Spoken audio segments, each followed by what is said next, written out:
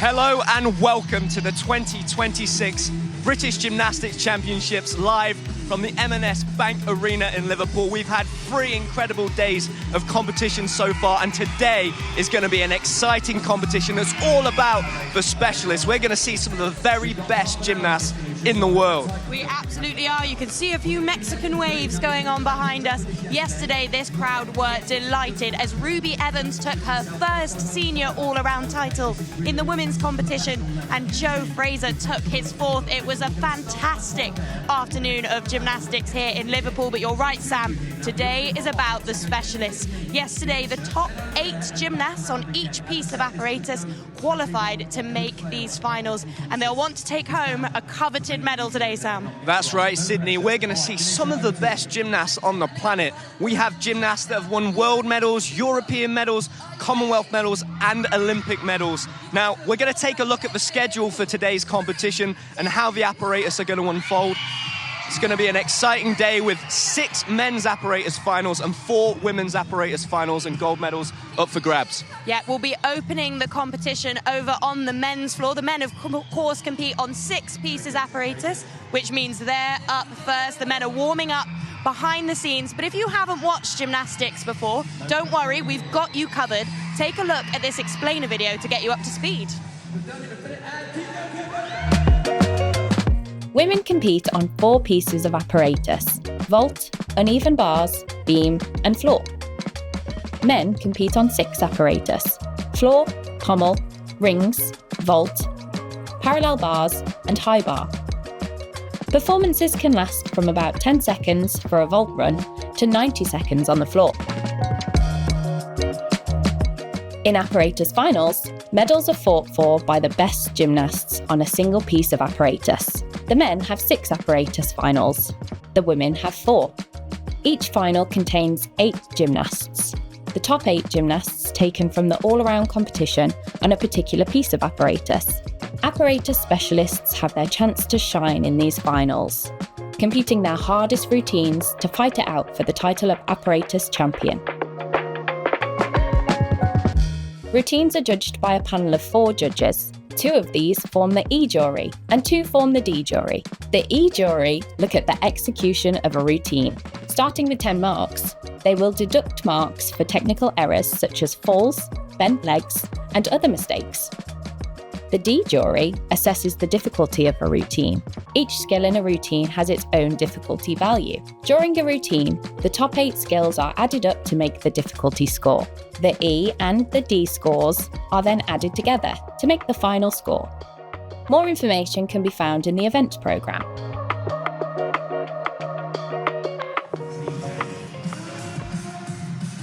I don't know about you, Sam, but I certainly feel ready for this afternoon's competition after that video.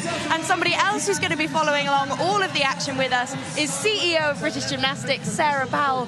Thank you for joining us, Sarah. How are you enjoying being here in Liverpool?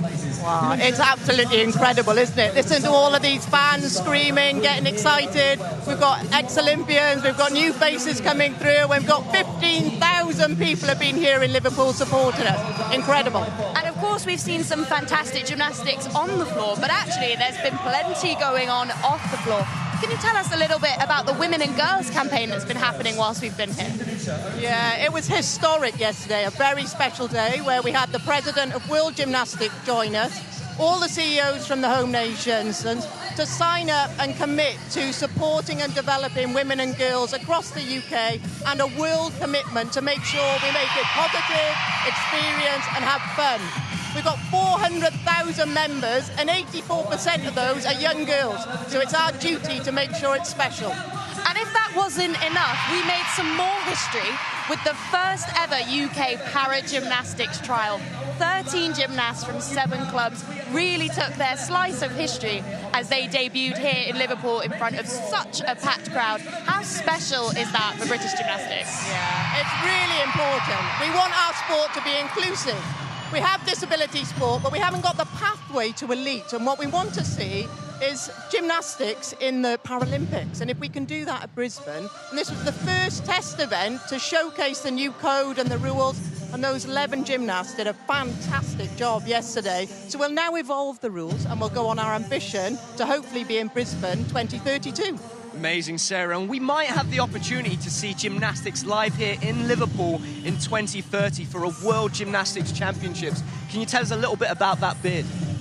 Well, that is a little bit why we had the president with us yesterday, to showcase this incredible event, the fans, the stadium, to show that we can put on the best event, world class. So we're hoping that we will have the world's best gymnasts coming back here in 2030, showcasing not only what we do in the arena, but what Liverpool has to offer as well. So fingers crossed, we should find out in about 3 months' time. Amazing. Well, good luck, Sarah, and hopefully that'll be off the back of the LA 2028 Olympic Games. We're already 2 years into the Olympic cycle. How excited are you as we head towards LA 2028 for what the gymnastics programs are going to have to offer at that competition and that whole event and spectacle, and maybe the legacy that that will bring into the sport? And we've spoke about that there with the women's sport and the para sport too. Yeah, well, I don't know quite. The Olympics is a moment, but LA, oh, well, it's going to be something even better, isn't it, in some ways? It's just going to be incredible to see all the talent that we have here. Like we say, we've got Olympians that have been there and done it before, but I think it's going to be really, really competitive. You see the floor final that's going to happen here now. We've probably got the world's best men's floor final in the UK. And Sarah, you sat here on this very sofa with us last year, and we spoke about how many exciting juniors were pushing up through the pathway. These juniors are now really making an impact, not only on the British stage, but the world stage. Having really pushed for that performance pathway, that must be really rewarding to see. Yeah, we can really see the clubs doing a fantastic job. It starts in our grassroots, our recreational environment, but then they develop this talent, and now they're coming out here and performing, and that means, you know, we keep on pushing that bar up, and it's getting more and more competitive, and we're seeing all these new names coming through, new clubs. It's just great for the sport, isn't it? Amazing, Sarah. I think one of the things that stood out to me over this whole championships is just how positive the atmosphere has been between the athletes and the coaches. They're all cheering for each other, and it really feels like one team with an ambition to go to LA and have that success for the whole program. Yeah, it really is a culture that is inspirational, isn't it? You hear the smiles, the cheers, but you know what I love? I see it in here, I walk out to the arena, and there's all these kids doing their flips, they're doing their handstands, they're all high-fiving. It really has been a wonderful atmosphere. Great showcase for the sport. And something I've heard you speak about before, Sarah, and we actually heard the President Watanabe say it yesterday, is that the sport of gymnastics is a foundation for so many different things. We've heard of so many famous athletes like Leah Williamson, who said that they started their sport in gymnastics. It's just such a special deliverance, isn't it, this sport? And it goes on to provide so much. It's an honour, isn't it? It's that usually that first step into your physical activity, that foundation that you go on and do other things. You might start in gymnastics, you might go on and be an international football, rugby player. We don't mind. We give you those core skills, get you involved, love it, enjoy it, and go on and be physically fit for the rest of your life. Absolutely, Sarah. And one of the things I love about gymnastics is that, like you said, 84% of the members are young girls. And we're always pushing for young girls to get into physical education and continue that through the full sports pathway. So that's an amazing thing and a unique place and position, I think, for the sport of gymnastics. It's very, very exciting for the future of women's sport. It is. It's like an honour in a way, isn't it? As you say, to have all these young girls come in, we've got a responsibility to look after them in the gym, but also She Leaps will provide this information about women's health outside of the gym, to making sure we do it in the gym and outside of the gym. Well, we wish we were starting with women's competition, Sarah. Thank you. We're so excited to see what they can go on to achieve. We've welcomed our men's gymnast into the arena. We are joined once again by a world-class commentary team. It's Katie Foster and James Hall joining us from the commentary booth. How are you both? Ready for these Apparatus finals? Yes, we've definitely got a very exciting day of competition ahead. There is so much action. You've already mentioned we've got world, European, Olympic medalists taking part in the competition today, so it's going to be absolutely action-packed. Yes, James, what are you looking forward to in this floor final? I mean, we've got, like Sarah said, just right next to us, 3 of the best floor workers in the world, and I would argue that we have the best team in the world on floor right now, so this is going to be a nail-biter. Absolutely, this isn't just a British final, this feels like a world final. We've got the current world champion on floor and the current silver medalist, and there's a few others in there that wouldn't be far off that same title. So I'm so excited. On the edge of my seat, I'm ready to fall out of it. Well, we can see them getting their warm-ups underway. We'll hand over to you both for this exciting final. Thank you so much, Sydney. So you can see we've got the start list up now for this first final on the men's floor. And actually, we've only got 6 competitors in this final looking at this start list, which is unusual. Normally we'd have 8 in a final. But I suppose some of the gymnasts that competed yesterday had very successful competitions and will have opted not to compete in this one. Definitely. A lot of them will have probably taken the decision to pull out. I think they've got other finals that need to focus on, and competing 2 days back-to-back, that takes an enormous toll on your body. So you have to make that decision and look after yourself at the end of the day. You certainly do. And I know on yesterday's broadcast we were talking quite a bit about Leeds Gymnastics Club and the phenomenal powerhouse they are within the men's British programme. And actually more than half of this final is made up of competitors from Leeds. And I mean, that's just outstanding, isn't it? It's testament to the programme they've got there, the level of coaching and the culture of that club. Absolutely, and that will probably be a common theme throughout the day. A lot of Leeds guys, but you know, they're great to watch, and you know, even their aside from the gymnastics, their teamwork around the gym, that's just nice to see as well. And Mikey Goddard getting ready to go first. Feel a little bit of nerves, he'll just have to bring them under control, but he looks composed. And here he goes, salutes the judges, ready to start. Let's go, Mikey, let's see what you got. Starting with a double back full twist and a stuck landing. That's what he'll be looking for every single tumble, giving nothing away to the judges. And a little hop there, a slight deduction, but 2.5 twist backwards into the straight front. He gets the connection bonus. And a 1.5 twist forwards. And a nice bit of artistry there. It's always nice to see that little bit of flair. I think it lends something to the routine. And every athlete is required to show a non-acrobatic element, which Mikey has shown there. A nice straddle lift to handstand. It must be held for 2 seconds, and he did exactly that. Into the triple twist. And all of these jumps you see, these links to the corner, they all have to be different. Otherwise there will be a deduction. And again, that helps with the artistry. So another one, a stag leap there. Getting ready for the final tumble. Need to dig deep. Double back to finish. Looked a little bit laboured on the landing, but he managed to get it round and bring it under control. And he's happy. A little wave to the audience. Well done, Mikey. Definitely a great routine to start off these apparatus finals. As you mentioned, the name of the game on men's floor really is to stick those landings.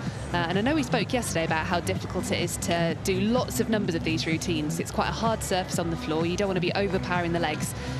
So do you guys have some strategies to practice those stuck landings whilst taking a little bit less impact on the body? Definitely, you can take your training over to the tumble track, which is a little bit softer.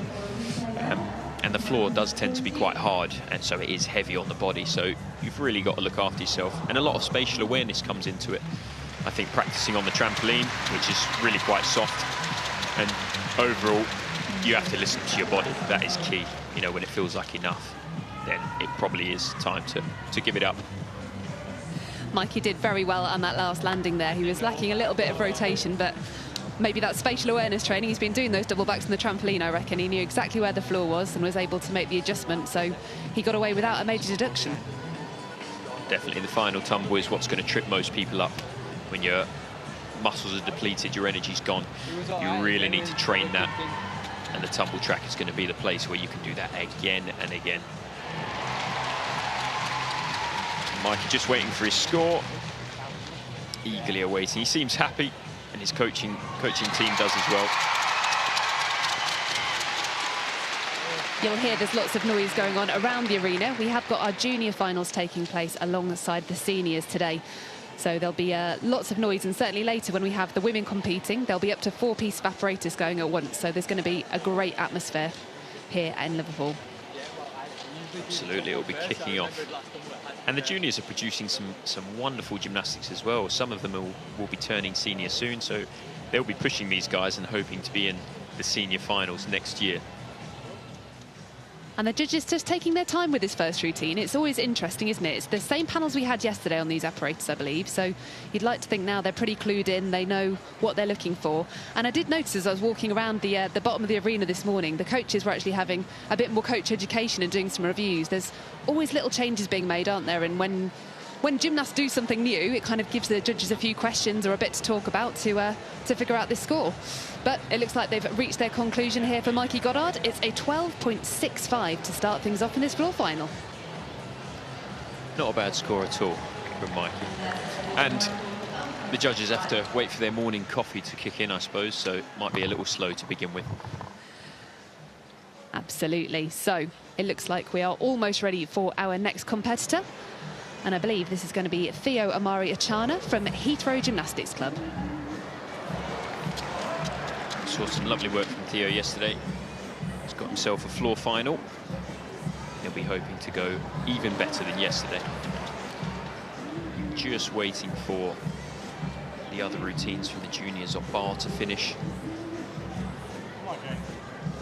So you can see him chalking up his feet there, just getting ready.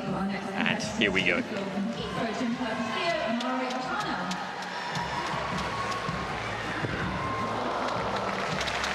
He'll be looking for the sticks as well. Full twist into the double front. And again, it's just that beginning of the competition nerves, just trying to bring that under control.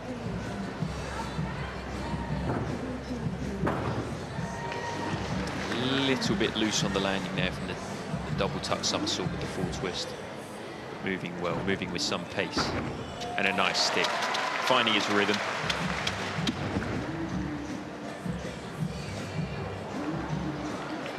Good splits, so he's got to make the most of them.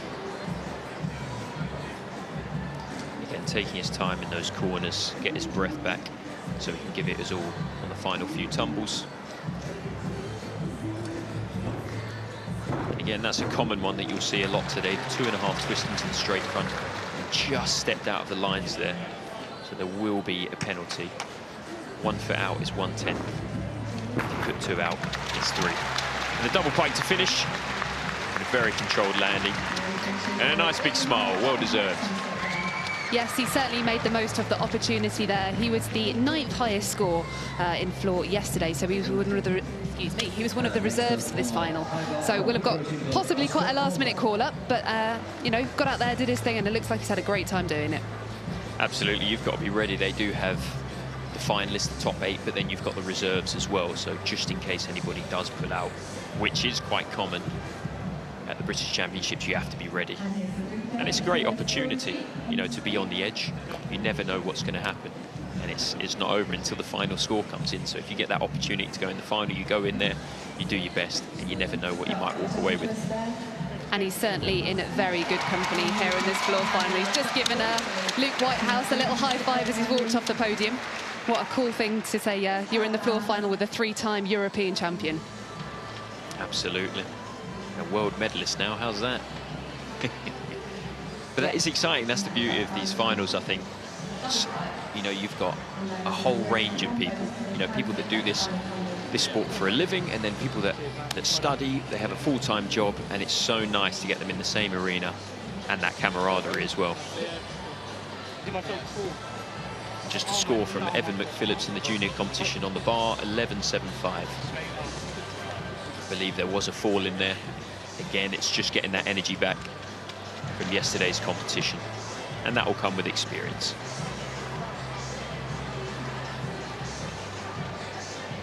The arena is filling up nicely here in Liverpool. I think it's probably going to be one of the best attended days we've had this weekend, and it's certainly going to be a noisy one later when it's absolutely full to the rafters.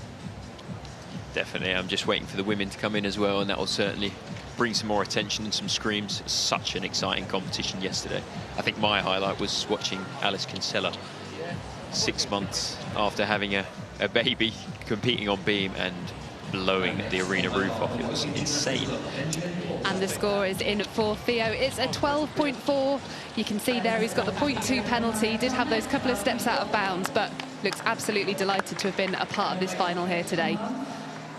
Now, next up, we've got a truly special floor worker. We've already mentioned 3-time European champion, world medalist. Let's welcome to the floor, Luke Whitehouse. Let's go, Luke. He's ready. He's cool as a cucumber, just look at him. And he starts big with the triple back, barely a flicker on the landing. 2.5 twists into the double front, a little bit long there, but brings it under control, and that's just the experience talking for him. That 2.5 twist forwards down the side, that is something people struggle with a full run-up.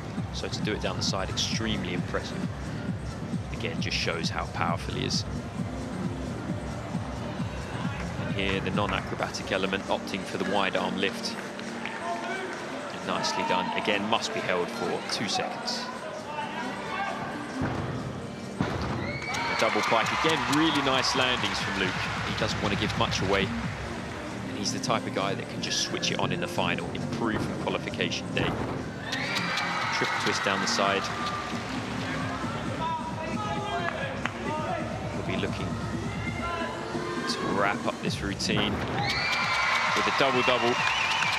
And I'd say that was a pretty good routine. He'll be very pleased with that, and by the looks of it, I think he is. Sensational work there from Luke Whitehouse. Such a privilege to have this calibre of athlete here in these British finals. And that first tumble, it just blows me away every time. You can't underestimate how difficult that triple back is, and he competes it so consistently. Yeah, I just don't know how he stands there in the corner with a straight face before he does it. I think I'd be shaking like a leaf, but, you know, that's why you do the numbers in the gym. And you can obviously tell that he's done so many, and exactly that. That's why he's European champion, world medalist, and fighting for more.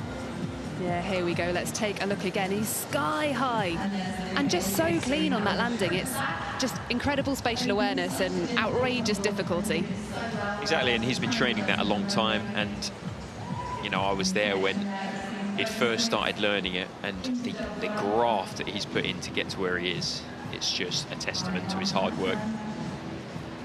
And we mentioned earlier about using different surfaces or different ways to replicate skills without having to do the full performance. I've seen plenty of videos of Luke doing sort of standing double backs off springboards and things just to get that awareness. And I mean, I think we need to rename him Tigger. He's got to have springs in those legs. Yeah, he goes through rigorous exercises to make sure he's not just ready for the skill itself, but the landing. The landing is really heavy, so you have to do the strength and conditioning. You have to do all the things that are going to prepare you for that. And he does it, and that's why he stays, you know, relatively injury-free. And again, we mentioned yesterday that injuries are a part of it, and sometimes you're just going to have those little bits that sort of don't go away, but he manages them well, and you'll see the strapping on his ankle, and that's all part of gymnastics, keeping it under control. It certainly is. But a few more scores come in on the junior side, with Benjamin Porter leading the charge on high bar, currently in gold medal position with 12-2, but there are another 4 athletes to come, so that might change. But the juniors putting in a strong effort, chasing those seniors. And you can see the second half of this floor final are just taking their opportunity to have their touch warm-up. So they'll have been doing their warm-up out in the back gym. There is another full gymnasium just outside the arena, but they do get an opportunity to have a go on the competition floor before their routine. So the score in for Luke Whitehouse is a 13.95. You can see the 0.3 penalty there. That was because he went out of bounds on one of his tumbles. I think it must have been both of his feet that crept onto the red carpet. But still, some great work there. Absolutely, and I think that will be the score to beat today. I think the key is controlling those nerves and staying inside the floor. You know, 3/10 is quite a big penalty. So I think he'll be a little bit disappointed with that, but happy that he's gone through the routine. Again, building towards the rest of the year, Commonwealth Games, Europeans and World Championships. This is all money in the bank. Practice, practice, practice. And we mentioned earlier that Theo, who competed, was one of the reserves for this final. Well, Connor Sullivan, who's up next, was also one of those reserve athletes who's been called into action and will no doubt be excited by this opportunity here this morning. So from Leeds Gymnastics, let's welcome Connor O'Sullivan to the floor. Absolutely, let's go Connor. Definitely deserves to be in the final. And a lovely landing there, full twist up front. A lot of the athletes in this final have gone for that as the opening tumble. You get a nice connection bonus. Double pike, good landing so far. Just stomping his feet down to really try and give nothing away. And he looks calm, he looks measured. Small steps, when you see a small step like that, it's just a 10th deduction. If it's slightly bigger, a big hop, then it's creeping towards the 3/10. And again, trying to stay calm here for his non-acrobatic element. The judges will only start counting how long your handstand is when your feet stop moving. So you've really got to bring that under control. It's moving well, looking very measured. Again, oh, just lost it there on that connection. Again, that's probably yesterday's competition creeping in, a little bit tired. It's unfortunate because he was moving quite well. And a double pike to finish. And the tumble just got the better of him there, but a wry smile on his face. He gave it everything. Probably quite a nice surprise to be in this final, so well done, Connor. Yep, just goes to show that these routines don't always go to plan. These guys are in fact human and not robots, so I know it sometimes looks like they make the impossible look easy, but it just goes to show how difficult these routines are and how challenging these performances are. Definitely, and it just goes to show that it can go from 0 to 100 really quickly. You know, the first half of that routine looked really under control, but you really deplete your energy sources quite quickly. Muscles get heavy, legs get heavy. Just look at that in the beginning, really nice tumbling, under control. But that's the nature of the beast. And again, experience being in this arena, lots of people watching. It's the nerves that always did it for me. I remember you could do all the training you wanted, but just standing there and you're chomping at the bit, the nerves, and you start thinking, and even that just makes you tired. So you've got to prepare for that. And it's just time on task. You see there, didn't quite finish the twist. Legs went jelly and ended up sitting it down.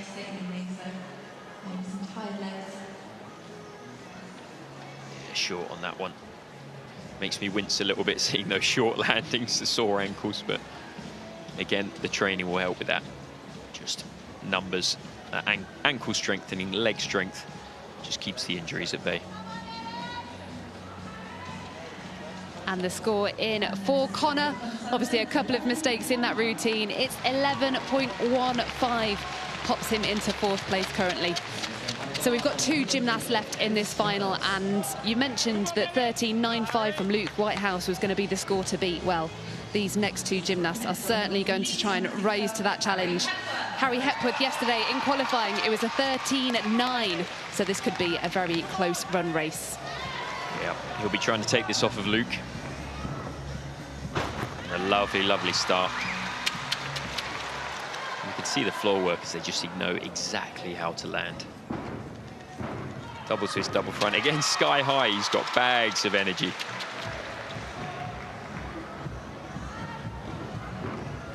And 3.5 twist, just packing in the difficulty. He'll be trying to max out everything he's got. You can tell he's a man that wants to win. He's showing off his strength. It's not just the rings that you can show your strength, but the floor as well. Just getting his breath back there, because there is definitely more to come. Heading into his 4th tumble now, he goes for the triple double somersault and just manages to keep it on his feet. Again, when you're tired, it's really hard to react, to try and deaden those landings. The triple twist. It's just small hops on everything, so he'll be looking at 1/10, maybe a couple of 3/10, but really got it under control. The double double to finish with a stick, and there will be a 1/10 bonus for the stick. So if you stick the final tumble, and actually on any apparatus, if you stick the dismount, then you will get a 1/10 bonus. So he'll be happy with that. That 1/10 bonus is quite a recent introduction to the men's competition format. What do you think of it? Do you think it's a good thing to encourage? Yeah, I think so. Again, it's all part of the artistry, you know, taking it back 20, 30 years. gymnastics is all about artistry. It wasn't just about packing in the difficulty and just trying to get to your feet. And I think we got a little bit away from the artistry over the last few years. And, you know, the changes in the code are just to bring that back round, to bring it back to artistic gymnastics. Would have been nice to have had it in my day, but I retired just before that. But a welcome addition, definitely. Just looking at Harry's tumble here, you can see the power. And that was 4th tumble when you're already exhausted. To throw a skill like that, it's a G value. Was he smiling before he did that last tumble? That just shows the confidence, and he gets the stick. He knows it. He knows he's going to stick it. He's done the training. Today, he just collects the medal. I'm sure that's the way he's thinking. And the coaching team there from Leeds looking pretty happy with that. So who's it going to be at the top of the leaderboard? I think it's going to be someone from Leeds. But is it going to be Luke or is it going to be Harry? Absolutely, and he didn't have any penalties there, I don't believe. I didn't see him come out the floor, so that will go in his favour. Yeah, it'll be interesting, actually, because I think Luke might have had slightly better landings, but had that out-of-bounds penalty. Yeah. But Harry probably had a few more smaller deductions throughout the routine. I think it will be close. But what do I know? There's some cheers from the crowd, from the juniors. Ellis Niles in the gold medal position at the moment with 13-1. That wouldn't look out of place in a senior competition. Just ahead of Benjamin Porter and Lucas Scully in 2nd and 3rd. Yeah, the junior gymnasts were really pushing on this apparatus yesterday. And it's exciting to see these young gymnasts really pushing and developing work that will be challenging the seniors in the next couple of years. Definitely, and I think that's necessary. You need that to keep the programme moving, to keep gymnastics in Britain at its, you know, its sharpest end. So I think that's a great thing to see. There's still the interest in those younger generations. Still waiting for the score for Harry. Yeah, Judges got their work cut out for them. They're taking their time on this one, aren't they? They want to get the right result. The judges are all very highly trained, very well qualified and well practiced. But, you know, you do still feel that responsibility to make sure you get everything spot on. Absolutely, and if they have questions on the judging panel, they ring over to the superior jury, which reviews the routine or the skill or the moment in question, and there'll be a proper review. But Harry has gone into 1st place with 14.15, 2/10 above Luke. So pretty much that out-of-bounds deduction is what separated them there. It's a game of inches, absolutely, but we've got the current world champion getting ready to go. So next up it is Jake Jarman on floor. Yesterday he scored a 14.65, so if he can replicate that routine, the gold medal could be his. And nice and steady. I don't want to call that skill easy, but for Jake I think it is the double straight to the double twist, 2.5, sorry, into the double front. And we did see him warm that up and didn't land it, but he's a man of great talent. Moving very well, nice 3.5 twist to stick, an E value. Really quite difficult, but he makes it look so easy. And the triple double, and again, I think that landing surprised him a little bit there, but he managed to keep it under control. That's just the experience coming in. Practice, lots of practice. And the triple Russian element, we haven't seen too many of them, but you can do some pommel horse work on the floor exercise. Counts as one of your non-acrobatic elements. Moving nicely, really got these landings down. He's going for the win. Triple twist to stick, giving nothing away to the judges. And a double to finish. Slight hop on the landing. A little smile, getting his breath back first. And a nice wave to the crowd. That's what we like to see. A very warm reception for Jake Jarman here in the M&S Bank Arena in Liverpool. Now, I think I did hear a couple of beeps go towards the end of that routine. It's right that there's a time limit, isn't there? They have to do their routine within, and a small penalty if they go overtime? Yes, so the first beep you hear, you've got 10 seconds left. And then if you hear another one and you're not finished your routine, there will be a 3/10 deduction. So you've really kind of got to keep yourself under control throughout your routine and move with a bit of urgency. But again, you have to manage that, you have to train that, because if you move too fast, your tumbles are going to take a hit. So getting the perfect balance is what you need. kept it in time. So I don't believe there'll be any penalties unless I miss something for Jake. I mean, there's so much content in that routine, incredibly difficult tumbles. You've got to work pretty quickly to keep it within the time limit, I'd say, but he does an outstanding job. Absolutely, and that's something you train. You know, when you do your first floor routine in a competition build-up, you're going to be well over time. But that's something that comes with time. A bit of endurance building. Just look at him bringing those landings under control. Shows why he's world champion. That little full twist to their prone position is one that I really like. Last year, the guys all had to show a kind of scale element, didn't they? And a few of our GB boys had a bit of trouble with it, it's fair to say. Jake certainly wasn't a fan, I don't think.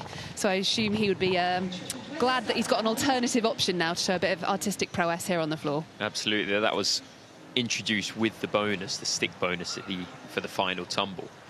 And you had to show a scale element, which could be an arabesque or a Y scale, which you see a couple of the guys doing. And it's the simple things that trip you up. You know, you could do a wonderful routine. If you don't hold that, you get a 3/10 deduction. And if you don't hold it at all, so if you hold it for less than 2 seconds, or less than 1, it doesn't even get counted. So you can lose a whole requirement, which is 5/10. And you hear the noise in the arena. The score is in for Jake Jarman. It's a massive 14.5. And he will be our senior floor champion. Yeah, what a routine from Jake. Unbelievable. 3.5 tenths ahead of second place, which was Harry Hepworth, 14.15. And Luke Whitehouse, 13.95. Yeah, incredible work there. And there was a 0.1 penalty on there. So I think he was maybe a little bit slower than yesterday. Maybe he was feeling a little bit tired getting to the end of that floor routine. We'll let him off. We'll let him off. He's had a busy weekend so far. But he'll be getting ready for the next apparatus. Yes, incredible work. And I mean, what a podium that is. In third place, Luke Whitehouse. In second, Harry Hepworth. And in first place, our senior floor champion is none other than Jake Jarman from Huntingdon Olympic Gymnastics Club.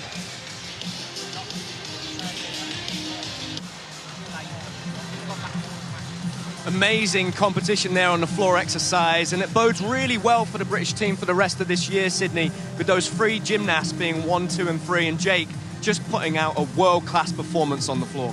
It's an absolutely huge score from Jake Jarman to kick off the action today. Clocking up a score like that this early in the season is not something to be underestimated. We knew those 3 would really battle for the podium, and they've delivered to kick off the action here today in Liverpool. And we have a very special guest joining us in the studio.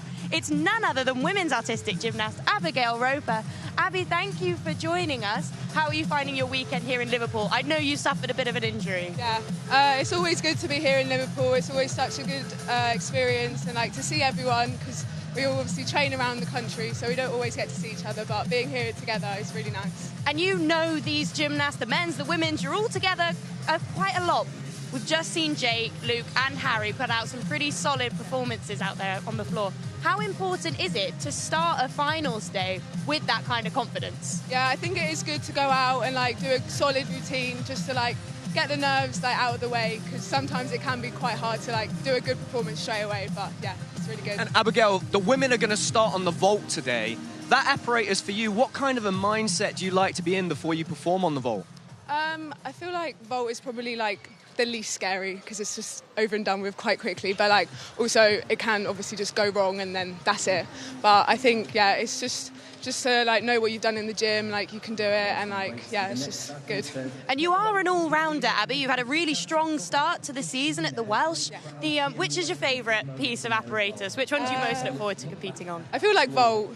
It's been a bit more like nerve-wracking like recently, because I've recently just put out my double twist, which is obviously like quite a hard vault, which I do find quite scary, but it's like, yeah, it's good to do it. So. Well, talk to us about upgrading skills like that. A double twist is not something to sniff at. Yeah. How do you feel when you're at the start of a new season thinking, where can I improve this season to really try and push to make these competitive teams? Yeah, I think just focusing on like specifically what you want to like achieve, because it takes quite a long time to like nail like a new skill, especially a new vault is quite difficult. But I think I just worked hard to get it in time for like this comp season, especially with this year being quite a big year. So, yeah. And Abby, this year we have the possibility of being able to compete at 3 major championships. So not only a Europeans and a World Championships, but a Commonwealth Games as well. Are you excited about the summer ahead, and what are you planning to do this year? What will be your big goals for the year? Yeah, I'm very excited. Hopefully aiming for the Commonwealth Games, obviously for Wales. That would be a dream come true. That has been like the aim for a while now. And I think Europeans and Worlds would also be amazing, but I think the main focus this year is commies. And for those who don't know, you actually have a twin sister, Emily. You two are practically inseparable. It's quite weird to have just one of you here. Emily is competing today. She's going to be up in the vault final. How's she feeling? I'm sure you've spoken to her this morning. Yeah, I don't think she's feeling too nervous, but she's also putting out a new vault as well, so she'll be hoping to nail that and hopefully get on the podium. Yeah, it's going to be a real battle between her and Abby Martin. They had the same start value in qualifications. It's going to be a feisty one to watch, I reckon. Yeah, I think it's open to either of them, to be fair. I think they're both really good at both of their vaults they do, so yeah, just see how it unravels, I guess. And Abigail, do you get more nervous performing yourself or watching your twin sister? I was actually quite nervous yesterday. You were. Abby was down here with us yesterday and she couldn't watch her sister on the beam. That's a real relationship that the two of you have. To be able to experience all of this together must be really special. Yeah, I mean, obviously I do get nervous myself, but knowing that I wasn't competing, I just wanted her to do really well and do all of the things that she wanted to achieve, so yeah. And you two, you really burst onto the scene together. You had a really nice sort of parallel journey. I guess it's hard, sometimes you've been selected for things that the other hasn't. Yeah. How do you keep each other motivated? Because it's a strange relationship to have your twin sister in this world, I'm sure. Yeah, I think we push each other in the gym to like be better than each other because we're quite competitive, but then obviously like getting selected for different comps is not hard, but like obviously it's weird like not being selected together, but I guess that's just how gymnastics works. So. And Abby, yourself and your sister, do you tend to have different strengths when it comes to your gymnastics? Are you very similar athletes? Well, Em's, I would say her specialist piece is bars, which is probably my weakest event, to be fair. But we are quite similar on like vault and floor, I'd say. And then, yeah, the other two is just how it goes on the day. And you mentioned how nice it is to be here in Liverpool because all of you train all around the country. We saw yesterday when Alice Kinsella competed on beam, the reception she got from all of her fellow competitors and coaches. How nice is that dynamic between all of you? And when someone like Alice achieves something as monumental as competing yesterday? Yeah, it is really nice. We train together at the National Sports Centre for like squads and stuff, and like we've got quite a close bond between all of us. So like Alice coming out again after having her baby, it's just nice to see, and like we're all so happy for her that she got to be able to do that. So yeah. And Abby, this weekend and particularly today, we're going to have the opportunity for the junior athletes to compete on the podium alongside those seniors. Do you remember being here in Liverpool and having that opportunity yourself in the past? I didn't actually qualify for the British as a junior. Really? No way. So your pathway was straight into the seniors. Yeah, That's amazing. I qualified for the British as a second-year senior, I think. Did you ever come to watch in the stadium? Yeah. Em qualified, I think she was first-year junior, so she got in there a bit before me. So I always came and watched, obviously, to support her. So kind of got to see what it was like. So it's quite nice being on the other side now. People come and ask you for selfies and autographs, I'm sure. Yeah, they do. Like a lot of little ones like asking for our signature and photos. It's really cute to see. Can you remember the first time that happened? Was it a bit weird? Yeah, it was really weird. I was like, really? You want my signature? I was like, okay. And now I'm sure it's just a regular part of your competition weekend. Yeah. It's quite normal now, but yeah. Well, Abby, thank you so much. We hope to see you back in competition very soon. We're going to turn our attention now to some of the performances that we just watched on the men's floor exercise and run it through. Yeah, it was a packed podium. We've mentioned it. Luke, Harry and Jake all vying for that top title, and they did not disappoint, Sam. They didn't. Luke doing his famous triple back somersault to start off with. I was hoping that we'd have all three of these gymnasts hit their routines today to see what a perfect GB floor lineup might look like later this season, and that's exactly what we got. Luke there, doing a beautiful performance on the floor with all of his difficulty and wanting to set that standard early for the other two gymnasts that came after him. Well, Luke obviously made history last year. He became the first ever gymnast to take 3 European titles in a row on the floor. And he's still delivering, Sam. I don't think that can be understated, just what he's achieved in such a small space of time. Yeah, just a monumental effort for Luke last year, and also his teammate here, Harry Hepworth. One of the strongest gymnasts on the world on not one apparatus, but 3 apparatus. Harry did a beautiful routine today, packed full of difficulty, and it really is a battle of who can control that difficulty the most here on the men's floor. Jake came out on top in the end. He is the world champion right now, and he did a really professional performance. And all of his landings today were really, really brilliant. I mean, you're going to see here, he does the very difficult combination, the 2.5 into double front. And actually, 12 months ago at the British Championships, all 3 of these guys struggled with this combination. So in just 12 months, they've been able to kind of figure that out and get it right and settle it in the gym. And now they're performing these routines so consistently. It's going to be so exciting to see Jake not only challenging for his floor world title again at the end of this year, but now with him doing 6 pieces again yesterday, he's going to be one to beat on the world stage on all of the 6 apparatus. And something we were able to see in Jake's routine there was following his triple twist, he stuck the landing. Talk to us about that stick bonus that was brought into the code of points last year, because it's a real tool that some of these gymnasts are going to be able to push up the rankings. Yeah, it's massive. I mean, if you can stick your dismount at the end of a routine, you've got yourself an extra 6/10 as you go around the apparatus. So that's half a mark. So all of these gymnasts are trying to stick those landings today, wherever you are, but particularly on the floor, because most of these gymnasts are competing 5 or 6 tumbles, and that's the opportunity there where you can get yourself right into the medals and in the mix if you can stick as many of those tumbles as possible. But we'll see that throughout the day, because on those apparatus finals, quite often the medals are decided by the gymnasts that are able to stick those landings at the end of the routines. And we heard both James and Katie talk about the fact that Leeds have become a real powerhouse in men's gymnastics. It's a real feat to have 2 members of the same club on a British gymnastics podium in a field as competitive as this, isn't it? Absolutely, Sydney. I think the long, rich history that they have at Leeds Gymnastics Club, I think they've had 5 Olympians. I mean, that just talks to the depth of the gymnastics at that club and the coaching team that they have there and that amazing community of gymnastics at Leeds Gymnastics Clubs. The next apparatus we're going to look at is pommel horse, and, you know, traditionally we've been the best in the world on this apparatus. You know, we're seeing now a lot of that next generation coming through, and with the start list here, we've got Alexander Yolshin-Cash, who finished 5th in the world in his first ever competition on the world stage last year. But he's going to be pushed by Ruben Ward. We've got Joe Fraser, who did incredibly well in the all-around, becoming the all-around champion, but he's won major championship medals on the pommel horse. Joshua Nathan's been a European medalist. So of all the finals today, this is probably going to be one of the most hotly contested. It certainly is. It's a stacked field once again. A number of the gymnasts have had to go out, reset themselves, and come back out in front of this very loud crowd and be prepared to perform again. Yeah, exactly. You know, these gymnasts, many of them will have competed on 6 or 4 apparatus yesterday. They have to rest up overnight, make sure they're ready to go again, because some of them will be competing in 4 or 5 finals. Now, the women are going to come in at this rotation. It's our first opportunity to see them, and we're going to look at the women's vault start list right now. Yeah, we've spoken with Abby about the competition that we'll be able to witness between Emily Roper and Abigail Martin.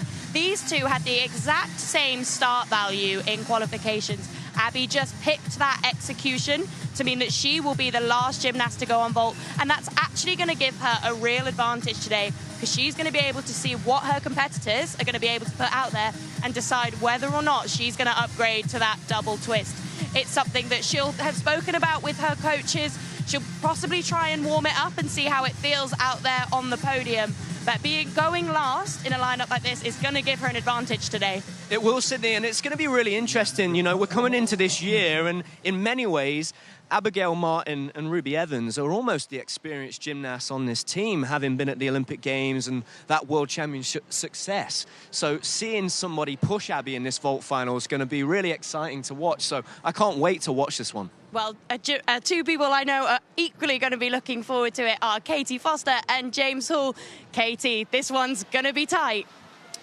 It certainly is. It's going to be a very competitive vault final here for the girls, and a really interesting one to watch, because the 3 top qualifying gymnasts yesterday didn't do their highest difficulty vaults. So it's going to be very interesting. It's going to be a game of tactics, and as you said, there is a bit of an advantage to going up last in this final, because you'll have the opportunity to see what everyone's done before you, and actually the gymnast going up last can then make a choice. Do they go for difficulty? Do they go for broke? Or, depending on what's happened before, they might choose to play it safe and try and secure their place on the podium. Absolutely, got to find that balance. Difficulty, risk versus reward. And on an apparatus like vault, to separate yourself, you really have to go for that difficulty. But again, you've got to think about your safety. You have to have done these numbers in the gym. You have to be completely ready for it.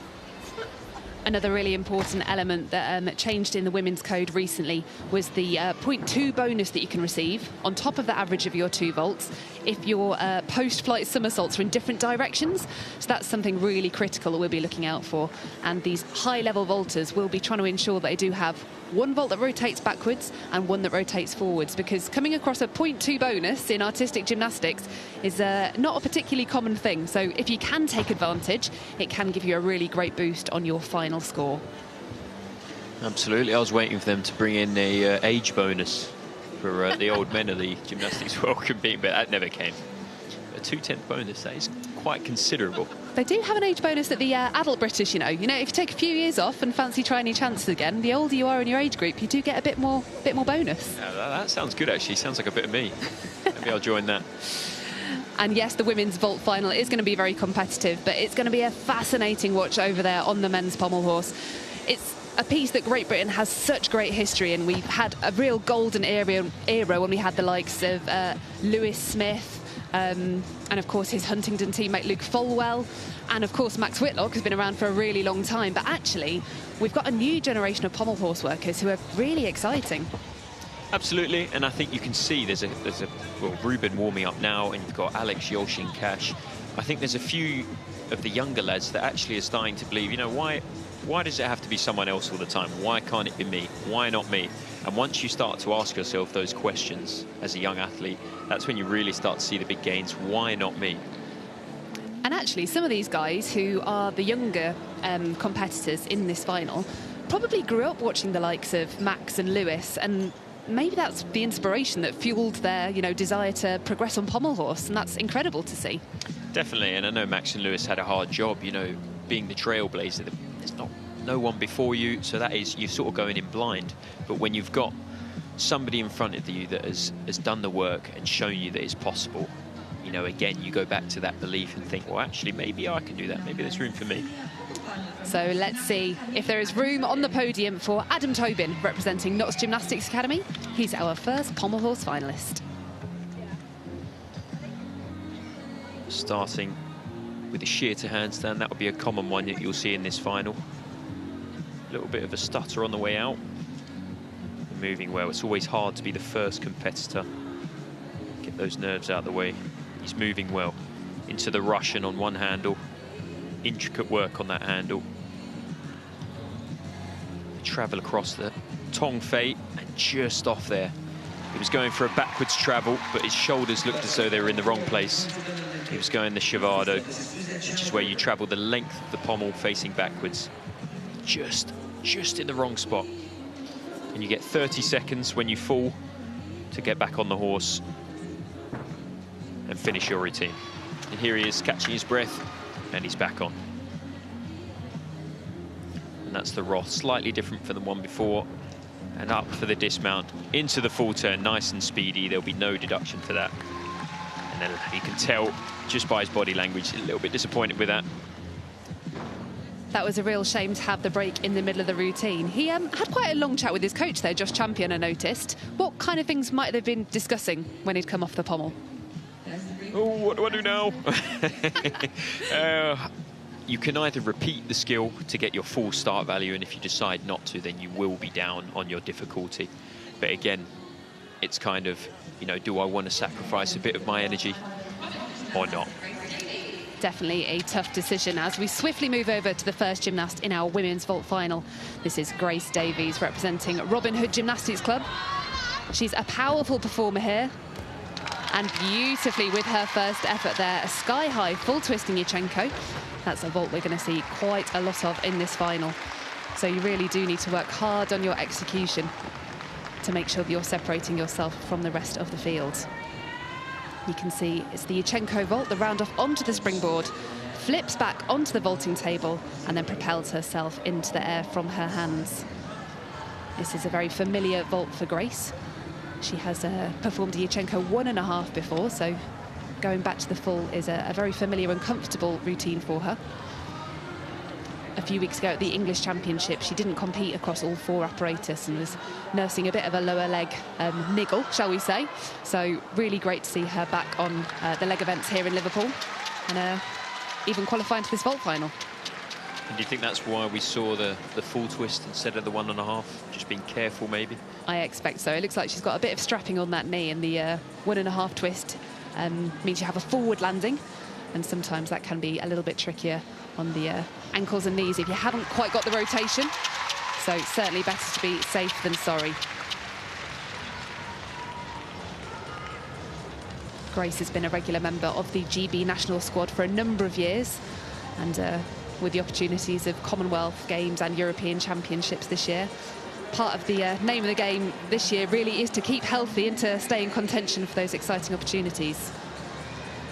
Now, this second vault is the one that Grace has performed less. She's going for a full twisting Sukahara, or a Kaz-style vault, as the boys would do. Oh, and her hand just slipped a little bit there on the table. It does attract a higher difficulty score than her first vault.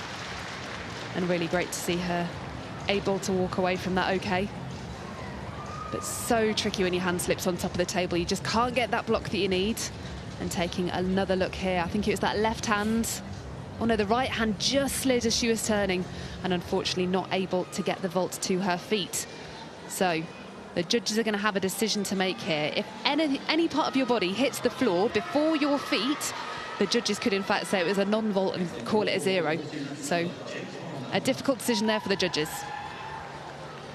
And the scoring for Adam Tobin, 11.65. Be a hefty penalty for that fall, a mark off, and probably missing some of his start value as well for not repeating the skill he fell on. Stanley Crop up next on the pommel horse. A welcome addition to the final. Nice shear from the handles to the leather. It's opting to start with his travels. Most gymnasts start on the handles. With the Magyar, the Shavado there. And now stepping up onto the handles, into the Russian, the E-Russian. Slight split of the legs there will be a deduction for that. And into the Son, that difficult turn, 2 of them on one arm. Into the Stockleys, which means they'll be upgraded, and into the dismount. You'll notice that he didn't quite manage a turn on that dismount, which means that he doesn't get the full requirement. Every gymnast must show a dismount minimum D value, and that's only a C. So he'll be down a few tenths, 2 tenths for the requirement, and then 1 tenth for it being a C instead of a D. So that can be quite costly depending on how the rest of the pommel final plays out. Sometimes, though, much like in the women's beam, staying on the apparatus is the name of the game. So he'll be likely to take the lead so far at the early stages of this final. And there we see the score for Grace Davies is a 13.1. So next up we have Tegan Trafford. She's here representing Summit Gymnastics. And for her first effort, I believe she's going to be showing us another one of those full twist Yolshin-Cash. It's going to be a common vault in this final. And did very well there, a little bit offline on the landing. I think that might be slightly lower of a score than Grace's full twist was. When we get to watch the replay, just take a look at her arms when she contacts the vaulting table. So the judges are looking very carefully for all of these body positions throughout the vault. And just as you watch here, as she leaves the springboard, reaches back onto the table, there is a bit of a shoulder angle and a bit of an arm bend too, so the judges will have an opportunity to take a few tenths there. And when you don't get that big, strong block with strong arms and open shoulders, it means the vault doesn't tend to rise as much in the air as well. The judges are looking for high, dynamic, flighty vaults. And actually, when you have a slightly lower vault like that, it can make quite a big difference to your score. Ready now for her second vault. And this one is a vault that I really enjoy watching, actually. It's quite an intricate one. Again, using the round off onto the springboard, then the half turn onto the table, and really great power in that tuck front off the top. A little bit off direction, so not quite the landing that she wanted. But an interesting vault, and certainly something she can build on in the future if she can change the shape of that somersault or maybe add some twists. So she came right the way off the mat there, didn't she? What's the deduction for something like that? Well, so you can see the line judge at the end there. Karen Whelan raised her flag. So it'll be a 0.3 for having taken both of her feet out into the red area of the mat. But then on top of that, the judges can take your typical landing deductions. They'll be deducting for each step she took as well.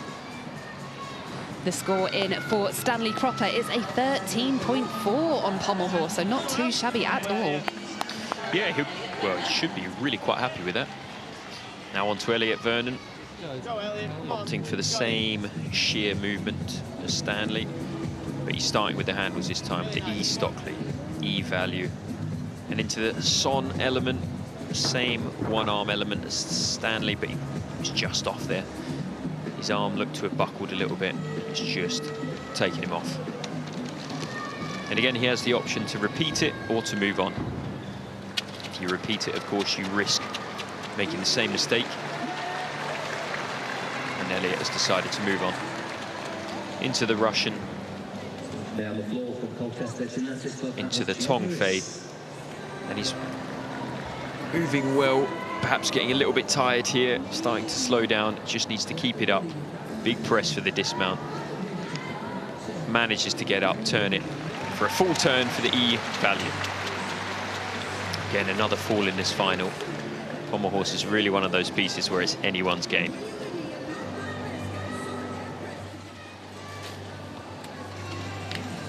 Just look, there's elements of that routine where he's moving really quite well, but then just loses it there, and sometimes that's all it takes. A little bit of a misstep, and that's enough to bring you off. Next up in the women's vault final is Andrea Naduro from South Essex Gymnastics. The score in for Tegan Trafford is a 13.05, so that landing was a little bit costly on that second vault. Now, Andrea is a young senior in this field. She's a fantastic junior competitor, and I really enjoyed watching her on the floor, but making her senior vault final today, and an outstanding effort on that first vault. I said we'd see a few full twisting Yolshin-Cash, and I think that's probably my favourite one so far. Incredibly clean on the landing. You can certainly see the difference, couldn't you, with the arm position on the vault here between her and Tegan. Yeah, absolutely. Got those shoulders right open, and you can see when you strike the vault right, the top of that vaulting surface is actually a little bit sprung. So if you hit it with a nice tight body position, it will help to propel you up into the air. And yeah, she did a fantastic job of that. Now, her second vault is the same difficulty value as Tegan's, but it's a different entry. She's going for a tucked Kaz, which is a vault entry we see the guys do a lot, but not quite so common amongst the girls. But Andrea did a really good job of this one yesterday. And tidily through. Did very well to keep that vault in line. When you're twisting off the table, if you go a little bit early, you can be taken off direction, but she did a great job of that there. This is her only final here today in Liverpool, so I'm sure she'll be pleased to have delivered a strong performance. You can see she tucked a little bit early on the table there, and the judges will definitely have opportunity to deduct. Really, you'd like to see the gymnast rise a little bit more before they get into that shape. The score in, though, for Elliot Vernon on the pommel, it's 11.35. So 13.4 still the score to beat. And it is Ruben Ward now. He is quite the pommel worker, so hold on to your hats for this one. Really long, slender physique, which is perfect for pommel. And right the way across the pommel in that sheer, D value. And he's going big. He's gone for the double Russian, which is an F value. Nicely into the Stockleys, and look at that extension of the hips. That's exactly what the judges are looking for. not much to give away to the judges. The Maggie Schiavado travelling across the pommel, and again with the turn, the Roth. He's really getting the difficulty in here, and he moves so fast. Into the dismount. What a great routine. What a great routine. He'll be so happy with that. You can see his reaction, clapping in the air there. Delighted with that performance, and some really great work from this young gymnast. Absolutely. And you know, I see him in training on Instagram. He's always training hard, trying to train with distractions. You know, his coach is always putting him off, obviously in a safe manner, but you know, really trying to put him to the test and prepare him for not just this competition, but later on in the year. So the score in for Andrea Naduro is a 13.4, so tidy vaulting wins the day. As we're ready to welcome our next competitor. This is Amy Corkwell. I had the pleasure of rotating with her at the Welsh Championships just a few weeks ago, and she really is a powerhouse vaulter, using a different approach to what we've seen so far, and the handspring pike front somersault. Now, that might give the illusion that it's a little bit easier than some of the vaults we've seen, but that handspring entry is not the easiest way to flip yourself over the table. It does require a lot of power, a lot of strength in those shoulders to generate the block in order to rise up and complete the rotation. You can see she slams her hands into the front of the vaulting horse. Has a bit of a pace forward on the landing. Should be able to see from this angle whether she remained within the lines, which she does, and very, very clever actually with that left foot. She looked like she might have been going out of line and managed to avoid that deduction. But it'll be about a 0.3 step, I'd say, for that landing. So she's going to be using a forward style of entry once again, this time the Sukahara. And she's going to be fighting hard to maintain a straight body position throughout the air, which actually she does a really good job of. The judges are incredibly strict on vaults about whether gymnasts have maintained a straight enough body position throughout. And if you do show a little bit too much pike at the hips or don't maintain a straight body position for long enough, they can call it a pike, which is a significant difference in the difficulty value. But I think Amy did a great job there and a fantastic showing here in this senior vault final. Ruben scores in. That is a massive score, 14.55. Enormous. And you'll see there on the execution, he only lost 1.15, which is a really tidy routine. I think usually it's between 1.4, 1.6, maybe a little bit higher that people lose from a routine, but really keeping it tidy. And that is an absolutely massive score. For context, the top qualifier yesterday was Joe Fraser. He's going to be coming up in just a little while, but his score yesterday was a 14.1. So 14.55, that's truly world class. Absolutely, that's almost half a mark over Joe's qualifying score. I mean, he's got today to improve that, but like you say, that really is world class. That wouldn't look out of place. World Championships, Olympic Games, he's just got to keep it up. And with the Commonwealth Games on the horizon, you never know. And you can see Amy there patiently waiting for her score with her coach Claire, whilst the second half of this final is warming up. So the gymnasts get split in half for this, don't they? It didn't used to be the case. You used to warm up all 8 gymnasts in one go, and then it could be quite a long wait for the last competitor. Oh, there we go. The score in for Amy. Nice wave to the camera. It's a 12.55. Pops her into 4th place so far in this final. So I mentioned it used to be the case that all 8 gymnasts would warm up, and if you were the last guy up in that final, it was really quite a long wait, wasn't it? Yeah, sometimes you'd go 20, 30 minutes without touching the apparatus, and I think there was some safety concerns really, because the last touch you'd have would be in the back gym. So it's safer to let the athletes do their warm-up, half the gymnasts compete, and then the other half warm up and compete. Much safer like that, and much fairer for the gymnasts. Yes, I completely agree, especially considering they have no control over the order in which they get to compete in these finals. So it did feel a little bit like you're at a disadvantage if you had a long wait between your warm-up and your competition. So yeah, I really like this format change. It's great, and usually if you do qualify in first position, they usually put you up last. So it's kind of at a disadvantage, but I suppose it's the idea of saving the best till last. Yes, and interesting that that is the format here at these British Championships. Often at a World or European competition, it's a random draw for that final, isn't it? Yep, it usually is, and you're at the organiser's mercy. So you've got to be ready, and again, you have to train that. You can train that almost down to the moment in training, but it's again, difficult to replicate in the actual arena. And we mentioned earlier, you know, if you're the last competitor up and you've got a couple of options for your routine, it does give you the opportunity to watch everyone that goes ahead of you and kind of decide what you're going to put in there. So which do you prefer? Do you like the random draw, or do you like the idea of the top qualifier going last? I think personally, if I was competing, it would just be the random draw, so I could just get my routine done. I wouldn't like it if I went last and, you know, you've got all that pressure of, oh, everybody else may have made a mistake or wobbled and I could take this, but random draw for me.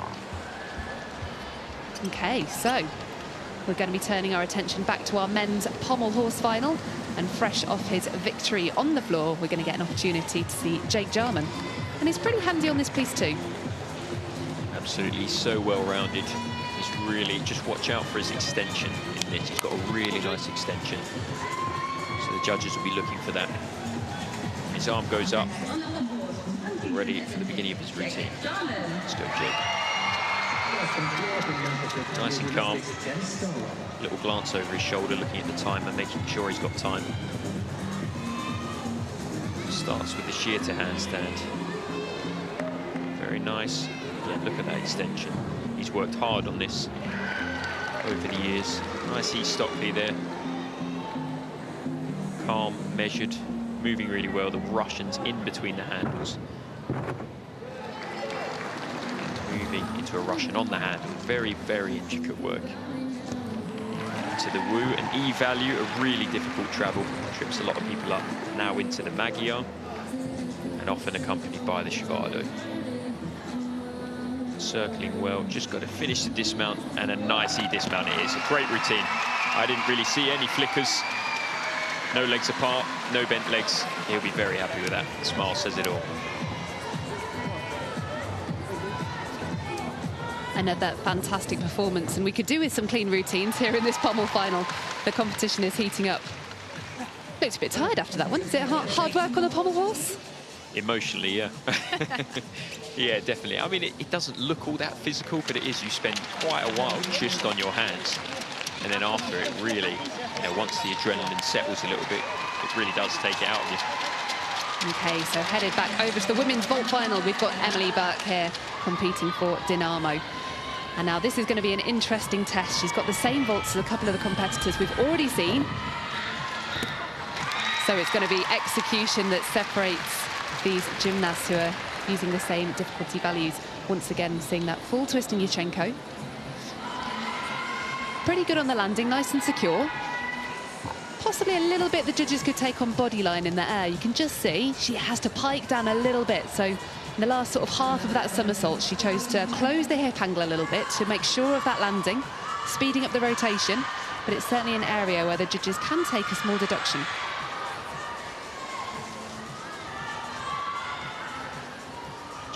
Judges don't tend to miss a thing, do they? Certainly not, no. And here they've got the best seats in the house. They're at the level of the vault, so they've got a perfect view. And we've got a really good complement of judges here today. We've got brevets, we've got national judges, so I'm sure they won't be missing a thing. Now, Emily's second vault's going to be the same as we saw from Tegan Trafford. The half on into the tucked somersault off. Oh, and very nicely done. You can see the difference there in the landing. The execution score is going to be way up there. Loving the fist bumps in the air. Emily looks delighted with that routine. Emily recently attended the World Student Games, where she had a fantastic competition. So she's no stranger to competing in big arenas like this one, and certainly looks like she made the most of this opportunity today. Jake scores in, 14-1 into second place. That's no surprise. I do think Ruben's routine was slightly higher difficulty. A few more turns. And now another fierce competitor, Alex Yolshin-Cash. World finalist on this apparatus last year, came 5th in the final. And again, starts with a sheer we've seen before, and into the one-handle work straight away. A slight brush of the pommel there, but he goes for the triple, which is a G value, maximum difficulty on this apparatus. It looks a little bit nervy, but still keeping it under control, swinging nicely through that travel. And another one. looks a bit steadier. Now, again, the Maggia Shavado that we've seen before. Moving well, found his rhythm, and up into the dismount, goes for the E-value, and he's got it. A little bit wobbly, not sure if it's enough to take the top spot, but I'm no judge, I'm afraid. We'll have to wait and see.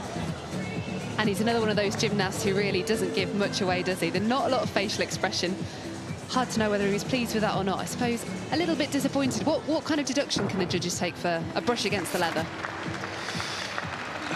If they're not sure, they'll usually take 1 if you've actually made contact. But if you do hit the pommel horse and a big brush, it will be 3 attempts. And if you do absolutely wallop it, then it will be half a mark deduction.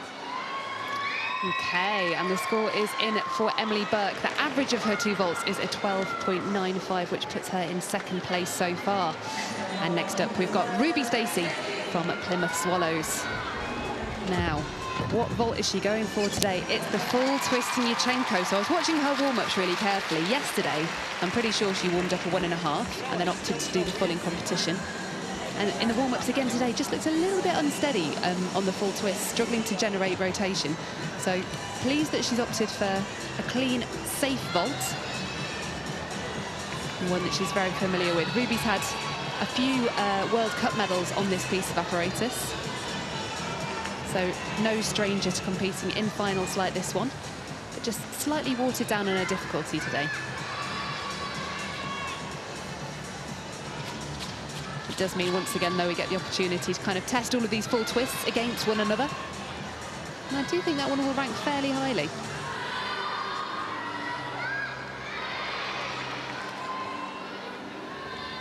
Ruby is quite a tall gymnast. We mentioned on the broadcast yesterday that she's eligible to have the bars raised. So has to work very cleverly and very efficiently to make sure she can use that body type to its best effect. And again, we see Yolshin-Cash with the half on into the tuck front somersault off. A large jump forwards on the landing. Certainly a 0.3 will be taken by the judges, but great direction. She didn't step out into those red areas of the mat. And this final is certainly proving to be very competitive with so many gymnasts using similar difficulty values. Alex scores in. I think there was quite a few form breaks in there that's led to that score. I think he'll be quite disappointed, maybe even surprised at that. But next up, Josh Nathan, veteran on this piece of apparatus. A world final for Josh back in 2021. World Championships. And he's just waiting for the judges to be ready. There might be somebody may have asked a question, or there may be a question from the judges to the superior jury, just clearing things up. So Josh will have to wait a little longer.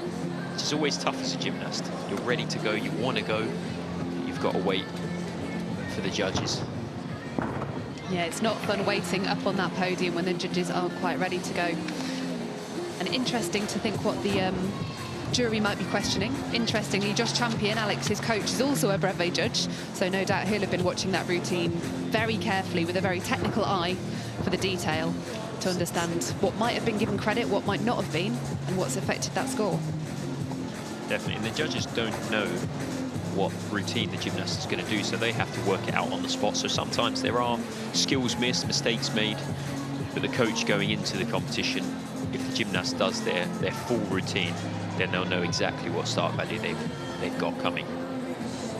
Yeah, I always think for an untrained viewer such as myself when it comes to pommel horse, I think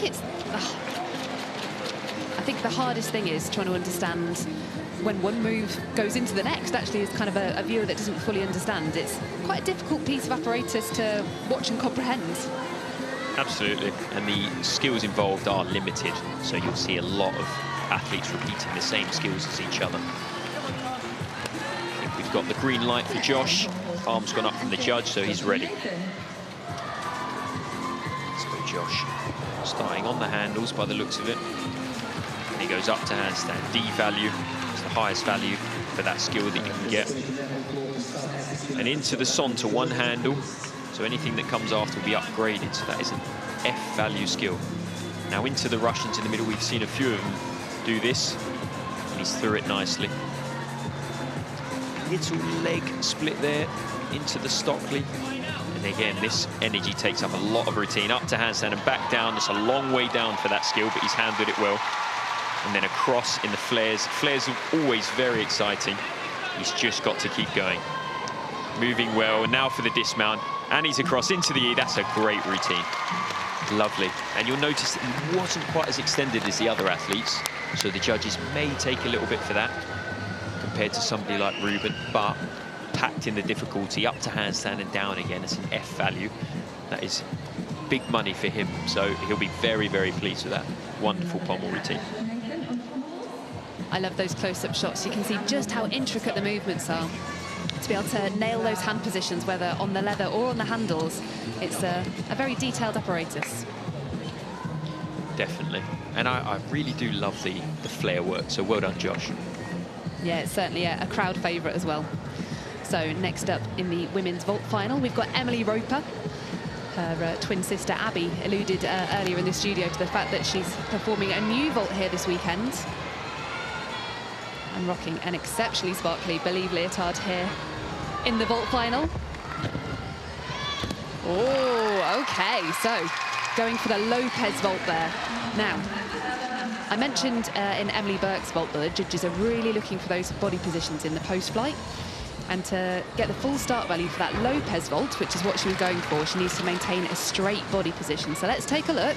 As she leaves the table, I would say that she's going to be lucky to get that credited as a straight. The judges really do want to see that open hip angle the whole way through.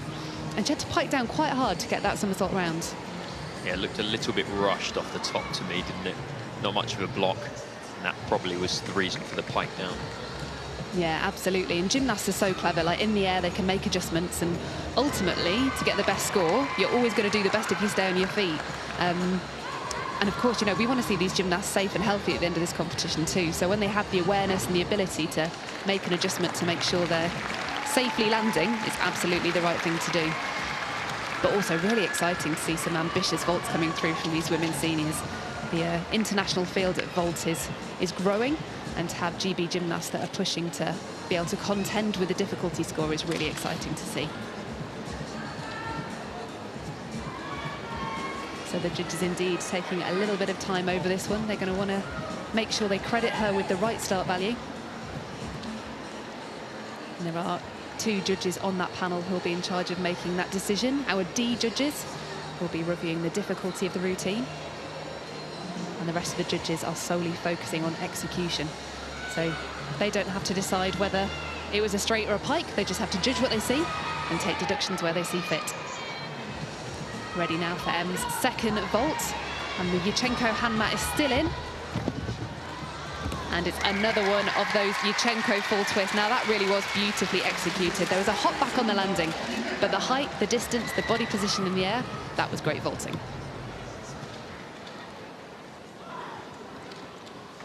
You can see as she attacks the table, gets a really great block, lifts high, straight down the middle of that mat, and that's going to be a really great second vault score.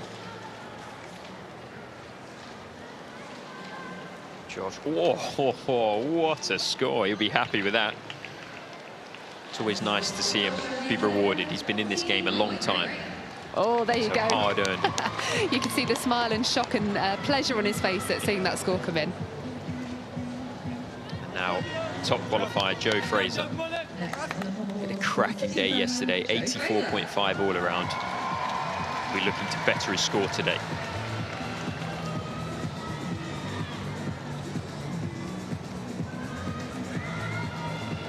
Again, starting with the sheer to handstand and another one. Not many people do 2 of them for the risk. The triple rush, and we've seen this before. Very nicely done. Into the Stockleys. A little bit of a form break there. Losing that stretch in hips, but still moving well. Keeping his legs together into the travels, the woo travel there, E value.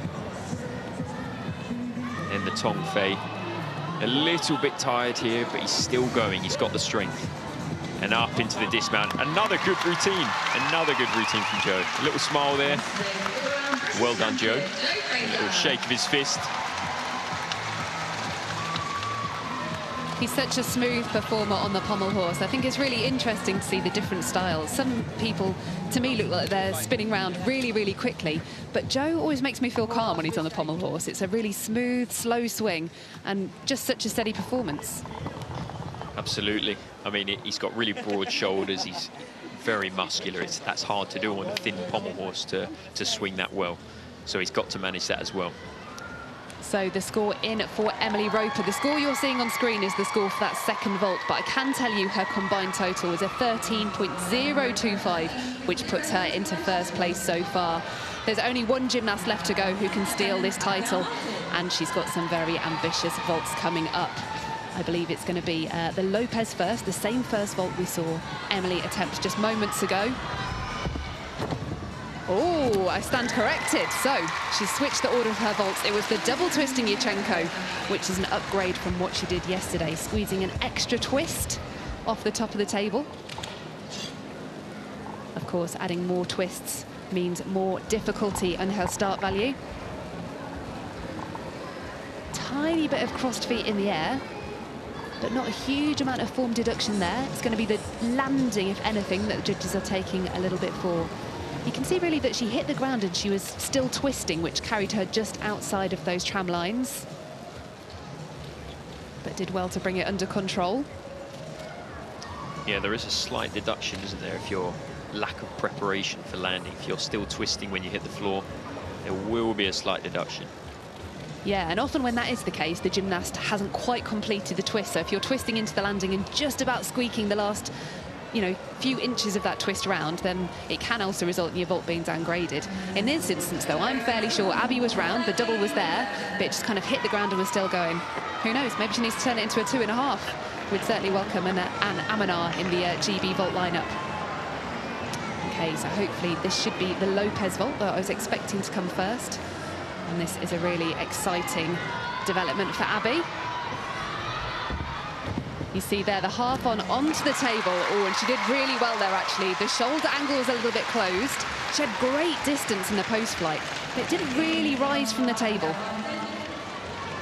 A little bit flat, wasn't it? But still two great vaults. Incredible. And I'm told that Abby's put a lot of effort and focus into that Lopez because she'd really like to turn it into a Cheng, which has an additional full twist in that post-flight somersault, which attracts huge difficulty from the international judges. So really great to see her putting two big vaults out here.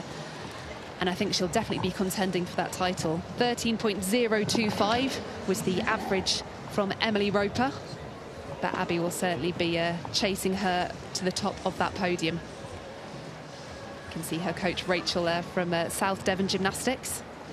She's had a busy weekend with gymnasts competing at various different age groups over the course of these championships. And 13.7 for Joe. Got his bag on already. I think he's in the ring final, so he's got to be ready. But he'll be happy with that. There was a few form breaks, but not a bad job at all. Yeah, just outside the medals for Joe, but that means we can confirm that whopping 14.55 from Ruben Ward is going to be enough to take the pommel horse title here today.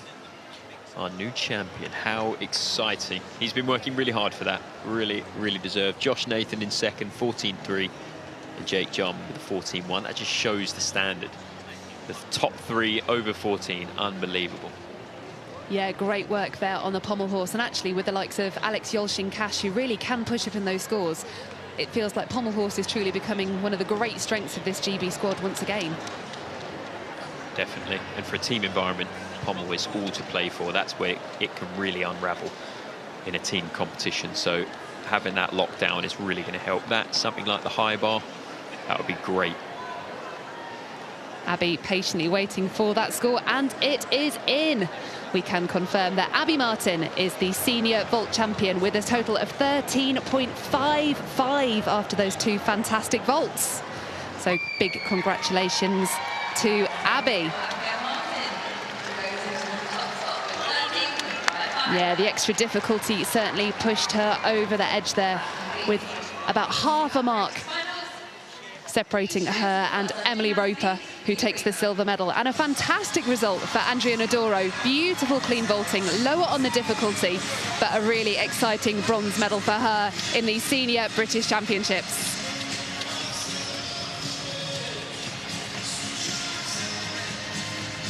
And you can see these girls are delighted for one another. That was a really high-quality vault final, and so exciting to see these GB gymnasts pushing the difficulty, trying new things, and it's certainly going to be exciting to see how they can develop these vaults ready for upcoming internationals. Also lovely to see that Abby there, twin sister to Emily, is straight down on the competition floor to offer her congratulations. And the Pommel results confirming Ruben Ward in the top spot, 14.55. Josh Nathan second with 14.3, and Jake Jarman 14.1. But really high quality final. Not many mistakes, a few falls, but that's to be expected in a Pommel final. But really, really incredible. I have found perhaps the youngest fan here today. This is baby Sonny. Say hi, Sonny. No, not fan. All right, well, he's Sonny alone. But I have got some of his family members here to play a wonderful game. Kind of linked to baby Sonny over here. This is the baby gymnast game. So very quickly, let's find out who we've got here. What's your name? Ali, yeah, over here. And there'll be a crossover with some of the athletes into other finals. Don't be surprised if you see these names again. Well, and I think that's the start list for the vault final. So just give us a couple of moments, and I'm sure we'll get the final scores on the doors. for gymnastics, you need to tell us who was that. So 2018, that was 8 years ago. There we go. That's what we wanted to see. So confirmation there that Abby Martin from the South Devon School of Gymnastics is our new British champion with a great score, 13.55, pushing that difficulty to the max and certainly being rewarded. Taking the silver medal, it's Emily Roper from Piper's Vale, and in third place, taking that great bronze medal, Andrea Naduro, the young senior from South Essex. So we're going to hand back over to Sam and Sydney. The action just keeps coming, guys. That's right, Katie. 2 more brilliant finals there, and on the pommel horse, you were both quite right. The future looks bright for the pommel horse for Great Britain, with Ruben Ward winning that gold medal. He had a brilliant performance yesterday in that all-around, so great to see him winning the gold there, and Joshua Nathan and Jake Jarman rounding off the podium. It was a great vault apparatus as well, wasn't it? What a final. Abby coming through with the gold medal, Sydney. An exciting performance. It was fantastic to see both Abby and Emily really smiling and enjoying their performances there. Neither of them had the competition they would have wanted yesterday, so to actually get out here early on Sunday, the only final that Emily's in, Abby's still got floor to come, and put out a strong performance is fantastic for them. And also with Andrea in third place, she's a first-year senior. She's one to keep an eye out for, I'm sure. And someone that knows what it's like to compete on this floor here in Liverpool is our next guest in the studio. It's Georgia May Fenton. Georgia, thank you for joining us. How have you found your weekend here in Liverpool? It's definitely been great to be back. Obviously, I had a bit of a break after Paris. And it's always nice to be in this arena, and it's very familiar, so it's good. I was going to say, we've not seen you in quite a while now out there on the competition floor. The crowd were delighted to have you back yesterday. What's it like performing for them again? It's always surreal. This is my 10th senior year at the British Championships, so definitely been doing it a long time. It doesn't get easier, but the surrounding feelings around it are great. And Georgia, how important is it to get in an arena like this at the start of the competition season when there are so many big competitions coming up this year? So important. Obviously, it completely changes the dynamic from doing it in like a sports hall compared to an arena like this. And when you compete in the majors, it's going to be just like this. So it's always good to practice. And of course, this year we saw the return of many of you and your Paris Olympic teammates. What's it like getting the gang back together? You knew you were all going to be here this weekend. Is there a group chat popping off somewhere? Not quite a group chat, but it's definitely so lovely to see everyone and be back out on the floor. We want to get that team back to where we all were in the first place. But no, it's just been nice and familiar feelings. It's great. And of course, we saw you up on the beam yesterday. Wasn't a perfect performance. We spoke to you at podium training and you said you just wanted to get back out there. We can take a look at some of the clips, but how did it feel being back out on the floor and experiencing, as you said, being a high performance athlete? It's definitely been great. I've been injured, so it's been nice to just put myself out there and get into it. Georgia, can you take us through some of the skills that you're going to perform here for everybody watching? You're such an elegant gymnast, Georgia. When you perform on the beam, What are you trying to accomplish in terms of your mindset going into that routine? And what is a perfect beam routine? What does that look like for you? It's just important to take one skill at a time. I think that's what I try to focus on. Obviously, keeping everything in line, trying to get the artistry up, because obviously they're big deductions. So even if the routine's a bit wobbly, still trying to focus on my dance. But it was an okay routine. For where I'm at in my prep, I'm happy with it enough. But we've definitely got some work to do. That's always nice at this start of the season, though, to have something to aim towards. It doesn't need to be perfect at this stage of the season, right? No, 100%. Like, I've had 3 weeks to prepare from my injury, so just being here is a win. And a piece of apparatus that perhaps fans are slightly more accustomed to seeing you on, one that maybe you feel a little bit more comfortable on, is the uneven bars. Yep. We're getting ready to welcome out gymnasts onto that piece of apparatus now. Who are you excited to see in this final? Of course, Becky Downey, I must say, and my girl Ruby Stacy. Obviously, all the girls, I just wish them the best of luck. I hope they all do great, but it'd be nice to see Becky and Ruby pull through and do another clean bar routine today, and they'll probably be the top 2 if they do that. And Georgia, when you're performing on the bars, what is it that you love about the apparatus? You know, the A-bar, similar to the men's high bar, it's such an exciting event. And actually, when I watched the Paris Olympic Games, my favourite of all of the routines at that Olympics was Kaylee Namor on bars. It was just so incredible. What is it that you love about that piece of apparatus? Obviously, like you just said, it is so exciting. All the release and catch moves and everything is like so marginal. So if it goes slightly wrong, it makes like such a difference, which is exciting to watch because you just don't quite know what's going on. But I find it scary. I definitely get the most nervous for bars out of anything. So it's probably like the best idea that I didn't quite do it at this competition. Maybe I need to do a few little home ones before I get into doing it at the British. But yeah. Well, you shouted out Becky and Ruby there. They are posting some world-leading scores here. We can't underestimate the difficulty of the routines they're putting out there, can we? Oh, 100%. Both of them have got such high difficulty on their routines. They're both super clean and will definitely be contending in the major competitions. So that's nice to see. Amazing, Georgia. Well, let's take a look at the start list we've got here for the men's rings final and then the women's uneven bars. On the rings, again, it's going to be a battle of the strong men. We've got Courtney Tullock and Harry Hepworth in this final. Courtney off the back of his silver medal at the Antalya World Cup just a couple of weeks ago. Both still performing that triple back. Both took a fall yesterday in the competition, but they'll be hoping to put it on their feet today. And this really is the strongman's event in gymnastics. And it's so tough. We're going to see some all-rounders in this final, but to be able to balance yourself across all of those apparatus and to be able to swing around the pommel and then be strong on the rings, it's a real balancing act. But we're going to see the real strong gymnasts that we will have seen them perform yesterday in that all-around final, but this is where they shine today. And yesterday in qualification, we actually saw a fair number of gymnasts sit down on their dismount from these rings. They're absolutely going to be looking for improvements today, aren't they, Sam? Absolutely, Sydney, and they'll be aiming to land those dismounts on their feet, perform all of their strength elements without any deductions, and it's going to be an exciting final. And another piece of apparatus where there isn't much wiggle room for any difficulties is the uneven bars. It's going to be a stacked field once again. Somebody who was very surprised and delighted to make the final was Jemima Taylor. She wasn't expecting to be there. We've also got Shantae Grant from Bristol Hawks. She's a character and she'll be looking forward to this bar final, I reckon. Definitely, Sydney. I mean, this is going to be so exciting. Like Georgia said, we've got Becky Downey, Ruby Stacy. It's going to be amazing. And we've got the best seats in the house here in the studio to watch the uneven bar. So we're going to pass over to Katie and James in the commentary box to take us away with the action. Thank you so much, guys. Yes, these two finals have got some truly world-class competitors in them, and it's going to be a really exciting watch. Really great to see some of our rings gymnasts who, as you mentioned, didn't quite manage to get their dismounts to their feet yesterday. Competing, but it looks like action is already underway, and this is Romel Robinson-Bailey. Starting off strong with his cross work, really getting the strength in. The Honma to cross there, really packing it in. And you've got to do an entire routine after this strength, so you've really got to keep it flowing. And he's into the swinging elements, the Yamawaki and the Yonason there, one in tuck, one in pike. Slight bend on his arms on the swing to handstand, and he's down. He will count a fall for that, even though he didn't come off the apparatus. And another one there. You're not able to rest on the cables in your routine.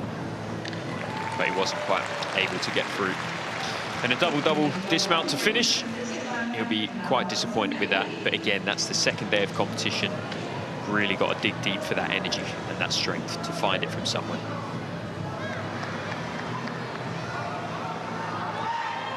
Just see struggling to get it under control. But a good dismount considering. But that will be costly for Romel.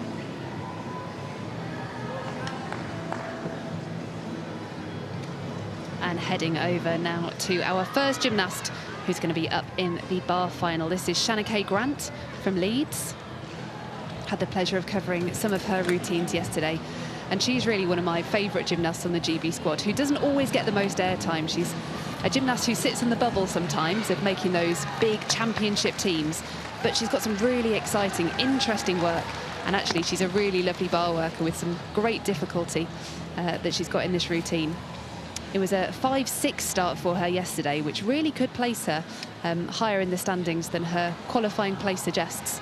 So I'm crossing my fingers that she can do a fantastic routine here today.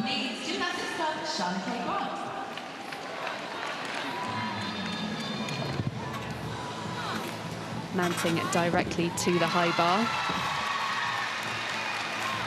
Lovely and clean in the toe half, straight into a confident Jaeger. And adding the difficulty there with a second release and catch element.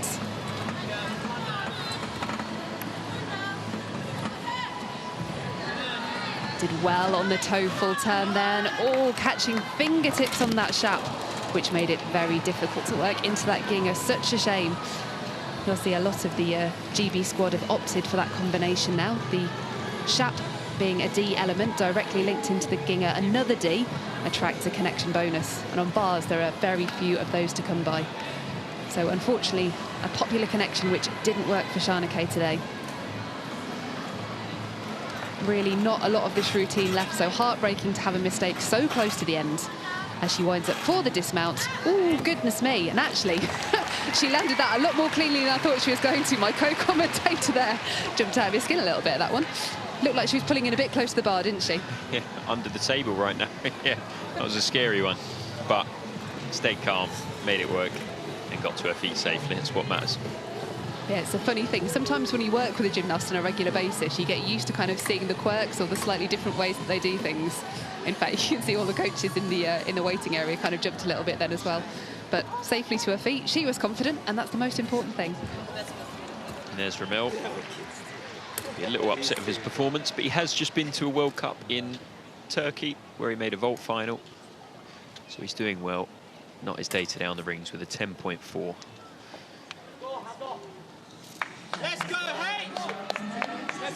But still smiles. It's nice to see. Now it's Harry Hepworth. Excellent rings worker. Coach just lifting him up to get his grip ready for his first strength elements. And he's going big with the Baland into Maltese. Got to hold each strength element for 2 seconds.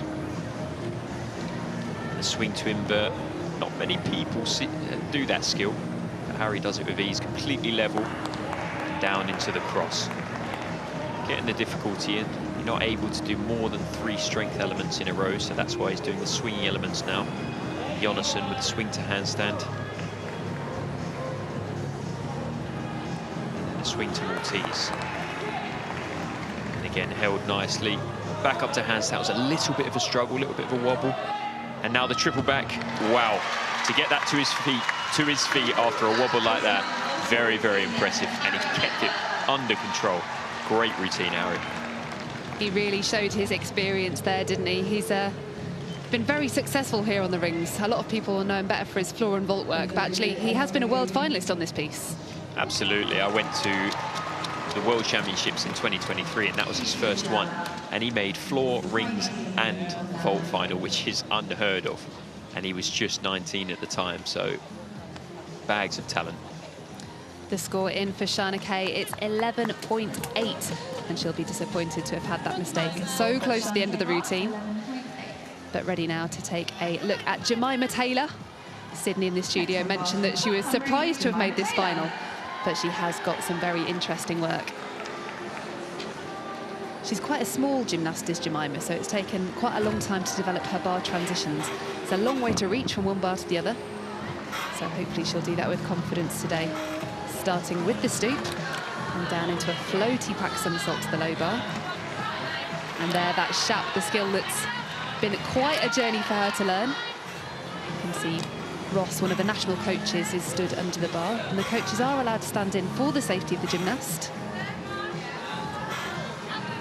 Jemima having a quiet full turning giant to make sure she's got that forward element in the bar routine, and a big smile on her face. A high five from Ross, our national junior coach.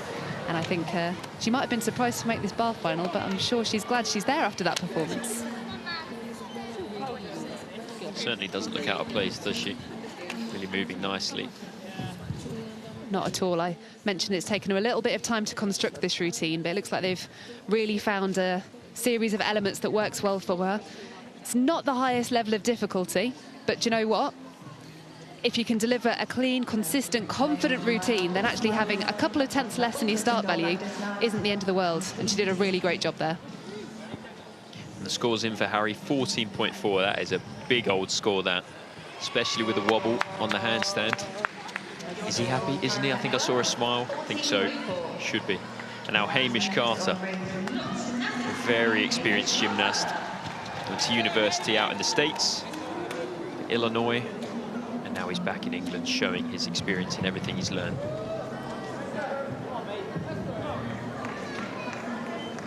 There he goes. A nice Maltese to start with. A little bit tired on that. Not sure if he'll get that credited. Didn't seem to stop.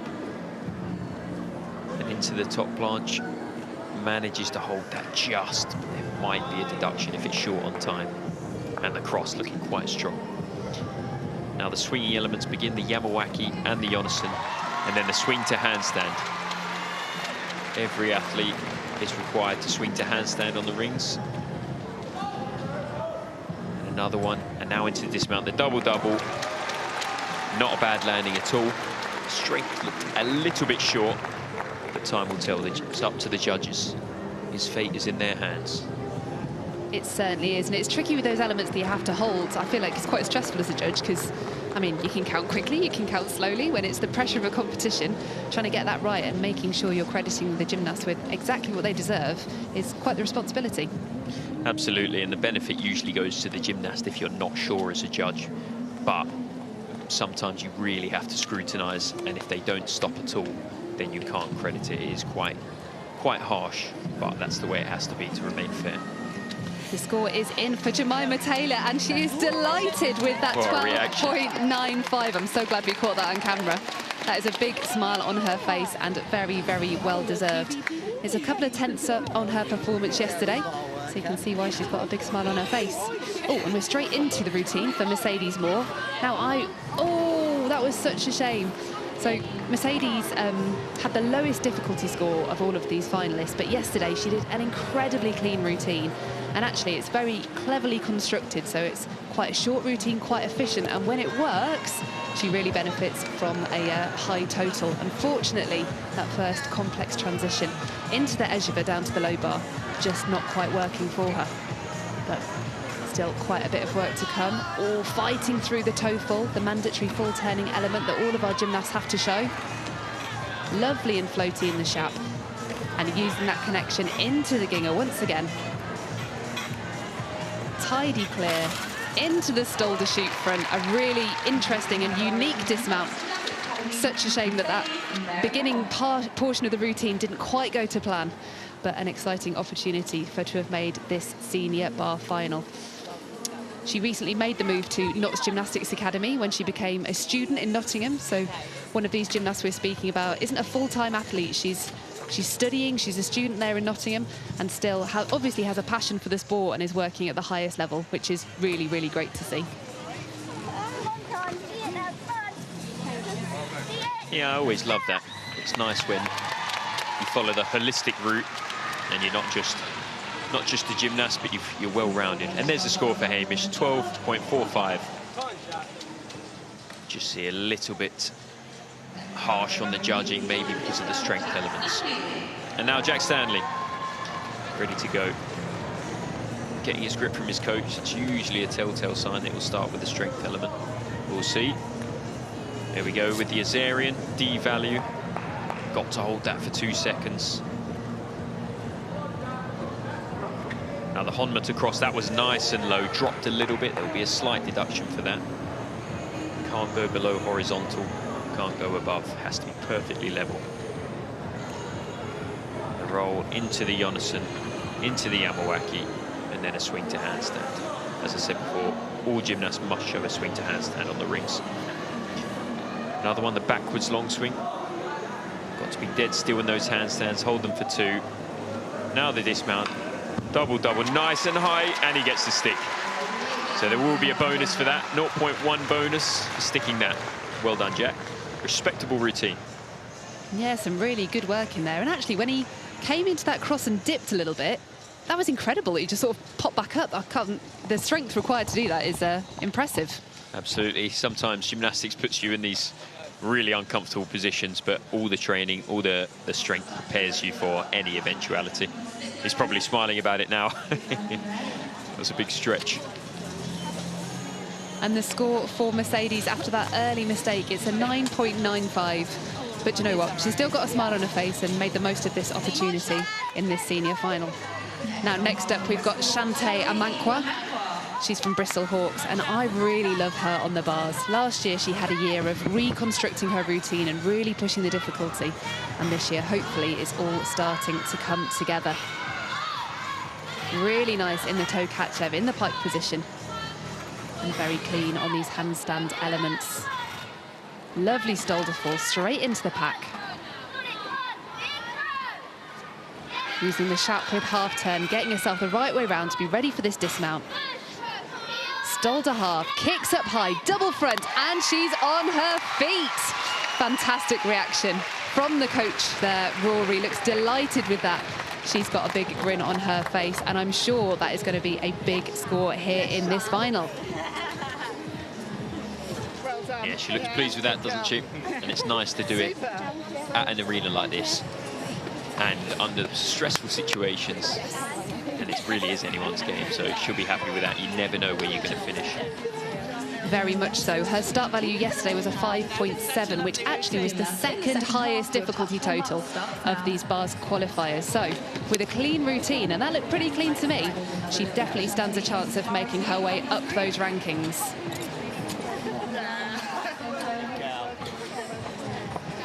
She made it into the bar final here last year after a mistake in qualifying, and I was really hoping she'd pull it off in the final, and it still didn't quite go to plan.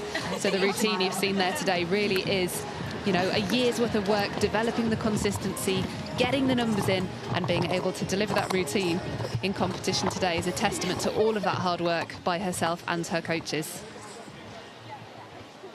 Absolutely, and it's not just a day's work that you're looking at here. It is years and years, a culmination of hours in the gym, and then putting it together on the day. There's no better feeling. Jack eagerly awaiting his score, 13.05. Pretty good score, yeah. See the nod of the head. We're now into the second warm-up, so there'll be another 4 gymnasts to go on rings. So it'll be an anxious wait for Jack. But we've got Courtney Tullock and Joe Fraser, both top qualifiers on this apparatus. And they'll be hoping to go, well, for the top spot. Courtney just warming up his triple back yesterday, made a slight mistake on it, but he's hoping to go for it. Nice and clean today. Courtney always amazes me with his rings warm-ups because he does very little, actually, normally in his touch warm-ups, doesn't he? Jumps up, quick swing, quick dismount, and I guess he's just saving himself for the routine. Absolutely, yeah. If you do too much, you know, you can run the risk of being exhausted, especially if you're first up on that apparatus after the warm-up. So, and that was the same for me. You just go through it in your head. You've done it enough times in training. You don't need to go crazy in the warm-ups. No point doing a routine. You've done all the work, and then just let your routine do the talking for you. And the score in for Shantae Amankwa, it's a 13.4, so a significant improvement on the 12.95 that she scored yesterday. Oh, and she's certainly making her bid for the podium. You can tell she looks pretty happy about it. She's got a big smile on her face, and I'm honestly delighted to see that she's gone through that routine so well. That's what it's all about. You're here to enjoy yourself. You know, everybody comes in with expectations and hopes, but at the end of the day, you've got to enjoy yourself. That's what you want to remember at the end of your career, whenever that may be. Such a privilege to come here and compete in an arena like this. And of course, enjoy your hard work that got you here. For sure. Now, I'm very excited to see the second half of this rings final. As you can see from the standings there so far, there's really quite a big gap between our first and second scores so far. So are some of these gymnasts going to slot into this gap? Are they going to manage to overtake Harry and go above a 14.4? It's going to be a tall order, but it's going to be an exciting watch. Absolutely. Harry's miles ahead, but you've got a really strong field in the second half of this this final. And Joe Kemlin-Jones just stood there waiting to go. He's a strong competitor for Team Wales, so he'll be hoping to compete later on in the year at the Commonwealth Games. He is a very, very strong man on this piece of apparatus. There he goes, salutes to the judges, about to start. A couple of words to himself there. Getting his grip, so we're expecting some strength here. Azarian's Maltese a little bit low, but he's fighting as hard as he can. And another one, again, a little bit low, trying to get it up. There will be a deduction for that. Again, that's down to the judges to decide.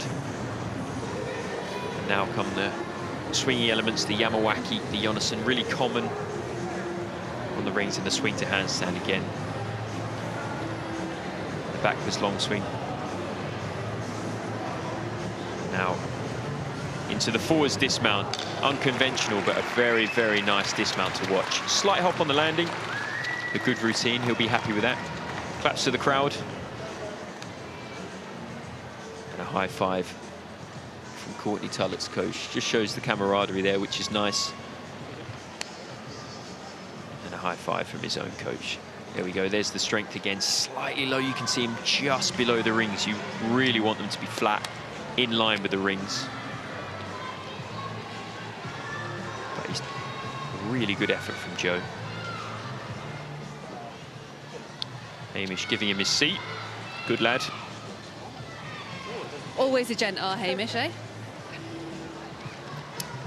Okay, so next up in the women's bar final, we've got Jamie Rayner-Corbett from Park Wrekin. She's got some very good teammates on this piece of apparatus and some great inspiration from the likes of Alice Kinsella. It's her senior debut this year, and she did a tremendous job in qualifying to reach this final. Ooh, a little bit late on that first element, though, having to take an extra upstart handstand. So that will definitely attract a little bit of a deduction from the judges. And securely through the Katchev, there will be a bit of a deduction for the height over the bar there. The judges really do like to see flight and dynamics in these releases. Beautiful work with the pack somersault, though. And cleanly through the Shap with half turn. Oh, did well in that dismount. Went for the toe on directly into the full twisting double back. Again, a case of a gymnast having good air awareness to know where she was, because she was a little bit low on rotation. So there'll be certainly room to deduct for the judges there on that landing. It was quite a deep squat. The chest was low. But for her first senior apparatus final here at the British Championships, I expect she'll reflect back on this a little bit later and be glad that she managed to produce a clean routine. Absolutely, sometimes just getting through safely is all you can hope for, especially if you're feeling a bit tired. She'll be feeling it from yesterday. So, achieved a good routine there. And here's Joe, eagerly awaiting his score, 12.85. I think they will have penalised him a little bit for the low strength skills. Not quite in line with the rings, but not a bad effort.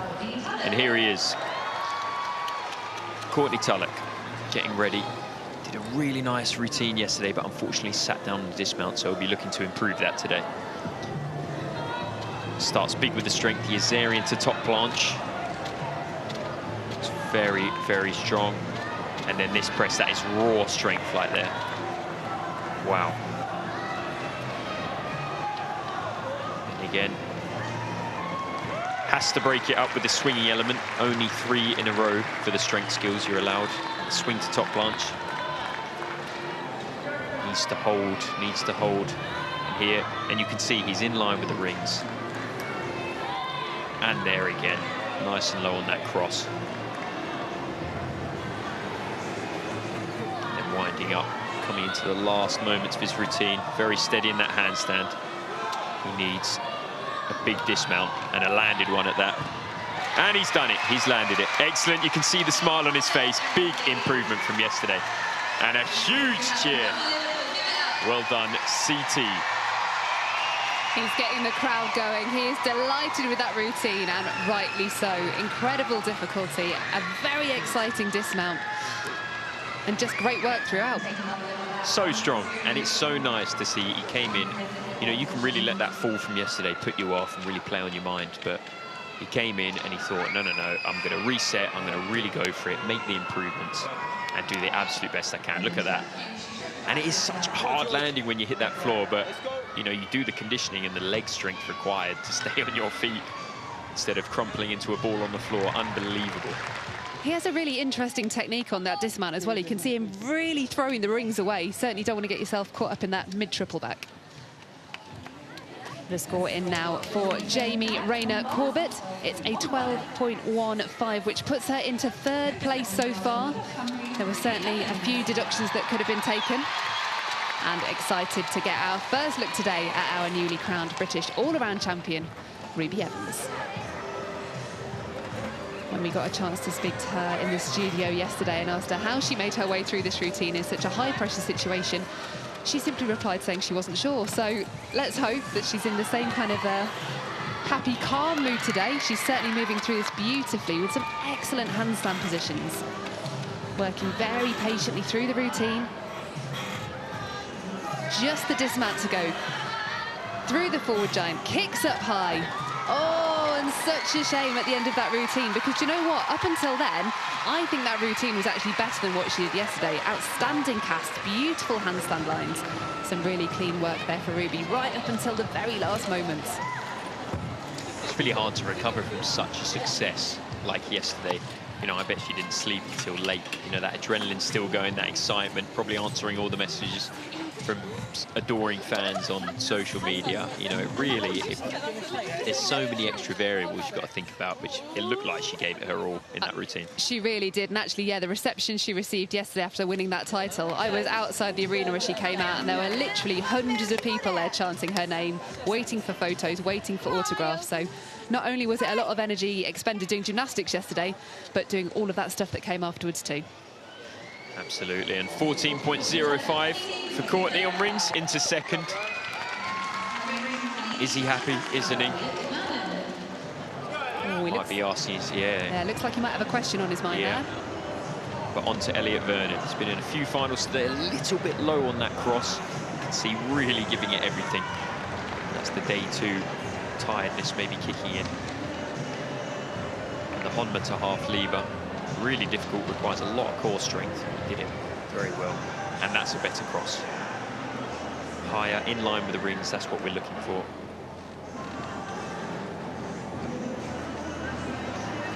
Nice, Jonasson into the Yamawaki, and up to handstand. It looked like he was going to go over on that, but he kept it under control. And the backwards long swing, slight wobble there. The judges will be deducting for that. And the double pike, another one, and he's got the stick. Really classy dismount, and of course will receive the 1/10 bonus. Well done, Elliot. Yes, some very nice work there, and once again another member of this Leeds Gymnastics Club team finding themselves getting the opportunity to compete in these finals and taking every opportunity to put on a show here in Liverpool. Really nice and tidy through all of those swinging elements. Struggled maybe a little bit to bring it under control, but some really clean work there. Absolutely, and I think that's why he finds himself in these finals. He's not got the same difficulty. Oh, a 12.35 for Ruby, even with a fall into 3rd. Yeah, really good going there, actually, but interesting. We've got our 2 top qualifiers still to come. Next up, it's Ruby Stacy. She had a very similar difficulty score from what we just saw from Shantae a few moments ago. But yesterday, she was queen of execution. She had the highest E score of all of our finalists here on the bars. So she'll be looking to produce a similar routine to see if she can match or better her place from yesterday. The green light is on. The judges raise their arm, which means she's got 30 seconds to start her routine.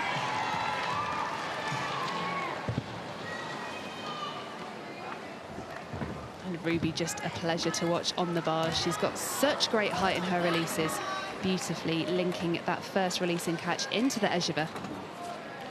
Oh, and that is a shame. Just struggled a little bit on the turn in close bar. It's a critical skill for her routine, as all gymnasts have to show a full turn in an element. So if she chooses not to repeat that skill, she could well be half a mark down on her difficulty score. And of course, also incurring the full mark for the fall. So will she repeat the skill? Yes, she will. Cleanly this time through the toe on full turn into the Stolder Shap. Floaty through the pack somersault, moving really well between the two bars.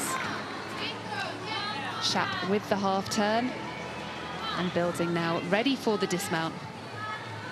Half turn, kicks up high into the double front, and a lovely landing there. Really nice work at the end. And she's going to be so disappointed that she just mistimed that full turn. A costly mistake, unfortunately, here for Ruby in this bar final. That was some really nice work. Shame about the fall. I think this was the first release, just absolutely sky high. She can see she's got her eyes on the bar super early in that release to make sure of that transition. And I love the pack somersault on her. She's a taller gymnast, and her lines are just really accentuated here in this routine. Oh, and just a tough day at the office. That was a real shame, because she should absolutely have been contending for the podium, if not the title. 11.85 for Elliot. I think that first cross will have been costly. But again, if it was a new skill, it's the perfect opportunity to try it in competition. But here he is, our all-around winner from yesterday's competition, Joe Fraser. Top qualifier yesterday, but there have been some really high scores put up already in this final, so I think he's probably fighting for a place on the podium, but gold at this point might be out of reach. We'll see. And the Azerian to Maltese, nice and level there and held for a long time. And again, the kip back to Maltese. And the cross, the Nakayama to cross. D-value, getting the difficulty in. And again, the swingy elements. Up to handstand. He's got a bit of a swing on. The judges will be looking at that, possibly taking a deduction. That's better. Really kills the swing there. Back to his steady handstand. Nice double-double dismount. Slight pace back on the landing, but a good routine. Very, very steady. And it's rare for an all-arounder to be that good and that strong on the rings. So extremely impressive. Yes, a very impressive routine, and I think he will find himself a spot on the podium there. Currently, we've got the 14.4 from Harry Hepworth, the 14.05 from Courtney Tullock, and then there's an entire mark before we find Jack Stanley with a 13.05, currently in third place. And I've got to believe that Joe's going to go above that with that routine. Yeah, I think so. I think he'll find himself in bronze position, but again, I'm no judge, so we'll have to wait and see. But a good routine from Joe. Heading back over to the women's bar final. We've got one more gymnast to go here on the bars. She was our top qualifier yesterday. As we get the score in for Ruby Stacy, it's a 12.1, putting her in 5th place in this final. So with that score in, we have our final gymnast to go. It's Becky Downey. She's an incredible athlete on this event. Has almost every kind of medal to her name. She's got a world silver medal. She's been a Commonwealth champion. She's been a European champion. And she's had an incredible comeback over the last 12 months. It's not been an easy situation for her. She's been training across a few different venues, but everything seems to have come together for her so far this weekend. So I'm crossing my fingers she can deliver another fantastic bar routine today. Tidy in the toe fall to start. Nicely through the Stolder catch-up with the half turn, linking easily into the échevé. Beautifully through the Shap, into the catch-up, working a little bit hard, but makes her way through. Smoothly into the pack somersault. Not too much more to go now. Come on, Bex. Shap with the half turn. Pushes high into that beautiful caster handstand position. Winding up. Full twisting double back. Finds finds the stick, and what a routine for Becky Downey.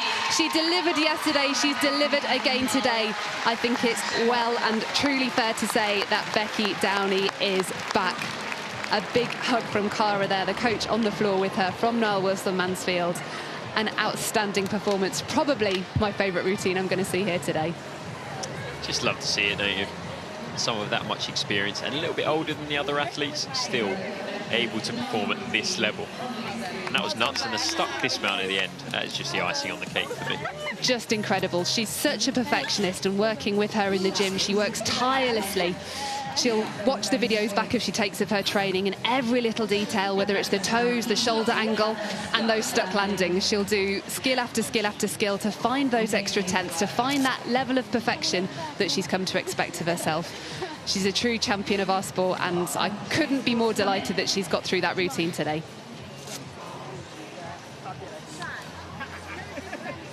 Joe Fraser, 13.75. We thought we'd find him in the bronze spot. And there he is. He'll be happy with that. Well done, Joe. It's hard to go higher. He needs probably a few more strength skills in there, but again, balancing that with the all-around is a really difficult thing to do. But what a final.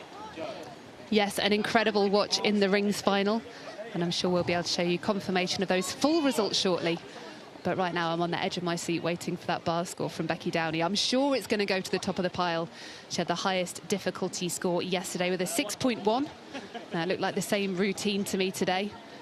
And it was really cleanly executed. She had quite a big step on the landing yesterday to earn that 14.25.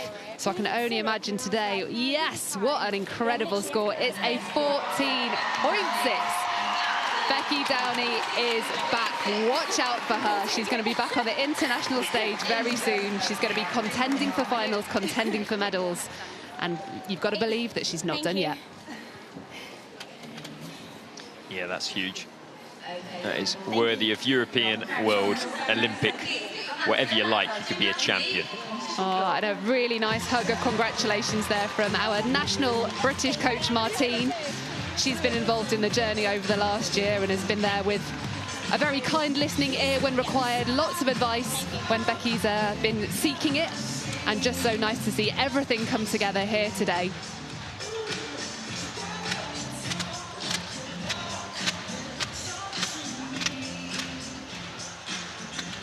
Should see the rings results on our screens very shortly. Just confirming the places. There it is. Harry Hepworth in gold, 14.4. Courtney Tullock in second with 14.05. And Joe Fraser in the bronze medal position with 13.75. High quality final. Very, very, very nice to watch.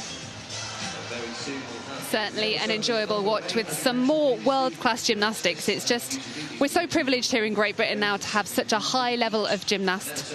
Across every piece of apparatus, there's something exciting to see in every final here this afternoon, and we're not done yet. Just waiting for confirmation of the bar results. And there we have it. We have our newly crowned champion. It's Becky Downey, MBE, representing Noel Wilson-Mansfield with that huge 14.6. Just incredible. The comeback story she's had over the last 12 months, recovering from 2 major shoulder operations. I was in the gym when she did her first upstart back on the bars, and to have watched the journey from there to produce that routine today is nothing short of incredible. She truly is a Wonder Woman. And delighted also to see that Shantae managed to secure that silver medal, 13.4. That routine has been a long time in the making, and a fantastically deserved silver medal for her. Plus, Jemima Taylor, she was surprised to make the final, and here she is walking away with a bronze medal. What an exciting podium for lots of different reasons. Oh my goodness, the fun just keeps coming. Sam, Sid, what do you think? I can't quite believe we're halfway through already, Katie, and we've crowned 5 different British gymnastics champions this morning. Sam, let's start with that rings final. What a deserved title for Harry Hepworth. Absolutely, Sydney. I mean, Harry, 12 months ago, being beaten just by Courtney. Courtney doing the triple back dismount. Harry went back to the gym the next week to learn that dismount. He's performed it here today, and he comes out with a 14.4, which is a world-class performance on the rings. Courtney there just behind him, and Joe coming in third.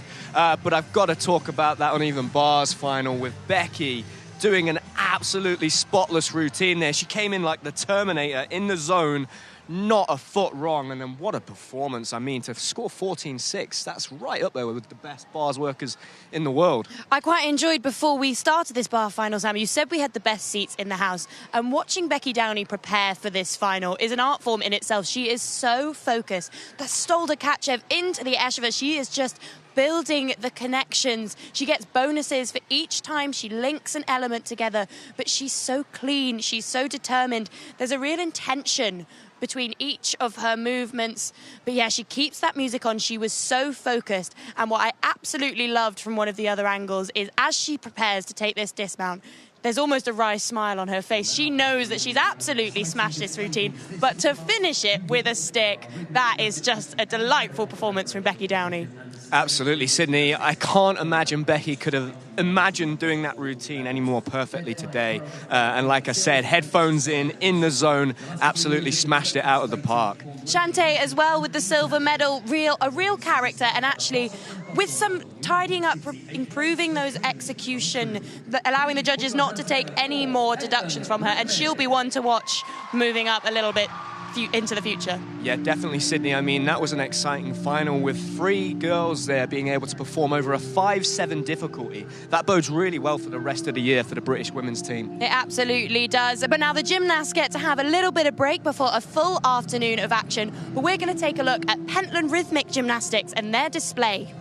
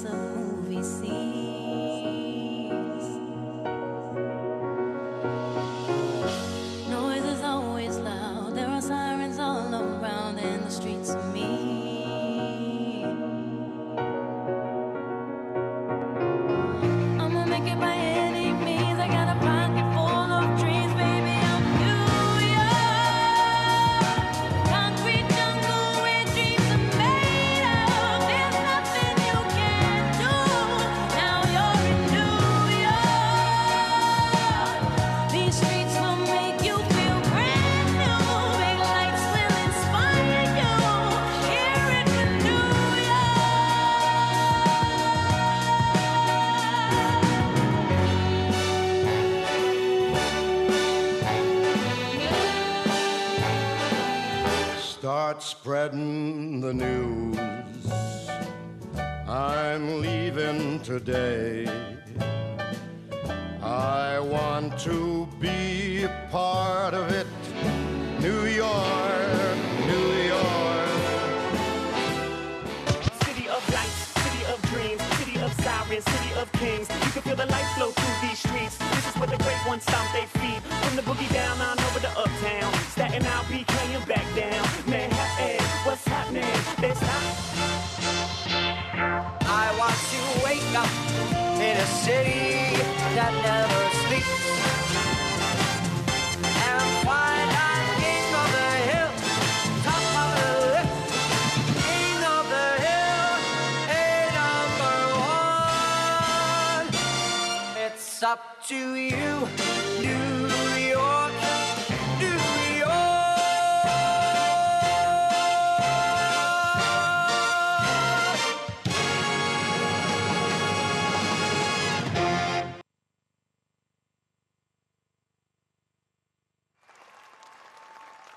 Let's hear it, please, as loud as you can, Edinburgh's finest, Tegan Trafford. Now, you may notice that I'm not joined by Sam Oldham on my right, and that's because I've gained a commentator. I've got James Hall here, sat on my left. James, welcome to the studio. How are you finding it up here with the bright lights? Well, a bit dizzying, but no, it's nice. It's nice to see it from a different side for once. Been an athlete my whole life, and it's amazing to see the quality in a competition like this. Unbelievable. Well, let's talk about your history as an athlete. What's it like being on the other side now, having spent so many years out there on the competition floor? It's strange. I think yesterday, actually sitting in the commentary box, I had a lot of nerves. The same nerves that I had when I was marching out there as an athlete and, you know, shaky hands, but not because of the commentary, but I think the arena, the environment really brought it all back to me, but it was so exciting. And once, like a gymnast, once I settled in, I was fine. And you had such an incredible career as a gymnast. I mean, Olympian to name but one of those many major championships you went to. Did you ever get used to sort of performing on that podium, that elevated stage? I would say you gain more experience. I think people always ask, oh, do you still get nervous? I was the same at, you know, my last competition than I was when I was a 6-year-old. But you learn to love it, and that's that. And I guess, when, you know, you've had a lovely career, quite a long career, James, we will say. Did that change throughout that period of time getting towards retirement? What were your motivations at that point? Because it wasn't necessarily standing on top of the podium, I guess. No, I think for me, my definition of winning changed. So as a youngster, it's all about medals. It's all about, you know, the chasing the high. But I think, you know, winning became more about when a parent would message you on social media and say, oh, my child's been cartwheeling around the living room because he watched you on TV. That became my definition of winning in the end. And today we've seen some of the biggest names in not only British gymnastics but world gymnastics compete. The men's competition in particular has some huge names competing in it. They're really delivering upon expectations at this point, aren't they?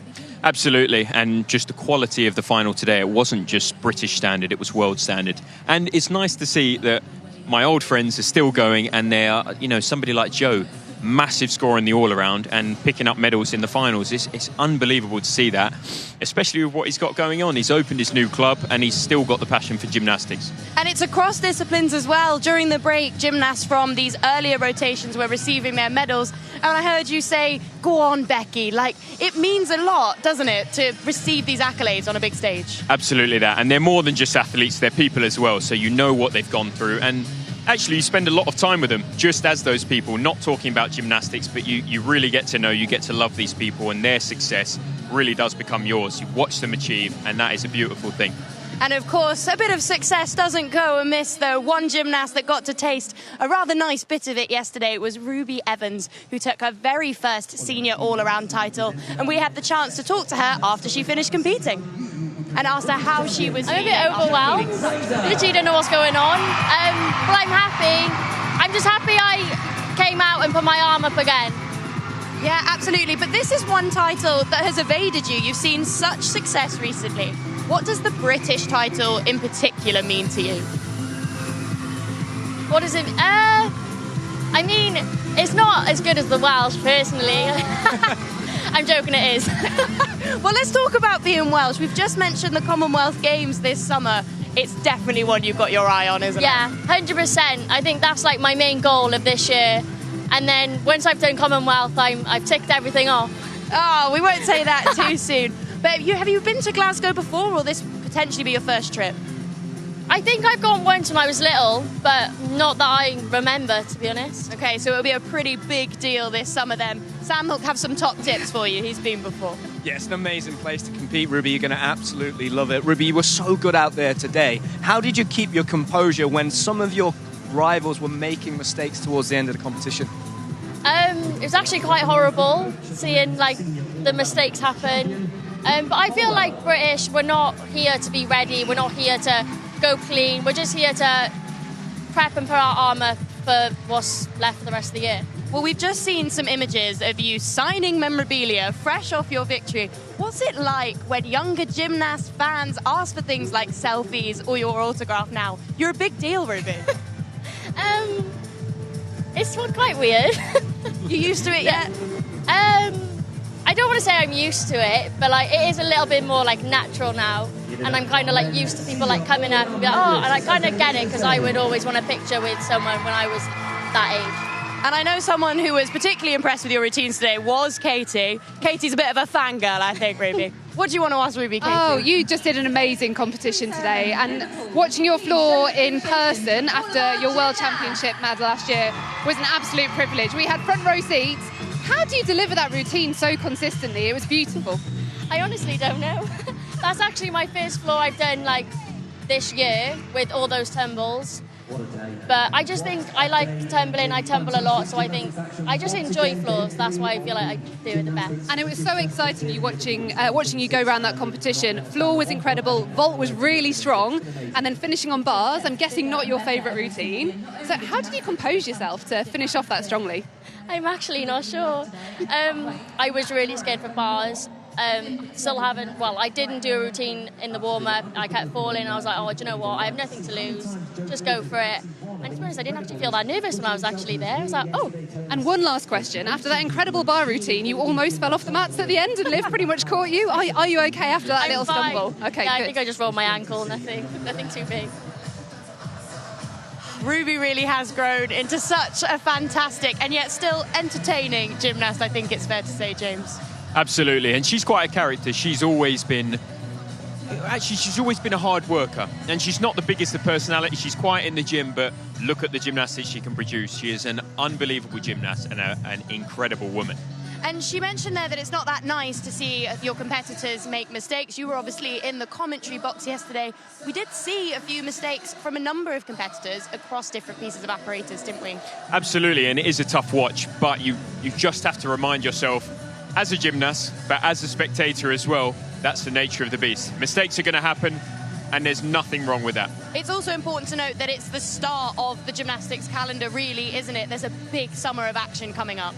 Absolutely, it's the beginning of the year and people have to pace themselves. And a lot of the time, people will be looking to put their biggest routines out now to practice them ready for the Europeans, Commonwealths and World Championships at the end of the year. And one gymnast who will certainly be targeting performing at some of those was a gymnast who had a phenomenal day yesterday. He took his 4th senior all-around title, Joe Fraser, and we got to catch up with him after his competition to find out how he was feeling. I'm definitely really happy. I think getting back on 6 events has been a challenge in itself. So to go out there and deliver 6 routines cleanly, maybe not necessarily how I wanted to do all of them, but to actually get from the start to the end, I'm very happy. And to walk away British champion is a dream come true. And Joe, you've held this trophy before, but just sat here, I am astounded by the size of it. Can you pick it up and show us? Is it heavy? It's massive. Oh, yeah, it's quite a beast, actually. I think it's got some historic British champions across it, which is very cool to look at, but I don't think I get to take this one home, sadly. Hold it for now, then. Make sure you get your worth out of it. Joe, in that competition today, we saw such high-level gymnastics across the board on so many apparatus. It was so hard for us to just pick out certain routines. What did it feel like being part of that and seeing that next generation coming through and the depth that we have in that field? And did that make you go to that next level today? Yeah, I think earlier in the year we did a training camp in Finland, and I really saw the youngsters coming through in their first senior competitions, and I could see what direction they were all going in. And I think that kind of spurred me on to actually put my foot into gear and, try and produce some of the best work I've done so far in my career. So I think it's really positive for us all. Everyone's pushing the boundaries. We want to achieve great things on the world and Olympic stages. And, starting off with the British Championships is a great place to start. And you've mentioned a busy international gymnastics calendar there, but life has been pretty busy for you outside of, the training hall as well, Joe. Can you tell us about it? Yeah, I mean, this week alone, I went to Downing Street. I was invited for community sport and grassroots sports, which was really exciting. A great day out. But amongst that, I've been coaching at my gymnastics club, which is quite intense. So I've done a couple of evenings this week. I finished at 8:30 on Thursday, and then I was here by 8:30 on the Friday. So, you know, it's been quite busy, but it's the life I chose. So no complaints from me, and I'm just enjoying every step of the way. And Katie, what did you enjoy watching Joe's It really has today? been such a phenomenal journey for Joe, hasn't it? And it's not done yet, James.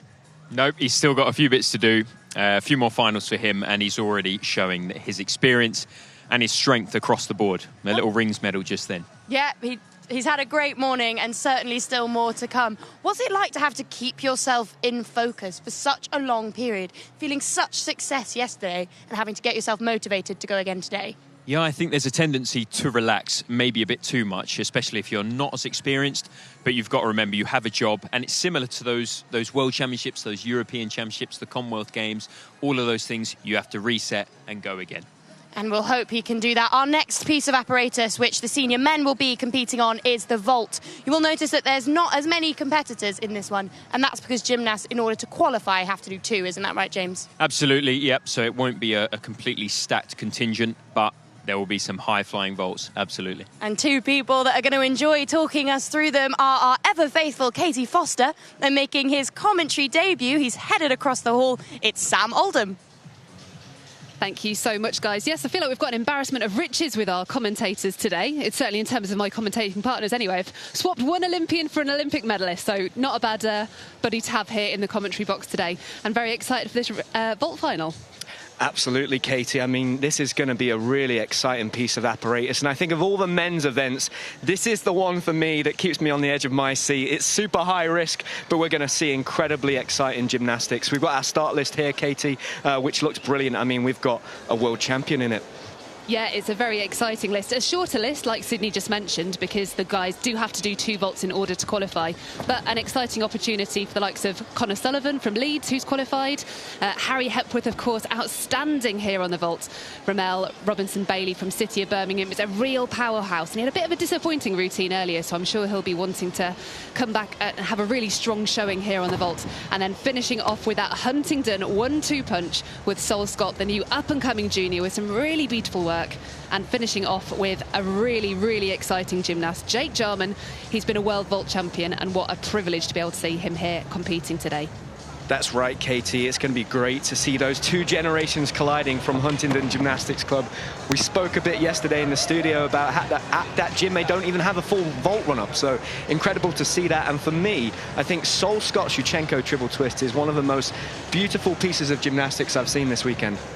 It really is. We spoke quite a lot yesterday about how you get different body types working with the vault and have to use that different strength and ability to their advantage, and I think Sol does that really beautifully. He's got long lines.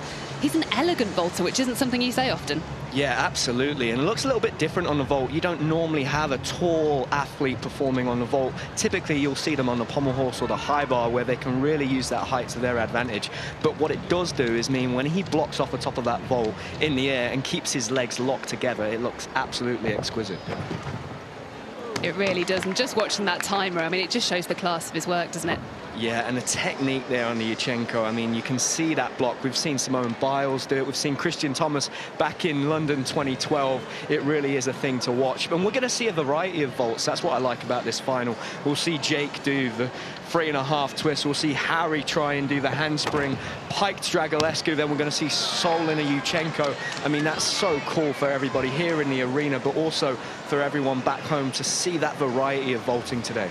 Yeah, it certainly will be. And Harry Hepworth is definitely one that I'm excited to see. He was debuting some new vaults yesterday. He chose to use an additional mat on the vault landing area, which did incur a deduction. So it'll be really interesting to see if he chooses to do that again and how that plays out. But kicking things off, we've got Connor Sullivan. He's here representing the almighty Leeds Gymnastics Club. And Sam, I'm sure you're going to talk us through his vaults. Yes, Katie, Leeds Gymnastics Club got a strong tradition now on this apparatus. Some really strong vaulters. We're going to have a look at his first vault here. Hopefully he can get off to a great start.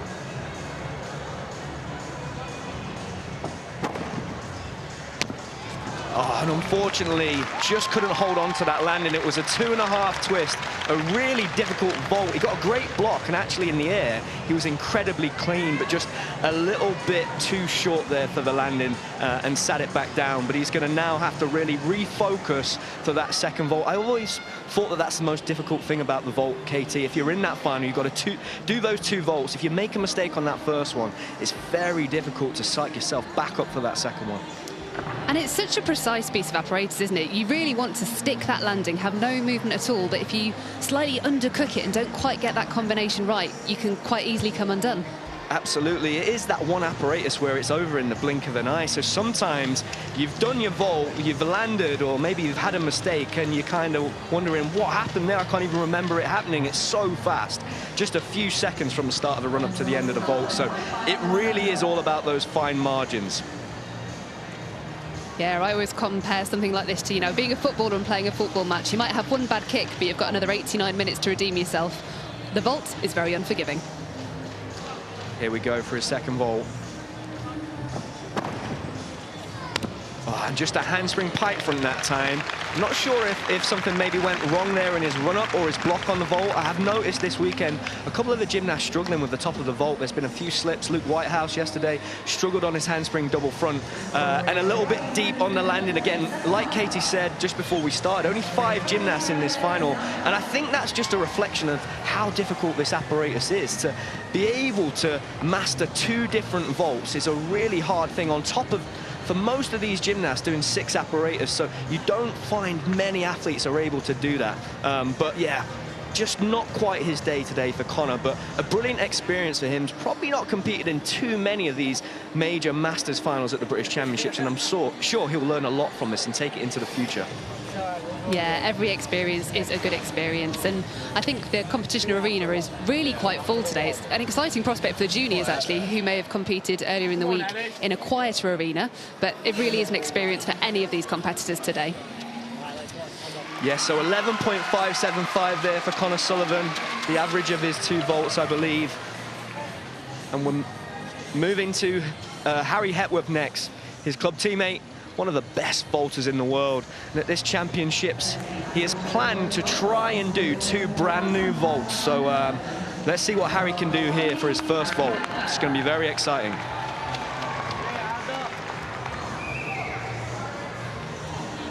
Okay, here we go. Strong run up.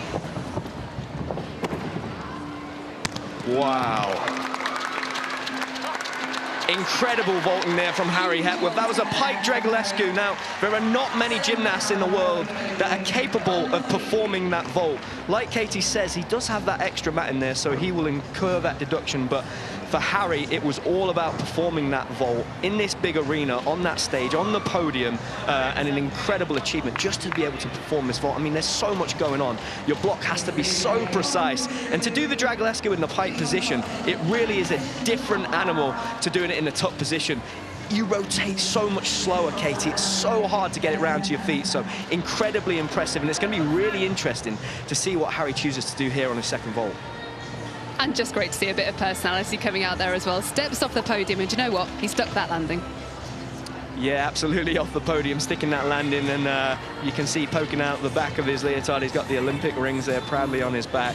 Harry, incredible performance at the Olympic Games, which now, incredibly, is nearly 2 years ago, and he showed so much promise. I mean, James spoke of him qualifying for 3 apparatus finals at his first World Championships at the age of 19, and we're going to see Harry in his 3 best events today: floor, rings, and now on the vault, and hopefully we're going to have an opportunity to see him try a new vault again. He didn't quite pull it off yesterday, handspring 2.5, but he's hoping to potentially perform the handspring triple twist, which, if I'm correct, if he can do this, he would have the highest difficulty in the world, Katie, over 2 vaults, which is outstanding. It's a very exciting prospect for the British team, certainly.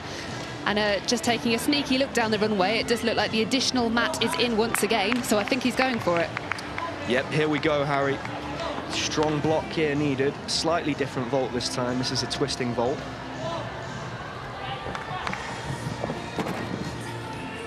Oh, wow! What an an incredible vault. He almost made that look easy. A handspring triple twist. I mean, that is huge for Harry, and also, like you said, Katie, just for the men's team. I mean, that is the world record, I believe, in terms of difficulty on the vault. For a gymnast to perform 2 vaults at that level, he really is laying down the marker for Jake Jarman, the former world champion, who's yet to come in this apparatus final. That was outstanding, and for a new vault as well, the landing was great. Like, he knew exactly where he was. I mean, I could watch that all day long. That was incredible. And he came off the podium. I got a handshake from Jake, but also a shake of the head, because Jake cannot believe what he's just watched. Unbelievable. I had a chat with Harry and I said, Harry, just how difficult is it to land this vault, to do the triple twist? And he said it's really hard because the rotation and the momentum that you have tends to pull you down to one side. And I mean, he controlled it perfectly there. You said there, the nod of approval from Jake. I mean, what an unbelievable vault. Just the block. You've really got to set it up well and wrap those twists in. I mean, that is just about as good as you can perform that vault. You can see the celebration on him there and the smile on his face. Brilliant to see. And the really nice thing to see in the background there was it wasn't just him, his teammates and his coaches celebrating. There were coaches from other clubs celebrating too. They've just got such recognition for the work that's happening and such respect amongst the different teammates here. Yeah, particularly on an apparatus like the vault, where, like we said, it is so high risk. You know, these gymnasts, they really are putting everything on the line every time they stand at the end of that vault run-up. You know, of all the apparatus I used to perform, the vault was the one that used to petrify me. So, you know, so much respect for these guys, and for Harry to have just done that, I mean, that's massive for the whole program. I mean, that really is pushing the sport forward. All right, so we haven't quite had that second score through, but it looks like we are ready to go with the next gymnast.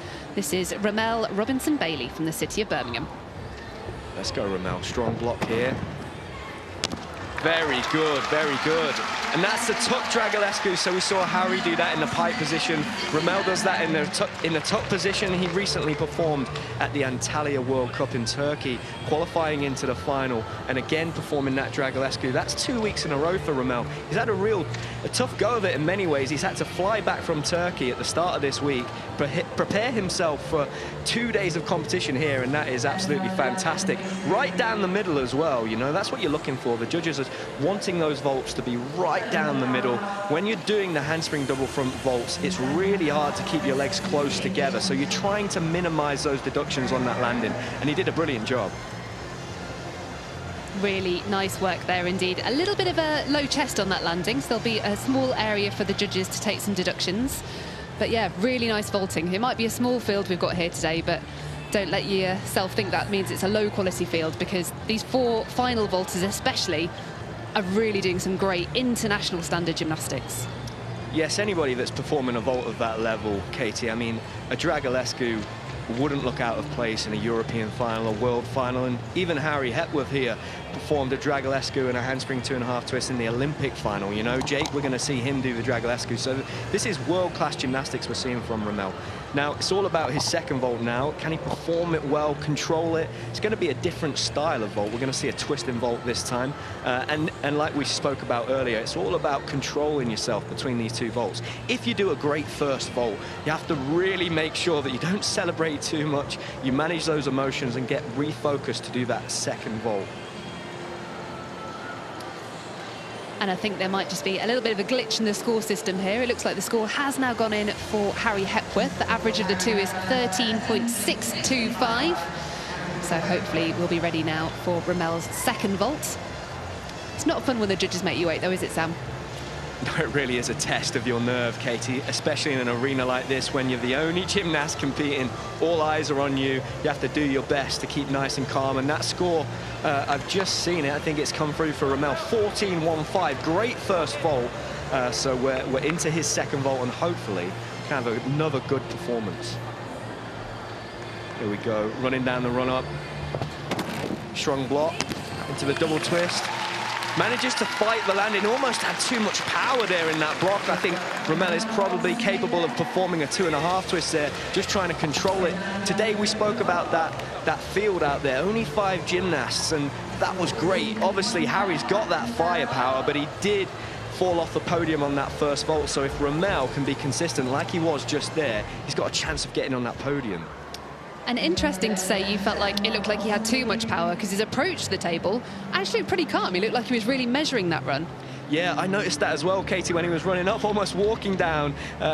Jake Jarman is quite famous for that run-up that he has, where he kind of slowly strolls into his warm-up and then speeds up as he goes along. I'd imagine that's because Romel, again, like I said, is capable of doing the 2.5, so he's just trying to control that energy on that second vault, and actually that's where he took quite a big hop back at that World Cup last week in Antalya. So he's learned from that, controlled it really well, and it'll be interesting to see what score he comes out with there. Here we go, it's a 13-6 for Romel, so just shy of Harry, really unlucky there not to beat him, but the difficulty coming out on top, and obviously those 2 monster vaults, has a huge advantage over a lot of the other competitors that we're going to see today. But a great job from Romel, and vault is one of those apparatus where anything can happen. It certainly is, and we mentioned there was a very exciting 1-2 punch at the end of this vault final, both representing Huntingdon Olympic Gymnastics Club, and we have the pleasure of seeing the first one of those athletes now. Let's welcome to the runway, Sol Scott. Here we go, Sol. And like I said, one of my favourite pieces of gymnastics at the moment, absolutely beautiful when he does it. Yolshin-Cash entry, brilliant block. Oh, look at that. Absolutely beautiful, and look, I had a conversation with Eileen Langsley, the very famous gymnastics photographer, recently, and she told me, Sam, a gymnast that performs gymnastics beautifully will be able to be photographed at any point throughout their routine. And I think if you took a snapshot of Sol in the air right there, you would have seen his feet glued together. Here we go, slow-mo, incredible block. Like I said, feet glued together. Just not a lot of deductions for the judges. They're absolutely incredible. Right down the middle, just this pace to the side.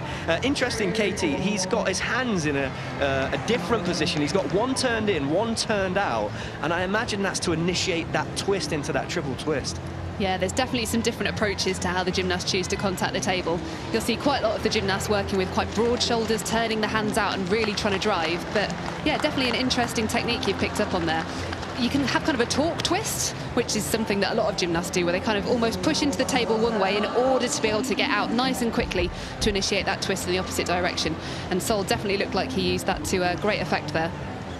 Really looking out for his execution score here. I think it's going to be very high. Like we said, a beautiful vault. I think we've got a 14-7 coming through. I mean, wow, absolutely stunning. And we're going to his second vault now, where he's going to perform a slightly different vault, but again, a twisting vault. Comes down the middle, strong block, 2.5.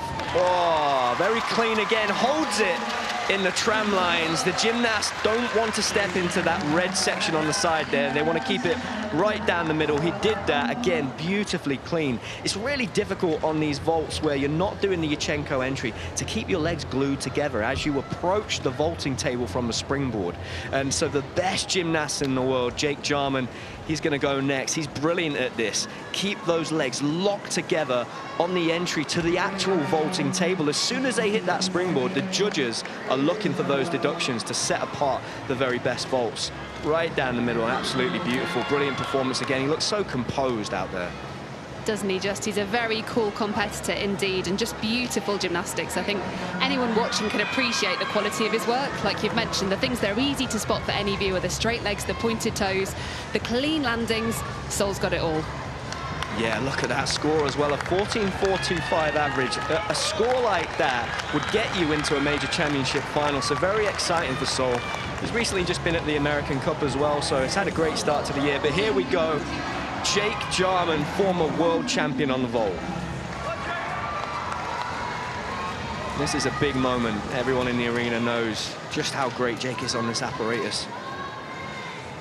Can he control it? It's a strong block. Okay, so we're expecting the 3.5 there from Jake. He does look slightly confused. Incredible, really, that he's got the spatial awareness in a vault that happens that quickly to be able to land a triple twist right down the middle. You can see he's looking, I think that surprised himself a little bit there, Jake, but you can see it looks like he gets a good block, but maybe just not quite enough height, and somehow reacts that quickly to open up on the triple. And if he was just planning to do a triple, we'd be sat here saying that was incredible because it was beautiful. Very similar to Sol's first vault there, but interesting. I wonder whether there was an issue there with the block on the table, Katie. Yeah, really interesting. And like you said, it looks good to me. So it's difficult to say. But one of the remarkable things, we've spoken about Jake quite a few times this weekend, is his spatial awareness is second to none. And as you say, to have the awareness, the ability to change that vault in mid-air, that's truly outstanding and what makes him a world-class performer on this piece. Yeah, and we're going to see now if he can switch focus, ready for this second vault. And it's a different vault from Jake, a forwards vault this time. Very good, well done. Really nice. I mean, Jake was under pressure there. I'm sure that has probably never happened to him before in a competition setting. And what I really like about his Dragolescu, Katie, is that over the past couple of years, he's trying to fight for every tenth. He's pointing his toes on that Dragolescu. Not many male gymnasts are able to do that, and that is setting him apart. And he has his legs very close together. They're almost right together, and he's going to need that now. We've got Harry pushing to do the pike Dragolescu. I'm sure that's going to motivate Jake getting back into the gym after this weekend. But of all the Dragolescus that you see out there, that's got to be one of the cleanest. Oh, for sure. And actually, I think it's really interesting that the GB boys are probably all motivating each other to a really high standard, because don't forget, when you go to an international competition, we don't get to have 5 guys in the vault final, we get to have 2. And actually the competition just within the GB squad it's fiery, isn't it? It's fiery. Yeah, absolutely. And, you know, it's interesting there.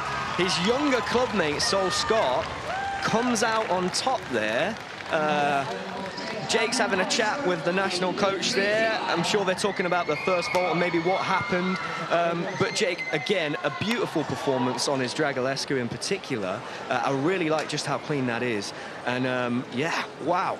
An interesting vault final so far. Lots going on. And like we said, this event is one of those events where anything can happen. Wow, I mean, that was an incredibly exciting final, and what a fantastic result for Sol Scott. He's found himself on top of the podium with world and Olympic medalists on the steps beneath him. Yeah, absolutely unbelievable. When you think of it like that, Katie, we've got Olympic medalist on vault there in Harry Hepworth, a world champion in Jake Jarman. He's amongst fine company, and he really has, since that Junior World Championships last year, where he did very, very well in the autumn, he stepped up into the senior squad already early this year in the season, and he's really taken his opportunity. I mean, he's just been at the American Cup, competed on multiple apparatus, did a beautiful high bar routine. Maybe his competition yesterday didn't go quite as well as he would have liked in the all-around, but this is a lot for a young gymnast to transition into senior gymnastics like this and compete against these guys that have so much experience. I'm sure when he woke up this morning, he wouldn't have expected to have been in first position, but he's done it, and that's great. And that's also great for Jake and Harry. It lets them know that, look, this next generation are also going to be pushing you for those places in the team, particularly on those apparatus that they're really strong on. So we're going to be taking a look back now at a few more of these vaults. As we mentioned, there weren't quite as many competitors in this vault final as in the others, and we have got other finals going on around the arena. So whilst the conclusion of the junior rings final is taking place, Sam, we're going to take another look at these phenomenal vaults.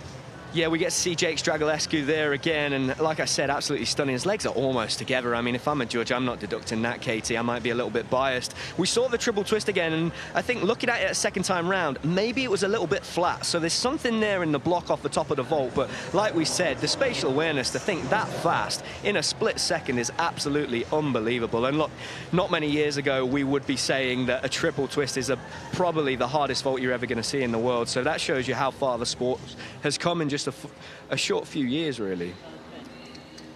Absolutely, and these guys are all pushing the difficulty, which is just so exciting for the GB team. And you mentioned that Sol went to the American Cup just a couple of weeks ago. That's a competition with a new format, and actually is opening up a lot of opportunities for gymnasts to think about how they want to specialise and how they're going to push to try and be a part of that LA 2028 team, and hopefully take part in things like that mixed team final. Yeah, it's really interesting, Katie. It's certainly a new dynamic. And look, we're on an apparatus now where as a nation, we have such strong specialists on this apparatus. So the mixed team event could be an opportunity for somebody that maybe doesn't fit into that team traditionally with the Apparatus they're strong on, but actually in that mixed team event, they work really well with that female compatriot that's going to be their teammate in LA in 2028. But we're seeing the introduction of a mixed team, multiple gymnasts in that team. In the American Cup, we had 3 men there competing, and we also had the same on the women's event. And what I liked about that competition as well, Katie, is that some nations have just have real strengths on certain events. You know, we saw the Chinese gymnasts out there at the American Cup being so strong on beam and bars, and sometimes struggle against the top nations on maybe the floor and the vault. But if they just get through that first round, they're almost impossible to beat there. Yeah, it's true, actually. It's an event and a format that certainly plays into different people's hands differently to your normal team final. And you're absolutely right. The Chinese women dominated that event because they didn't have to actually compete on their weaknesses. So it'll be really interesting to see how that event plays out, how it's received by the spectators. I know that the format, because it's new, and you know, gymnastics is complicated, right? So when you get a new team format and it adds another layer of complexity, it can take a little bit of time for people to warm up to it. I liked it. I think it's really interesting that World Gymnastics are trying to do something different and find a way to engage people in the sport. And if we're completely honest, the women's programme does have a bigger spectatorship than the men's. So in the effort of this mixed team final to pull those disciplines together, and if it brings more attention to the incredible sport of men's artistic gymnastics, that can only be a good thing. Absolutely, absolutely, Katie, and I don't want anybody at home to think that we've glossed over the incredible vaults we saw again there from Harry Hepworth. I can't stress enough just how incredible they were. A new world record in terms of difficulty, but here we've got Sol Scott, again Nat Yuchenko, and any gymnast here at this championships, or even back home that are trying to learn a Yuchenko, just watch this, have this saved on your phone, because the technique is absolutely textbook. It's beautiful. It's going to be interesting how Sol chooses to develop these vaults over the next few years as we build into LA. Could he even add another half twist? We've never seen that from a Yuchenko position. I'm sure he's thinking about improving his second vault, this 2.5 here, like we said, straight down the middle. I'm sure he's already working on upgrading that to a triple as well. But for Sol, what a big moment to win a gold medal in such fine company, like we said. I think he's going to go home from this championships feeling incredibly proud of himself and motivated as ahead of the summer with these big competitions coming up. More gymnasts than ever are going to get an opportunity to be on that big stage with the Commonwealth Games, the Europeans and the World Championships all taking place. And a really nice shot of Sol there. You can just see a bit of his personality and the excitement in having just been crowned British champion coming out there. And here we go, confirmation of those results. We've got Sol Scott taking the title. And, I mean, for me, a little bit surprisingly, what a fantastic result. 14.425 was his average, just 1/10 above Jake Jarman, his teammate from Huntingdon, and taking the bronze medal. Harry Hepworth from Leeds Gymnastics Club, 13.625. But you know what? When he can get that first vault landed a little bit more cleanly, he is going to be a force to be reckoned with. Absolutely, Katie, and I know that there will be countries around the world watching this championships thinking, wow, the British men, when they get round to that vault rotation with all of those vaults in their locker, they are going to be a force to be reckoned with at those major championships this year, because it really is absolutely incredible just the level these guys are competing at. So a fantastic vault final there. Let's throw it back over to the studio. James, haven't had you by my side. I'm intrigued to know what you thought. I know, I'm sorry to have left you, but I've left you in capable hands. But what a vault final that was. Unbelievable. And Sol Scott, an absolute brilliant debut as a senior, you know, a vault champion, first-year senior. You know, what more could you want? It's his first senior British title. And we were saying just before we came on, James, not many people have this debut year at a British Championships and are so successful. He's a real talent. Absolutely, and you can see it, you saw it in his junior years. You know, he was, like Sam said, a force to be reckoned with at Junior European Championships, and now to be a senior British champion. That's quite rare, first year. It's also this competition today, the Apparatus finals, are showing us the strength of our clubs. We had 2 gymnasts from Leeds on the men's floor podium, and now 2 from Huntingdon vying for the top spot on the vault. Only 0.1 separated them. What's it like, James, when you're training in these clubs and you're pushing each other? I don't think that can be underestimated, how much that's going to benefit the level of gymnastics as we move into a really busy calendar year. Absolutely. I think success attracts success. And I think when you've got that top guy pushing, you think, well, actually, I want to catch up to him. And again, it's an inspiration to each other, and everything's easier as a team. I think it's hard to train by yourself. You know, when you've got those guys with you, like-minded, you're going to end up with similar success.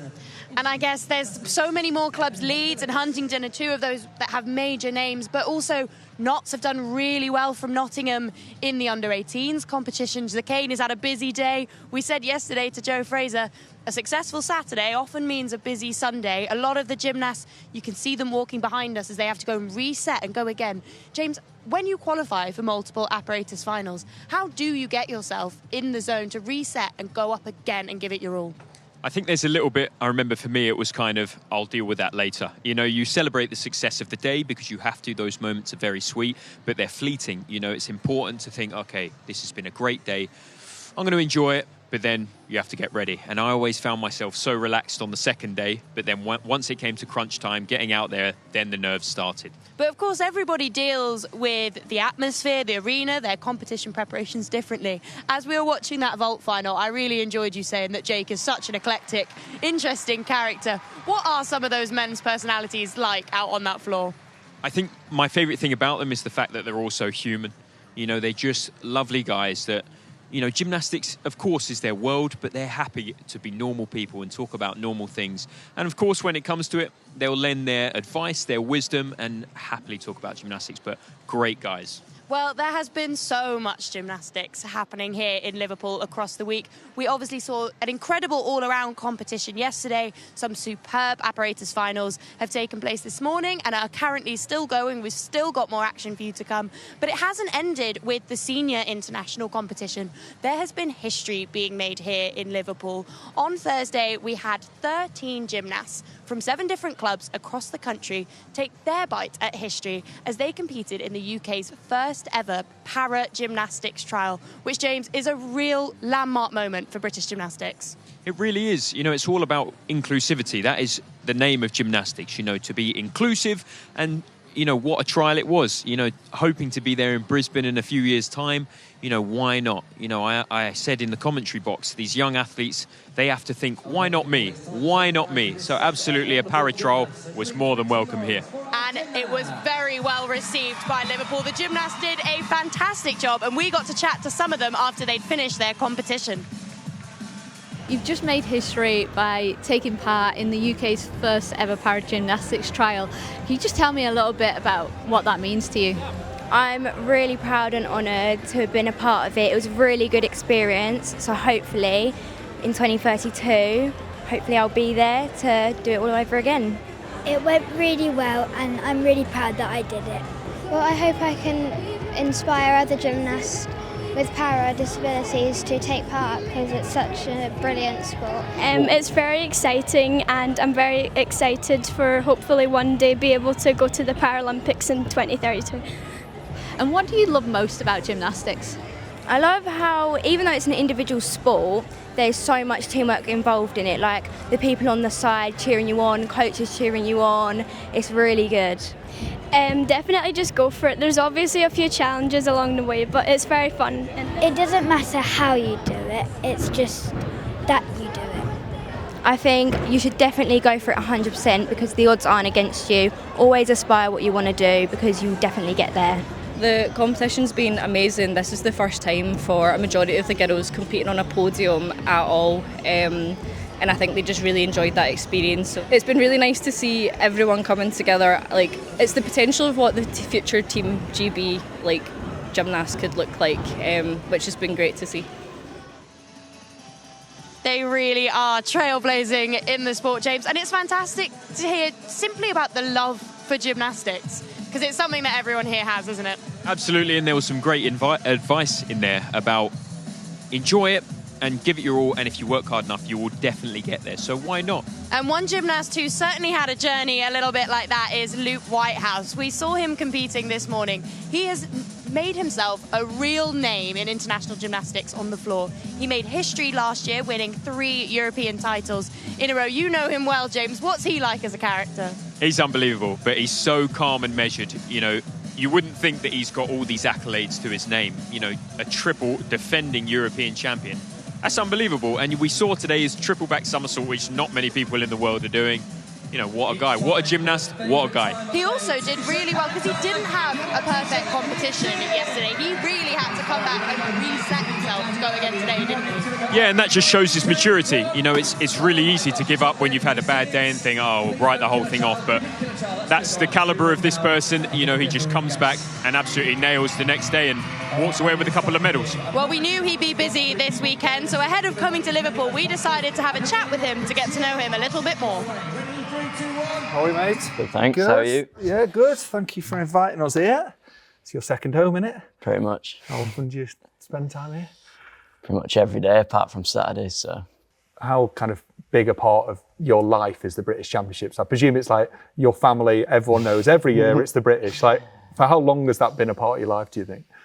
I remember my first British Championships was at the arena in Glasgow and watching the World Cup before, and then getting to compete in the same arena as all these gymnasts that you look up to. So as a young gymnast, that was pretty cool, going into a huge arena and competing on a podium. And can you remember some of the gymnasts you were looking up to back then? Maybe you've got, I know there's the famous photo with Max, which might have been a British, but can you remember some of the gymnasts you were watching? I remember Dan Purvis was at the all-round, it was an all-round World Cup actually. And I remember Beth Tweddle as well, watching the females as well. In terms of your first competitions at Britishes, can you remember that and how you felt? I can actually. One of my first British Championships, I actually scored a 2 on the high bar. And my parents were in the crowd thinking, that was an all right routine, why is the score so low? But I literally did a couple of giants and got off. So yeah, I've never started right at the top. I've kind of built my way up, and yeah. And why is the British so special, do you think? I mean, obviously you're competing for your club, which is a bit different, but why for you is it such a special competition? I think it's just the gymnasts that are there, but also the people that get to come and watch, the family members, the support networks. It's not in a country where they can't come to, so it's quite easy for people to come and support you, and yeah, family members and the wider family can come and watch and support. And looking at this year's British, every competition's important, but obviously we're then looking at potential Commonwealth Games, Europeans, Worlds, before you know it, the next Olympics is coming around. So how important is the British on that journey, and what are you hoping to achieve this year? It's really important. It's one of the selection events for the Commonwealth Games, the European Championships. So definitely important for me to get a floor score out, a vault score and rings, but also the other apparatus I'm working really hard towards as well. And what's it like at a British being part of the team? I know it's not a British team competition, but you're representing Leeds, and how much kind of banter is there between the other clubs and stuff? How much do you enjoy that part of it? There's always so much banter between the teams, and especially for British teams, but I think going out and representing Leeds, it's incredible. We've got such an amazing team here with the 3 coaches we've got at Leeds, and we've got a massive group now, so going out and competing at the British Championships for Leeds will be incredible. I'm glad you mentioned your coaches, because there's 3 of them, Tom, Andy and Dave. How good is that unit, and how much do you benefit from having those different voices? It's definitely important. We've got 3 different coaches, so you get 3 different kind of eyeballs and ideas and different ways to either do a skill or come up with a routine. They all come with different ideas and different personalities. So the mixture between the 3 of them, it works really well. Well, let's say I gave you £1 million and you had a weekend and you could do whatever you liked. Is the bucket list things in your life that maybe because you've been focusing on the gymnast, you haven't had a chance to do yet? The first thing that comes to mind is a big skiing trip. Yeah. I've skied my whole life, and my parents and my brother are actually skiing at the minute. So Okay. Unfortunately, I'm missing out on that. So probably the first thing once I retire is a skiing trip. It really is going to be so exciting to see what Luke and the entire GB men's contingent can deliver this year, isn't it, James? Do you have high hopes? Oh yeah, big time. After last year's World Championships and their previous results, we had medals on medals on medals from different guys, different apparatus, so it's all to play for, absolutely. Well, they've proven to us across the years and this weekend that they are people to contend with on so many varying pieces of apparatus now. But what struck me sitting here in the corner of the arena is also just what good friends they are. We were sat here, we had Joe and Courtney come up, have a bit of a joke about who could do each other's routine. They seem like a great bunch of lads.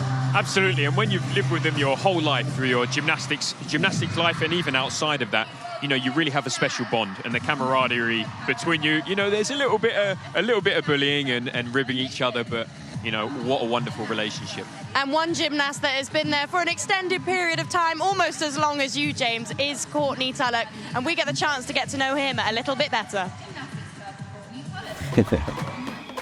Hi, I'm Courtney Tullock. I'm from Essex.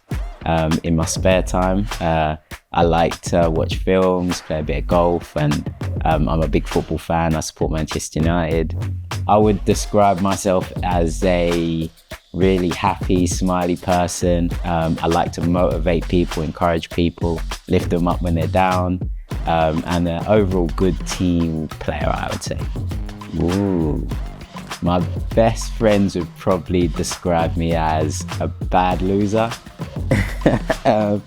So something that always makes me smile. First thing that comes to my head would just be an episode of Mr. Bean or something with Rowan Atkinson in, because he's just hilarious. So if I didn't have any gymnastics training, my perfect day would be chilling on a nice hot beach.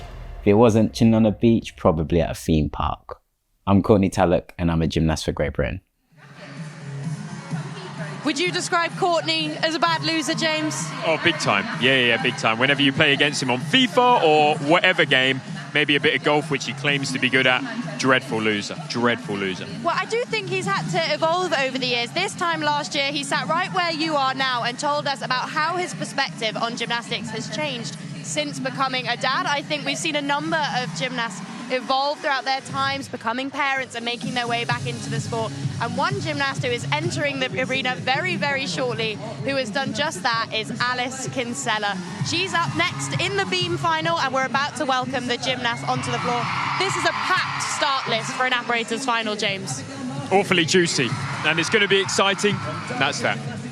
Yeah, we've got Alia Leet, who's one to keep an eye out for. She did not have the competition she would have wanted yesterday. She came into this weekend as the defending champion, defending all-around champion of 2025. And perhaps the pressure just got a little bit too much, but she actually started her competition on the beam with an absolutely stunning routine. She's got a 13.8, which is huge. And hopefully she'll be looking to replicate that today. Who else are you looking forward to, James?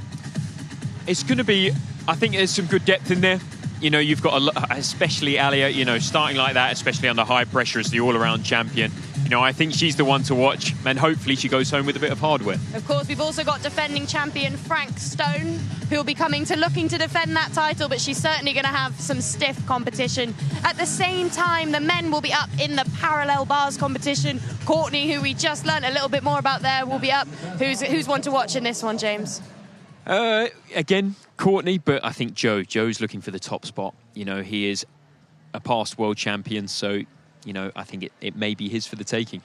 It's going to be tight, though. Parallel bars is one of those pieces of apparatus where errors really count. We saw Jake Jarman have a tough time on that piece of apparatus yesterday. What's important when you come in to seeing that piece of apparatus and going, how am I going to perform today?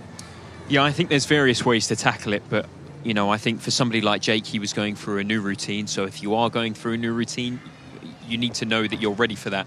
But at the end of the day, you've done all the training. It's just a rinse and repeat, and you just need to handle your nerves and go for it.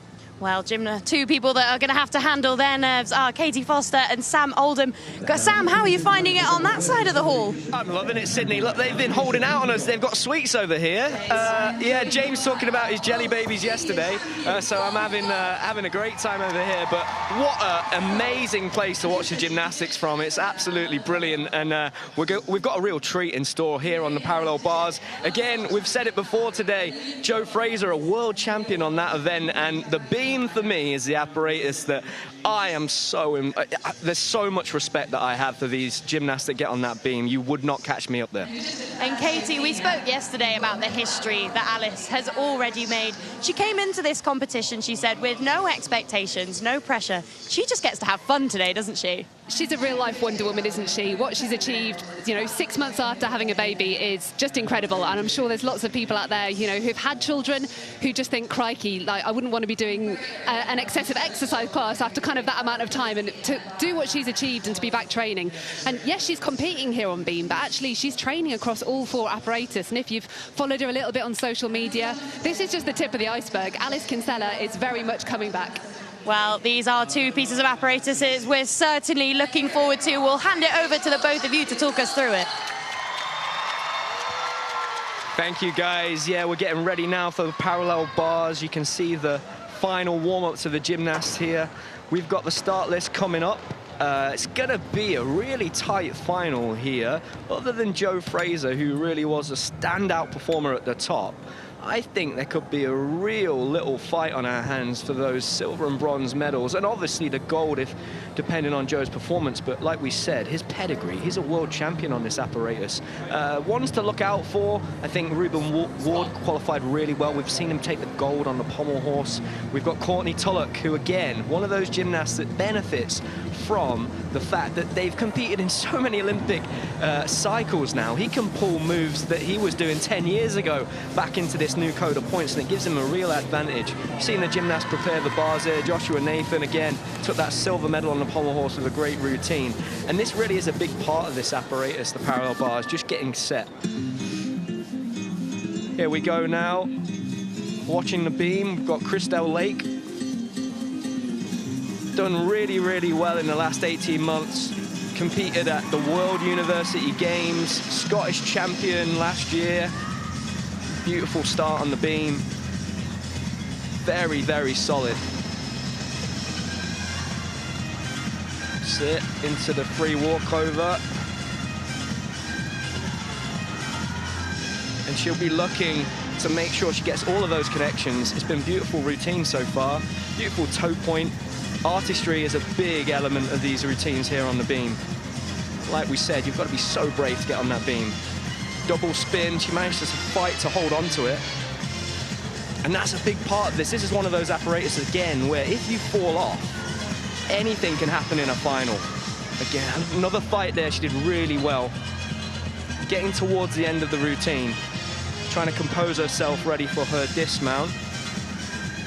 Here we go.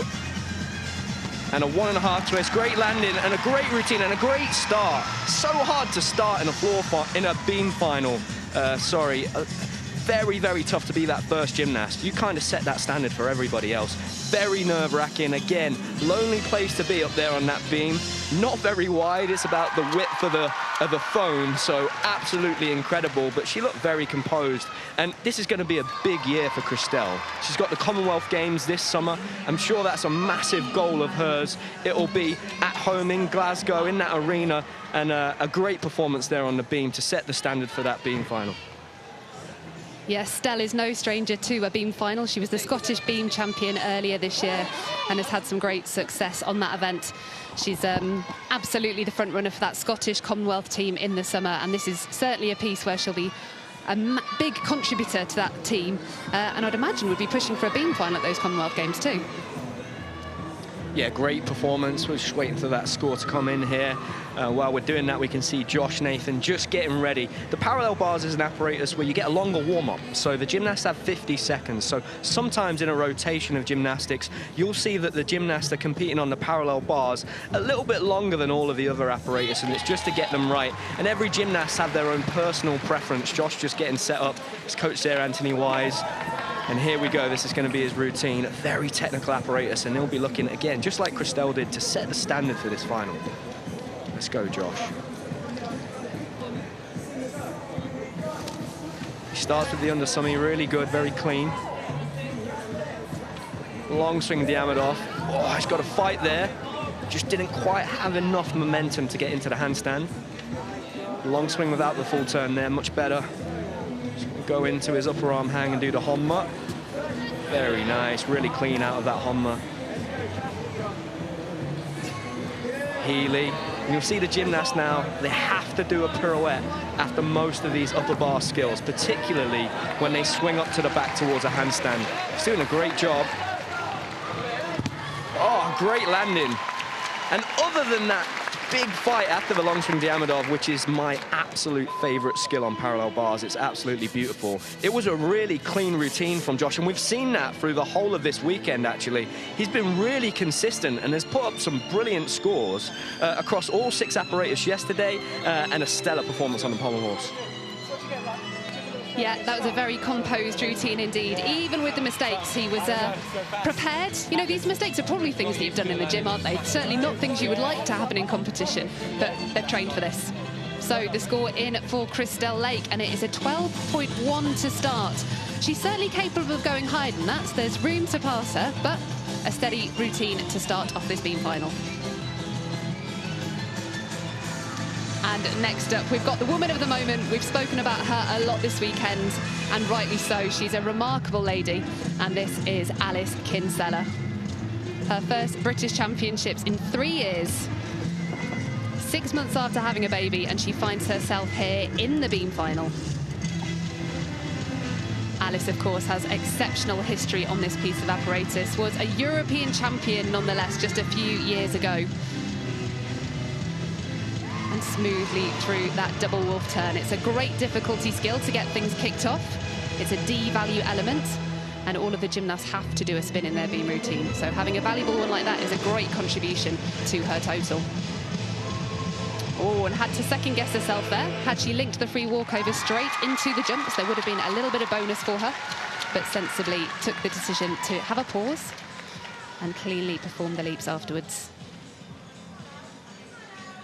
Now, here comes her big acrobatic series. She's had some mental battles with this over the years, but easily through today. Dead straight down the beam, calm as ever on that landing. This is beautiful, smooth beam work from Alice. Oh, has to squeeze tight with that core, getting the change half and just taking a moment to regain her composure. And just the dismount to go. Takes a moment, concentrating. Punches hard on the beam. It's a double twist, just the pace backwards. And oh my goodness, what a woman Alice Kinsella is. She is going to be delighted not only to be back here at the British Championships, but to have delivered such a composed routine here in this final. Yeah, I mean, what a professional performance that was, Katie. Looked absolutely incredible, and we can't state enough just how amazing it is that Alice is here.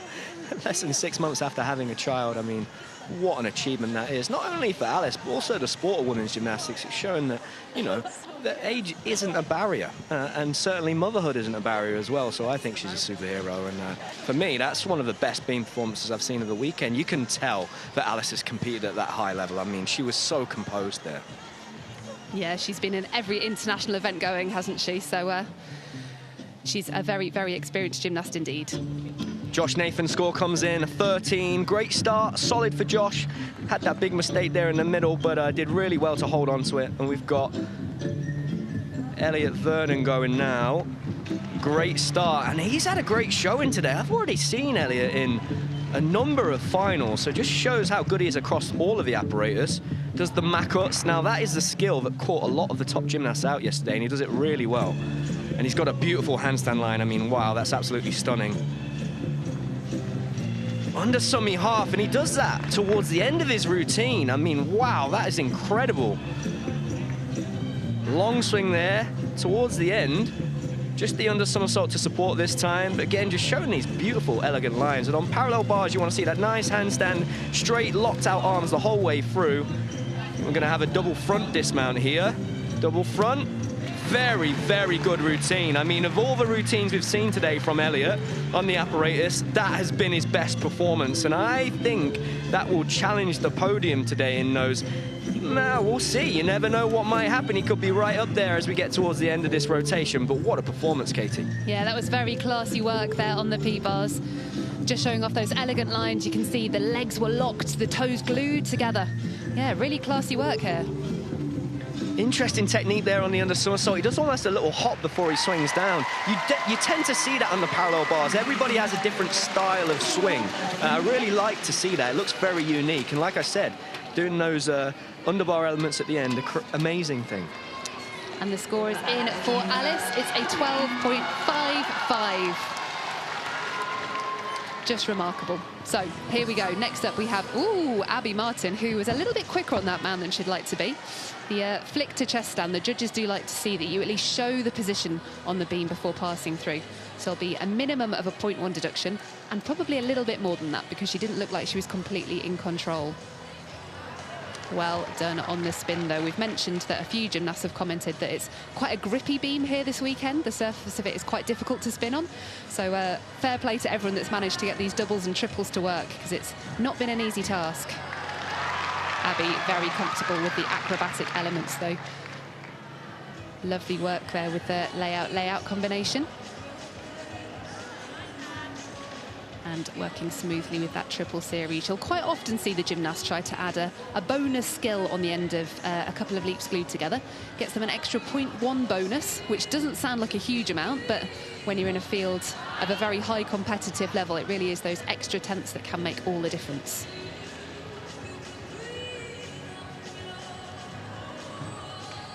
Oh, Abby did very well there. The change half straight into the tuck back. You could see she was spotting the beam nice and early, so she was really assured with the placement of her feet. Just the dismount to go. Round off, double back somersault. Oh, a tiny bit under-rotated, a pace forward. It wasn't a routine that was free from mistakes, but if Abby Martin is anything, she's a fighter, and she did not want to come off that beam. Yeah, amazing there. Had the small mistake at the start there, Katie, with the mount. What would the judges do with that, Katie? So would she just get a deduction? Will she lose some difficulty there? No, so the value of the skill will remain the same. It's a C difficulty value, so it earns her 0.3. But as I mentioned, it's 0.1 for not stopping in the position. I think they'll probably take a 0.3 because she really did show a loss of control. Yeah, amazing jam-packed performance there. That routine seemed to last for a very long time. Amazing from Abby. And we're seeing the score now from Elliot Vernon, 13.75. Really high execution score there of an 8.65. He'll be very happy with that. That will be competitive in this final for sure. Next gymnast on the parallel bars, we've got Gabriel Langton from Birmingham. Another great performance actually from Gabriel yesterday. Bit of a surprise. I think he did really well. And it's great to see him in this final. Starts with the up start to half lever. Quite a basic start, but that's a really great way to settle yourself into a parallel bars routine. Another beautiful handstand line. Oh, under semi half really well. Under somersault to handstand. Not a lot of deductions so far. Goes to the upper arms, does the Honma. Looking really solid so far. Does that pirouette that the gymnasts are required to do when they swing up to the handstand. And he's done really well not to panic there on that one bar. Now, what the judges do with that Makuts, we'll have to wait and see. You're not supposed to hold for very long on that one bar. Just a slight pause before you go into the skill. The double front.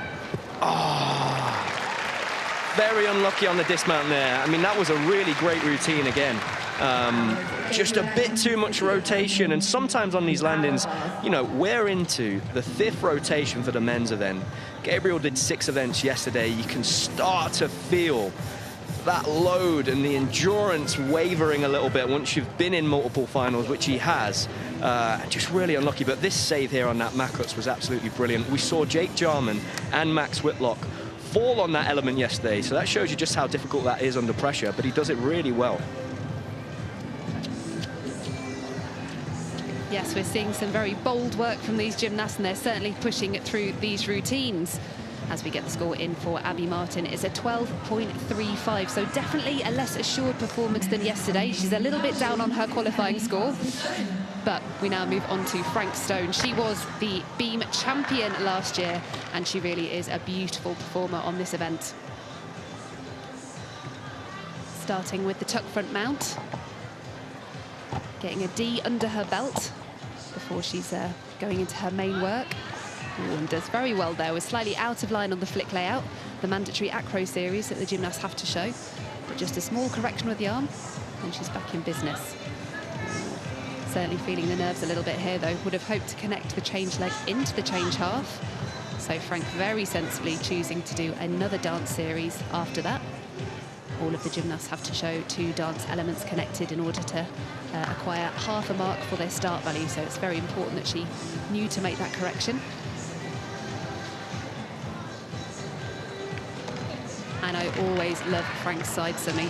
A couple of years ago, she was training that skill with a half twist, which is a really cool and unique piece of work on the beam. We're yet to see it in competition, but I've still got my fingers crossed that one day we'll get to see that.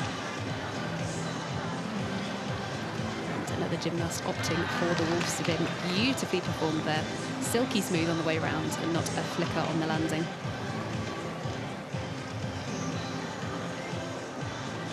Now, Frank does have a big finish to this routine.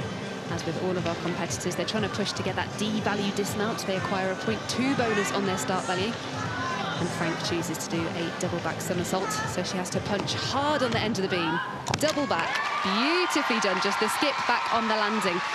Frank's only a second-year senior, but her birthday's in December, so she really is a young competitor in this field, and that was a very assured, mature performance.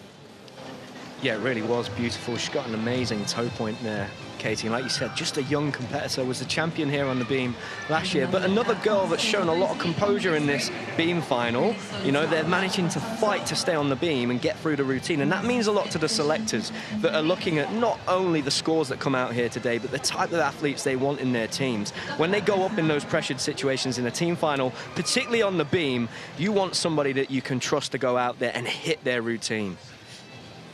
And the score is in for Gabe Langton. It's 11.9, so well done for fighting. Puts him in third place so far, but still quite a few good competitors to come. Next on the parallel bars, we've got Adam Tobin. Adam had a solid day yesterday, I think.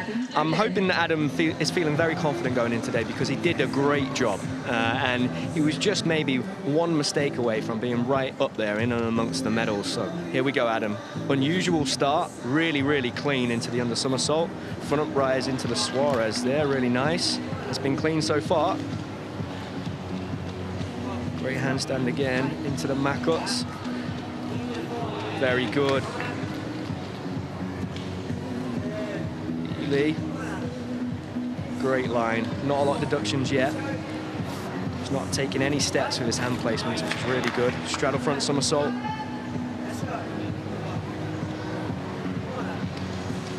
Hammered off. Really nice. This is a great routine. Oh. Again, similar to Gabe, Adam does all of the hard work through the routine. I mean, it was beautiful. He didn't even move his hands once, I don't think. Would have been a really high execution score, but that double front somersault is a blind landing. And once you get to the end of this competition, like I said with the routine that came previously, your legs are starting to feel a bit tired, and if you just open out a little bit too late, you can get caught off guard with that landing, and all of a sudden you're falling forwards and you're putting your hands down. But the work on the parallel bars was absolutely brilliant from Adam. And like I said, he's got so much to take away from this weekend that he can use for the rest of this year, because there are 3 major championships, and he is a great, consistent all-arounder. He has strong possibilities on all the apparatus to help a team. So hopefully later this year, Adam's going to put those performances together, and he's going to be in and amongst the teams this year. And the score is in for Frank Stone. It's 12.6. She says happy with that. I could do a bit of lip reading there. Happy with that, says Frank, which is good to know. So yes, a good performance, a solid performance. And you mentioned the selectors are interested in the gymnasts that are going to fight to stay on the beam. Frank is part of the Welsh squad, and actually we were saying yesterday the Welsh women's Commonwealth team is going to be one of the most competitive selections that takes place this year. Yeah, I've been really interested with the Welsh women's team and whether or not they can challenge for the podium. You know, traditionally we see the Australian women, the Canadian women, obviously the English team be really, really strong, but the Welsh women, they make up a large contingent of that GB squad, which is brilliant to see, isn't it, Katie? Oh, absolutely. It's, you know, the Welsh system has worked for a very long time and produced some really great athletes. Typically we've seen some outstanding juniors, and there's just been a few occasions where they haven't quite transitioned into the senior ranks, but I feel like they're over that hurdle now. They've got an exceptional group of seniors, and yeah, just getting into that Welsh Commonwealth team is going to be a challenge enough, and I'll be really interested to see what they can do when they arrive in Glasgow in the summer. It's going to be an amazing summer of gymnastics. It's going to be so exciting, and obviously potentially for some of those gymnasts here, maybe the men, if you are somebody that represents Wales, Scotland, Northern Ireland, you might just get an extra opportunity to compete at that major championships that you wouldn't normally get. And it's great that at the Commonwealth Games we get to see more of a variety sea of gymnasts from different clubs around the country and different home nations, and it's brilliant for the sport as a whole in Great Britain. Oh, definitely, and it's going to be a fascinating process for all of those home nations. I know that the national coach, who just happens to be sat next to us right now, has said that for the men's team at least, it's going to be a different team that goes to Commonwealth and a different one that goes to European, so it's going to be a fight. Yeah, absolutely, and we just saw Adam score 12.5, so without that mistake there, Adam would have been comfortably in the mid-13s, pushing that top score at the moment that we have from Elliot Vernon that leads the rotation on the parallel bars. We're just seeing Joe Fraser warm up here. That skill there where he goes to the one bar. Joe is one of those gymnasts, again, that's competed. This is his third Olympic cycle. That's a skill he learned and put in his routine back when he won that world title. Now, not many junior gymnasts are going to learn that skill. It's so risky, so that gives him a real ace up his sleeve when it comes to these parallel bars finals. And it's always interesting to see something different as well, isn't it? As I know you've spoken about before, you know, people find the path of least resistance to put together those routines. So when you see something different and unique, it's exciting. And speaking of exciting gymnastics, we have Tasia James ready to take to the beam. Oh, goodness, and that was not the mount she intended. She was going for a change leg, but something about her entry onto the springboard or her steps just wasn't quite right. So the judges will have to, oh dear. Yeah, they're going to have to decide what to do about the mount, but not too much of a decision to be made there, unfortunately. Coming off the beam on the side summy. Now, Tasia was injured at the back end of last year and was in her boot until not that long ago. She's had a good couple of months of training under her belt, but she certainly didn't have the run into this year that she hoped for, but has had a great British Championships, did incredibly well yesterday, and has certainly shown that she is back and pushing hard to develop these routines to be in contention for some teams later in the year.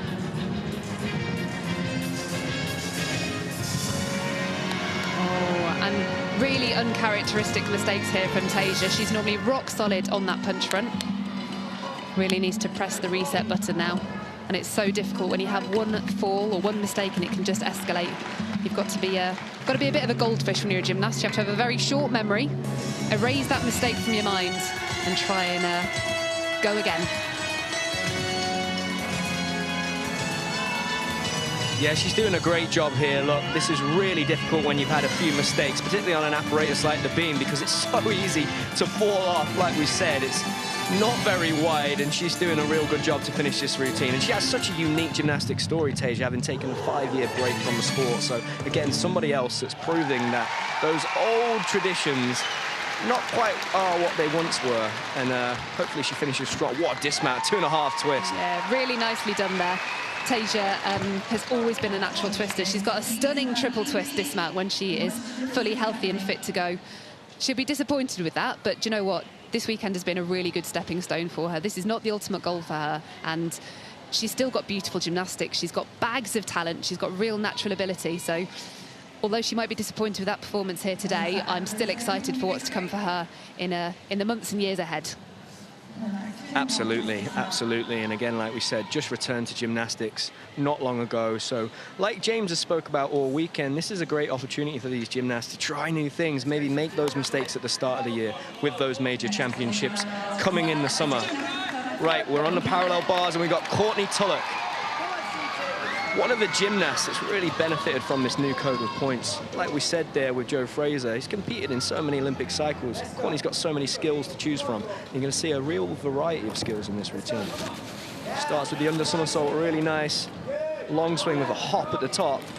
And a pike bella, look at that. And the advantage of doing it in the pike position is that you've already got your leg straight, so there's no deduction for kicking out. Front upright is double back. Oh, one of the hardest skills on parallel bars.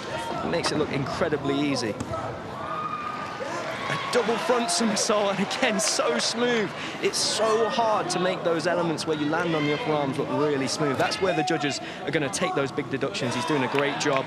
Again, I don't think Courtney's moved his hands. This is a great routine. Okay, here we go.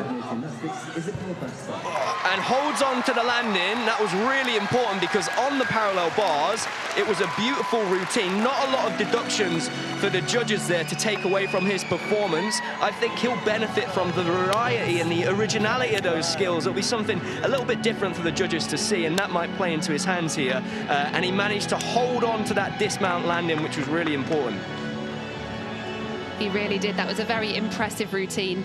And obviously Courtney's best known for his work on the rings, and he's incredibly strong. I mean, you can just see from his build, he's got an incredibly impressive upper body. How does that kind of skill and quality translate across to P-bars? Is it a big help when you're doing this press to handstands?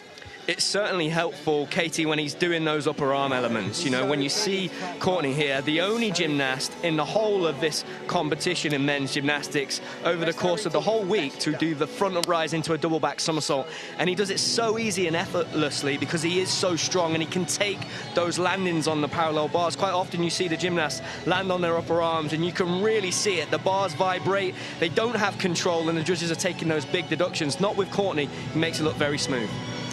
So the score for Tasia was a 10.5, and Becky Downey now up on the beam, having almost a similar mistake to Tasia on the mat there, actually. So let's hope these wobbles aren't catching. But Becky, again, had a very successful return to competition yesterday and working very well through that difficult acrobatic series. Took Becky quite a long time to settle on what her acro series was going to be, but seems very comfortable now with the free cartwheel into the layout.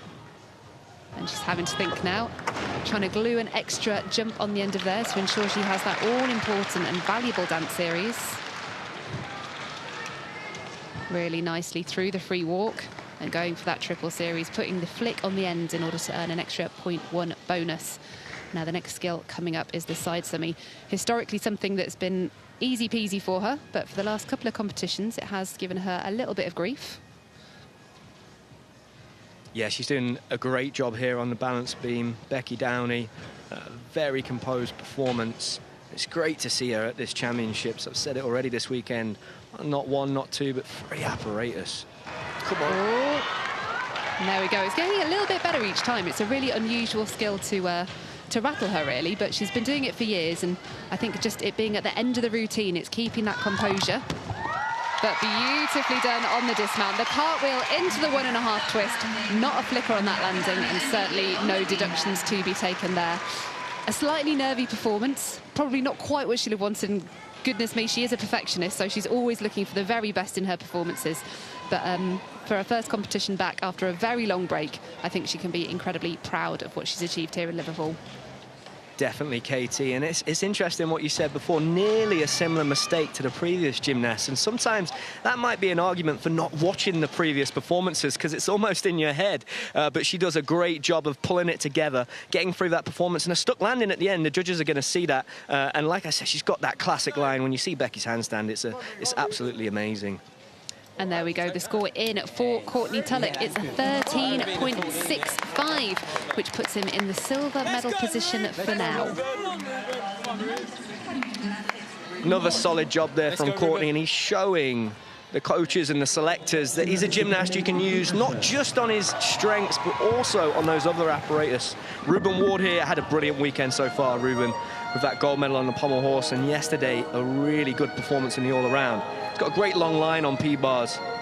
Good start in the underbar elements. The Makuts goes straight away, and that's the best Makuts we've seen in this final. He doesn't pause for even a second. Does the pirouettes out. Beautiful Diamidov. Stutz. Come on, this is a great routine. Into the double front, adds the half twist. Nearly gets the stick. Brilliant routine there. These gymnasts really are performing those upper bar skills really well in this final. That's something we've seen a lot more of in this cycle, Katie, because in the previous cycles, we tended to see the gymnasts favor those underbar elements and maybe the upper bar elements a little bit more, but now we see more of a variety of the skills, and they're having to master those upper bar elements again, similar to some Olympic cycles that came a few years ago in the early 2000s. It's great to see that variety in the parallel bars routines, and lots of the gymnasts have spoken about how tough it is now on this apparatus in terms of their stamina and the endurance, because they have to add those pirouette half turns in after almost every element, and it's making it very tricky for them. They seem to have got that just right now. The score is in for Becky Downey. It's a 12.35. I think that's probably a fair score and a reflection of those little hesitations and wobbles she had. So a solid performance for her there. As we turn our attention to Ruby Stacy. Now I'm hoping for a great performance here. She certainly didn't have the bars final that she wanted, but she was the second highest qualifier on this apparatus yesterday and actually had the highest E-score of anyone in qualifying. So I'm crossing my fingers for her and really hoping that she can deliver a fantastic performance here. So far, so good. She wasn't cursed by the change leg mount wobbles, as the previous two competitors might have been, and smoothly through that double wolf turn. Concentrating now, making sure she's fully focused for the free cartwheel layout. Beautiful work. And her height and body line really does make that acrobatic series look beautifully extended on the beam. Building the difficulty now with some extra elements, moving through the all-important dance series. Quite a tidy but quiet change leg into the split jump.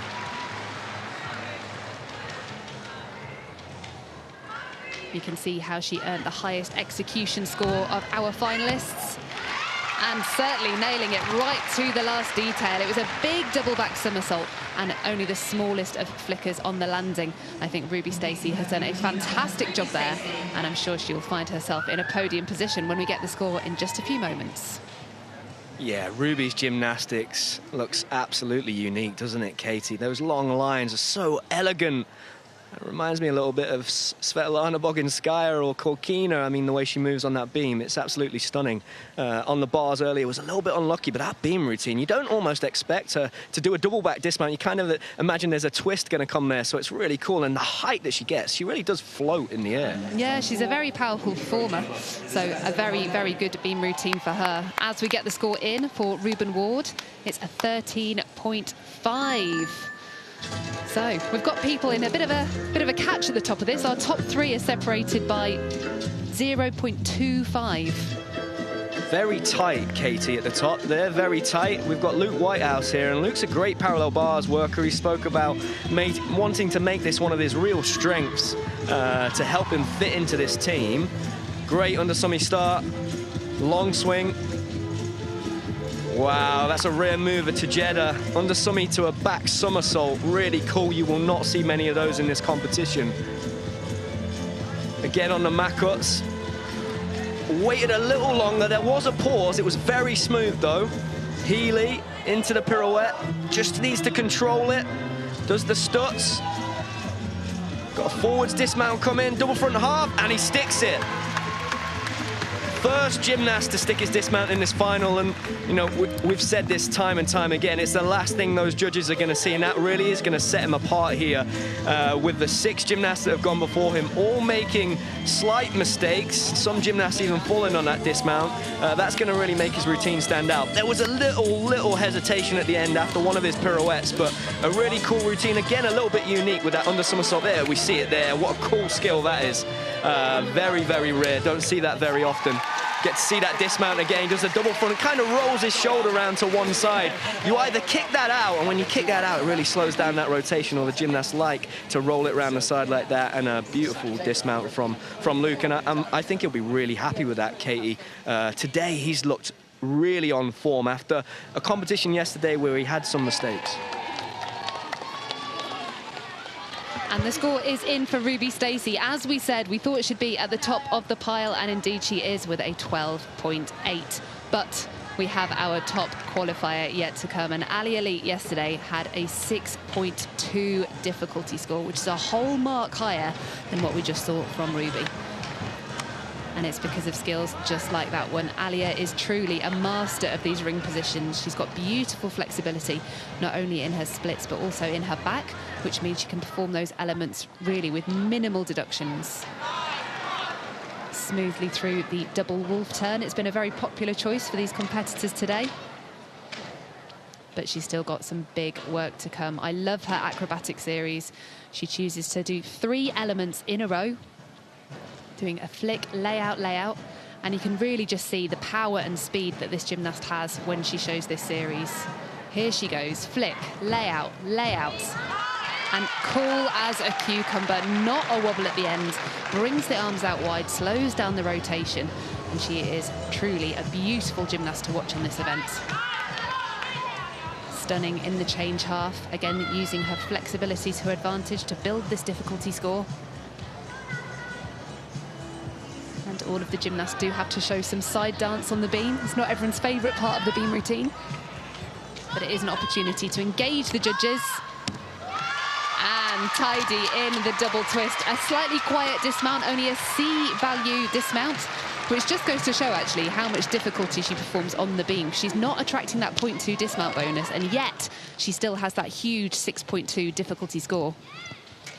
For me, Katie, I think that's one of my favourite routines of the weekend. I mean, absolutely incredible. She balances the power with the artistry so well, and it really was a captivating routine. Now, I couldn't take my eyes off it. It was absolutely brilliant. Like you said, even the linking elements between the skills, they were just so beautiful. And for me, that really is a routine to watch out for. That wouldn't look out of place on the world stage. Yeah, she's a really exciting gymnast. And I mentioned yesterday, she's always had the work, but not always been able to deliver it in the moment that matters. She delivered it yesterday. She's delivered it again today. And actually, she will have done herself an incredible favour. The selectors are here watching, and I'm really excited to see what she can do later in the year. She's a phenomenal gymnast. And any gymnast that can put out a beam routine like that is going to be someone the selectors have got their eyes on, because balance beam is a really tough event in a competition, particularly in a team final. And like I said, one of my favourite routines that I've seen all weekend there from Alia, absolutely amazing. And yeah, she will have done herself a lot of favours this weekend as we head into this busy summer of gymnastics ahead of us.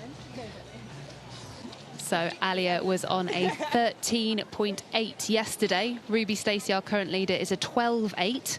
I suspect her start value is going to be a smidge lower than it was yesterday. We had a couple of breaks in connection, which might just take her down a tenth or two, nothing serious. But I am very much an expectation that she is going to go to the top of our beam standings. Where would a routine like that, Katie, stand up with some of the best start values in the world on beam? I mean, you said there she's got the potential to increase the difficulty on her dismount there and get the combination. I mean, yeah, there's definitely room to wiggle it a little bit higher, but we're seeing the score now for Luke Whitehouse. It's a 13.55, which puts him in third place on the parallel bars with one gymnast left to go, and this man knows a thing or two about how to work the parallel bars. He definitely does, Katie. This is the man of the moment, the 2026 British all-around champion, nearly a decade after his first title. Let's go, Joe. Starts with the Homma. Very nice. Pirouette, beautiful handstand line, look at that. The under somersault half, really good. Under summy, and he really is an expert at those underbar elements. Into the Tanaka. Again, you're not going to see anybody else perform that skill this weekend, and not many gymnasts in the world. The long swing to one bar. Controls it really well. He's an absolute expert at doing that. It's so difficult to get it that precise, particularly in a pressure moment. The double front half. Oh, there we go. Look at that. I mean, that's a world-class parallel bars performance, and the celebration from Joe. I cannot stress enough just how good he's looked this weekend. For me, Joe is one of the absolute best gymnasts we've ever produced. I mean, 5th in the world at the Olympic Games. Absolutely incredible, and he is going to be in contention throughout the rest of this Olympic cycle. And I've got to say, he is an absolute role model for all of these young gymnasts in this arena. I mean, to be competing at the level for this long, Katie, it is just a credit to the athlete he is, but also the personality. He is certainly an amazing individual, and like you say, just an incredible role model for all of the gymnasts that are here. He's cool as a cucumber. He's the nicest guy you'll ever meet. The way he spoke yesterday to us in the studio about how, you know, he has this work ethic and he's always been taught never to give up. I mean, honestly, you couldn't ask for a better role model to have for this GB team. As the score comes in for Alia Leak. So I did say I thought it'd be a little bit lower. I was right. It's only a 5-6 difficulty today, but it's a 13.35. And there we go. She is the 2026 British Beam Champion. A fantastic result for her and Heathrow Gymnastics Club. Amazing result for Alia, and like you said, her club there and her coaches and teammates will be super proud. Amazing these events for everybody involved with the gymnastics clubs that these gymnasts represent, because that's who they're inspired by day in, day out in the gym, and they get to watch their heroes on the big screen on the TV and also in the arena when they come to watch. And it's a massive moment. We spoke to some of the gymnasts earlier this week and they said, I remember being one of those kids in the arena watching these gymnasts, and now I'm competing with them. Joe Fraser, wow. Look at that, a 14.55. That might be the biggest winning margin that we've had all day. You can hear the crowd going wild. I saw Joe at 7 o'clock this morning taking a stroll outside. He looked cool as a cucumber. He's done so many apparatus already today again, and he's going to be getting ready for the high bar. Oh my goodness, that action just never stops for Joe Fraser. Give the man a round of applause. That was a truly incredible performance, and not just because of that routine. He's had such a busy weekend. He delivered 6 outstanding routines yesterday. He's been in so many finals today. By his own admission, he was coaching until 8:30 on Thursday night before he came to Liverpool on Friday. I mean, he's superhuman. He really is, Katie. He told me this morning on his little stroll outside that he was going to go for the Lukin on high bar, which, you know, similarly to the parallel bars, is my favourite skill on the horizontal bar. He's never performed that, I don't think, so this could be a massive moment. Could we have Joe winning the high bar title? We'll have to wait and see. Well, we had 2 outstanding finals there, and confirmation of the results on the beam.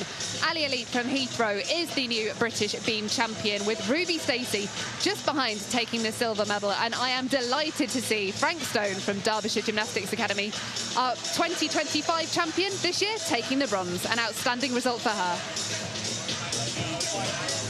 Amazing, brilliant for everybody involved. The athletes, they put so much work into these performances, you know. So much work that goes unnoticed that nobody ever sees.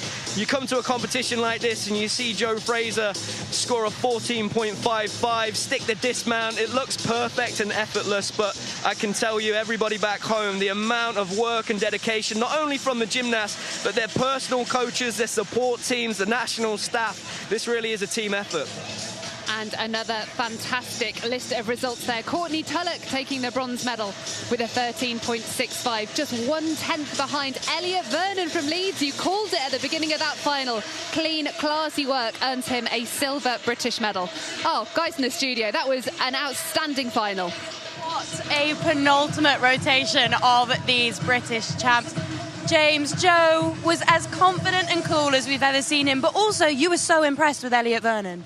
Well, he's had a few finals today, and, you know, sometimes it's nice to fly under the radar, and look at that, a silver medal. Absolutely unbelievable. Not really a household name, but maybe he will be. And it was fantastic to see Ali Elite, after a slightly difficult competition yesterday, really get the chance to get her own back and show what she is made of on that beam. And that beam final was absolutely stacked. And I'm delighted to say that fresh from the floor, we are joined by 2 of the competitors. It's the women of the moment. It's Alice Kinsella and Becky Downey. Thank you both for joining us. Alice, you must be knackered. Yeah, I'm absolutely shattered, but I think I'm really happy with how today went, and yeah, it was nice to be there. So. Well, we spoke at podium training, and you said to me that you came into this competition with no expectations, just wanted to get back out there. Has this weekend exceeded those expectations? Yes, definitely. I kind of expected just to do yesterday, but making the final, it was really nice to be able to make the final anyway. But yeah, I'm happy to go home with how I did. So. And Becky, that bar routine, absolutely unbelievable. We were living it every moment with you in the commentary box. What does that do for your confidence? Genuinely just so happy. I mean, it's been a really, really hard year, probably up there with some of the toughest, but to come back, and that was probably one of the best bar routines I've done, honestly. I mean, I did hundreds and hundreds of them on the Paris cycle, and it was the same routine, so for me it was slightly still simplified, but to just get the nerves out and, you know, come back into a big arena, and for me the stuck dismount kind of sealed it off, so yeah, every moment. I wanted to talk about 2 stuck dismounts. You look so confident out there, Becky, and assured. Do you feel that making your comeback this competition season? I actually did feel quite prepared. Bars, like, if I've done the work in the gym, I normally, no matter how many you do, you always feel the nerves, but it's just trusting your work. And beam, I'm still adapting to beam, where, like, I have a routine that's quite made up of quite a few connections, and the first half was a bit rough today, but the second half was better, so it's all getting there, and to do 2 out of 2 just clean beams at the minute for me, I'm really happy with that. And you both made your comeback in this competition. What's it like being back out on the floor, you know, familiar faces in each other and your teammates? No, it's really nice to be back out on the floor. I was very nervous for yesterday. I thought I was going to vomit, but today wasn't so bad. We're very happy you didn't, by the way. No, I was actually excited to do today. Wasn't nervous at all. I just wanted to get on. Basically, I wanted to get on and get off, really. What about you, Becky? Yeah, it was such a nice atmosphere, I think, the whole weekend. I think for us, it's like getting to gel with the younger squad members now, and like coming into another new cycle. It's like, you know, a rejig of the squad, a new team, but it's so great to see everybody up there getting this British as well. I think as the years go on, as you creep closer towards LA, that difficulty level is just going to continue to rise, and it's exciting to have the big guns back, and exciting to have the youngsters like at our toes as well. Alice, I wanted to ask, how different has your preparation been in preparing for this competition? How different has your preparation been? Sorry, I think that James said that your preparations have obviously changed. What were they like coming into this competition? So I've only been doing 3 days a week. It's been nice to just do 3 days a week on the body. It's obviously not enough to feel super confident, but I'm starting somewhere. So after this, I'm upping it to 4. So yeah, we'll just see how we go. And we could see on socials and right up there in the sky was your baby boy and your family cheering you on. How much does that mean to you? Honestly, it means so much to me. I am kind of doing it for my little boy, so being able to finish and look up to him in the crowd is just such an amazing feeling. Yeah. And Becky, you know, you've been in this world a long time now. Does the excitement, the nostalgia of a British Championships ever wear off here in Liverpool? I feel actually like it feels like it's gaining momentum every year, to be honest. Like, it's just, I don't know what it is about it. I don't know if it's like the social media presence, the sport in general is just becoming more commercialised, which is new for us, but great for us as well. And it's just an honour to be back out on the floor, and I think for us to be able to take our careers as far as we can and challenge the norms now is really cool. Like, I'm 34, I never thought I would be here. Alice probably never thought she would be having a baby and, you know, coming back, but it's really exciting to see that, you know, the sport is just beyond young girls in gymnastics now, and hopefully we can keep pushing those boundaries and see where things go. And a question for both of you, have you both got your eyes set on Commonwealths and Europeans? Open-ended, open-ended. Yeah, I think this year we know it's like a 3 major year. The challenge for the squad is that how close together they all are, I think. And that's one thing we have to factor in a little bit more with the older bodies. But I think doing a good job this weekend is a really good step forward, and probably we'll just see how the weeks and months go as we creep closer towards those comps. And Becky, ahead of each of your pieces of apparatus this weekend, I loved watching you prepare. You have those headphones on, you are locked in, you seem to have your routine down to a T at this point. Is that fair to say? Yeah, I think it's taken me a long time to kind of like learn what works, but honestly the best thing, like if I know that I'm prepared at home, it's just about coming and doing the work. And when you are in an arena like this, or to be honest any arena, there is always distractions. So for me, I just put my favourite playlist on and just zone out of everything. It stops me overthinking. I'm just in my own moment. I'm not really thinking about gymnastics, honestly. And then you have no time to think when it's like, off we go. And then you just do what you do in the gym. And that's kind of what works best for me now. Well, a group of gymnasts that do still have to focus on the gymnastics are our floor finalists. They're going to be our final group of female competitors. And this is going to be an exciting competition. We have the world silver and world bronze medalists really vying for this title. Their scores yesterday, pretty in line with what they scored out there in Jakarta. So this is going to be a tense competition, I feel, between Ruby Evans and Abby Martin. What are you looking forward to about this final, Alice? I'm just looking forward to seeing everyone compete. I obviously haven't been able to watch much today, so yeah, I'm excited to see everyone compete, and definitely Ruby and Abby, for sure. Well, we'll bring Katie Foster into our conversation because she's going to be looking forward to this one as well. Abby Martin, Ruby Evans, Katie. This is one to watch, isn't it? This is certainly going to be an exciting final. There's so many world-class gymnasts in this field, and some up-and-coming gymnasts too. There's some really exciting young juniors that I'm really looking forward to watching here. And actually, we've got 9 gymnasts in this final because Becky, one of your studio guests, has opted out of this one today, which is fair enough. And the gymnasts in 8th and 9th position were tied. So we, in fact, have 9 gymnasts in this floor final now, which is truly exciting as well. So we can see the gymnasts having their final preparations. And here we are with this start list. So we've got Jamie Rayner-Corbett. We had the chance to see her earlier on bars, a first-year senior, and incredible for her to have made 2 finals here today.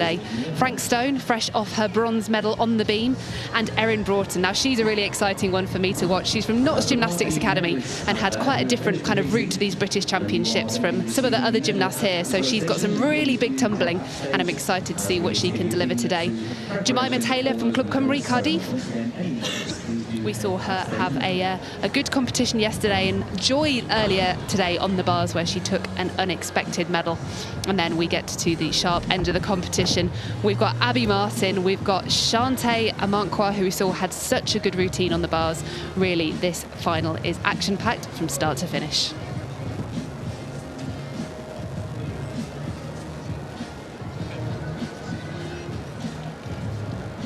Now, alongside this final apparatus for the women, of course, the women's floor, we have the men taking it to the high bar, arguably the most exciting and spectacular of the men's apparatus.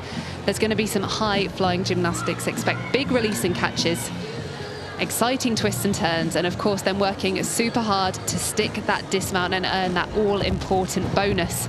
So here's that start list. We've got representation from some of the real big gymnastics clubs across the country. We're going to be kicking things off with Joshua Nathan. Goodness me, I've been talking so much today, I've lost my ability to say names. But there are some really high-class performers across this field, and I'm delighted to be joined back again by James Hall, who's going to help us talk through the high bar. But we're going to be kicking things off on the women's floor with Jamie Rayner-Corbett. Mentioned she is a first-year senior and had a very successful year as a junior in 2025, and has really already made an impact on this senior championships, which is an exciting thing to do as a first-year competitor. Oh, doing very well to keep that first tumble on her feet. A very difficult combination of straight front to a double twist, and just looked like she was a little uncertain of the landing, but did very well to regain her composure and stay on her feet.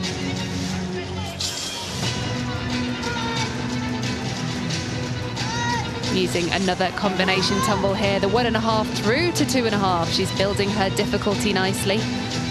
And obviously a very capable twister, using that ability to full effect.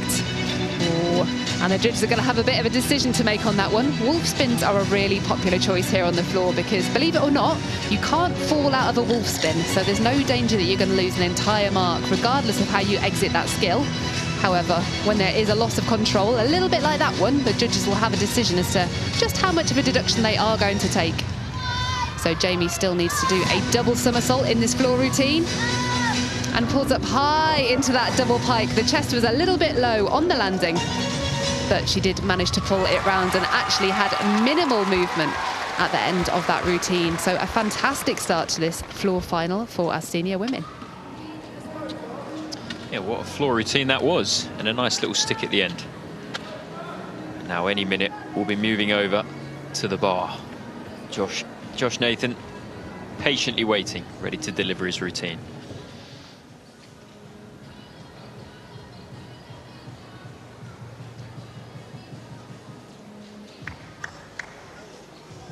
Some really great gymnastics there. A little bit unsteady, but again, it's the end of the day, end of the competition. You've really got to fight. You've got to dig deep. Yeah, there aren't many competitions where you have to do multiple days on the trot of these full routines. So actually, for some of these young seniors who maybe haven't been to a big international championships, it's a big test. Absolutely. And a test for our more experienced as well. Absolutely. Josh, show us what you got.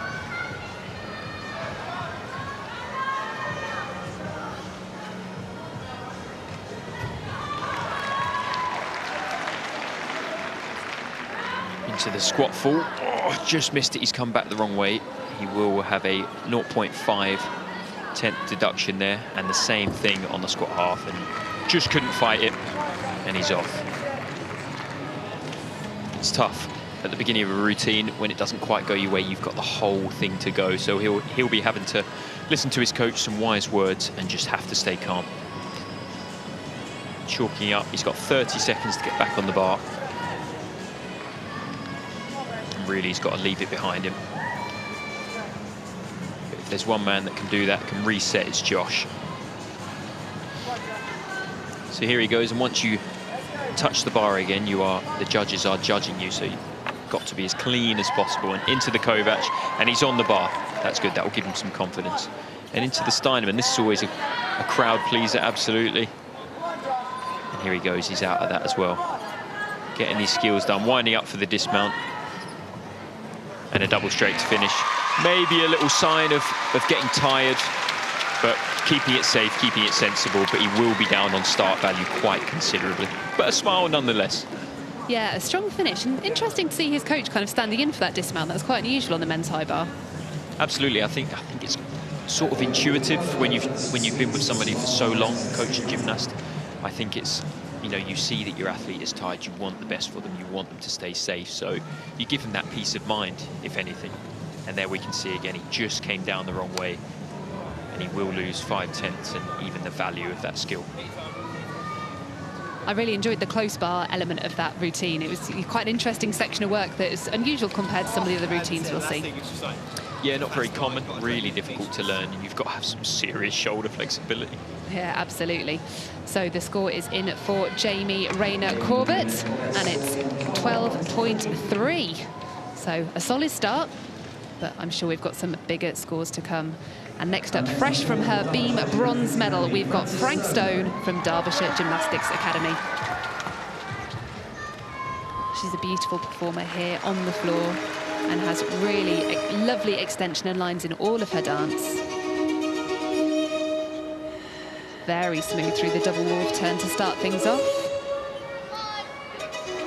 And really moves very elegantly through her artistic work, but then knows how to power down for these tumbles. It's a big double pike somersault. And only the smallest of adjustments on the landing.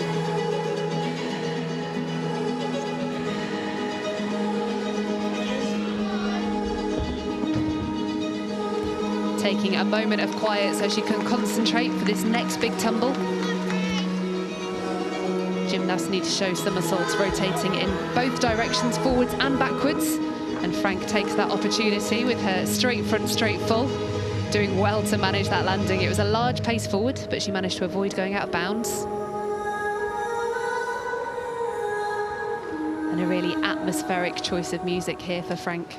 She's working well with the music. The gymnasts have to make sure that all of their movement matches with the style of the music. And Frank is doing that beautifully. As the music starts to pick up and lighten, she moves smoothly through that change leg half. And now just one more tumble to go. An easy double back somersault there for Frank. And a smooth conclusion to this routine. She's had a great performance here this weekend. She's had a few injuries over the last 12 months, and it's been a bit tricky to get back onto all four pieces, but to have competed all around yesterday and to have had two successful finals here today is a real credit to her ability. And yeah, I'm excited for the rest of her year. I suppose it's always nice coming off the back of a medal. You know, that pressure's off, you've just achieved. And it's I guess you go into the next routine feeling quite relaxed, actually. Yeah, and she certainly looked that way, actually. That was a very calm and composed routine. She knew her work. She had this little mistake in the middle. You see a big pace forwards, but does very well to grip those toes into the carpet and not take the step out. Yeah, a really mature performance from a young competitor, I think. Absolutely, and a 10.15 for Josh Nathan was costly. He can smile about it if he can smile, that's okay. A little clap. Almost a perfect 10, that's what I'd say. And next is Alex Niskavanu. And if he goes through, he could be a real contender for the podium, but he has to go through. Some high-flying release work, so keep an eye out.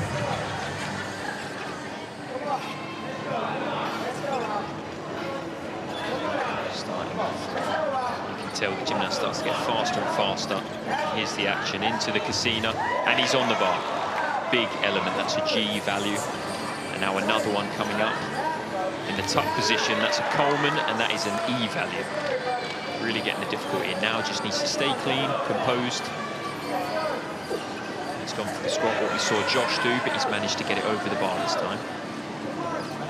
And the squat half. A little bit late, there will be a deduction for that. We're expected to finish in handstand. Into the Stolders, one in the pike, one in straddle, and now the dismount. And here he is, got to get it to his feet, and he has. He'll be very relieved. Last routine of the day, you can see his coach Anthony going crazy for that routine.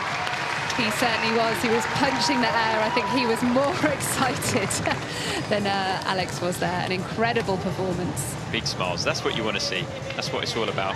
Enjoy your routine, enjoy your gymnastics. And especially with a routine like that, you can sit back and relax. Now you just wait. Now's the waiting game. See what the other competitors can achieve. Yeah, and truly making the most of an opportunity there as well, because he was actually reserved for this final. So he must have been slotted in at some point today, and boy, oh boy, what a way to take his moment. The score in now for Frank Stone is a 12.7, so not a bad performance there. Again, it feels like these scores are building. She's in the top spot so far, but I am so excited for this next performer. Erin Broughton from Notts Gymnastics Academy. She's a second-year senior and has just had a really interesting journey in her gymnastics career. She came from quite a low-level club to Notts a few years ago and has really just had the most transformative few years. She's an absolute powerhouse. Is going to try and show us a routine with 3 double somersaults. And this first one is a big one, powering across the floor. Double straight somersault and pretty much stuck. The other thing that's nice to know is when you see these fantastic gymnasts doing these incredible routines, Erin is also just such a lovely kid. She's the kind of gymnast that every gym needs. She's a ray of sunshine and someone that can really bring up the energy in training. So the fact that she's got that combination of hard work and a great personality makes it all the sweeter. Pulling up hard into that double back and doing very well. Just a small scurry back on the landing. This is her first senior apparatus final, and you can see how she earned her spot. Beautiful on the change leg to ring, showing great flexibility and height in these leaps. She's just got one more big tumble to go. It's going to be the double pike to finish off. And if she can get this cleanly to her feet, it's going to be quite a good score to contend in this final. Oh, a bit of a jump backwards, probably a 0.3 from the judges. But for her first senior final, an exceptional performance for Erin, and I'm delighted for her. It really was. I hope they show that double straight again, because that was enormous. Extremely impressive. Yeah, she's got legs for days. She's a really, really powerful gymnast, and it's just been great to see over the last few years how she's built this repertoire of skills and, you know, has grown into such a great performer. And it shows. Here we go. Is this it? Yeah, that is absolutely enormous. And, you know, a lot of men compete that and they don't get that height, so that is incredible. Yeah, she didn't have the best outing on beam yesterday, but the rest of her routines were really quite impressive, and I'm very excited to see what the future holds for Erin. And a 13.35 for Alex Niskavanu. He'll be happy with that. Now he just needs to hold on.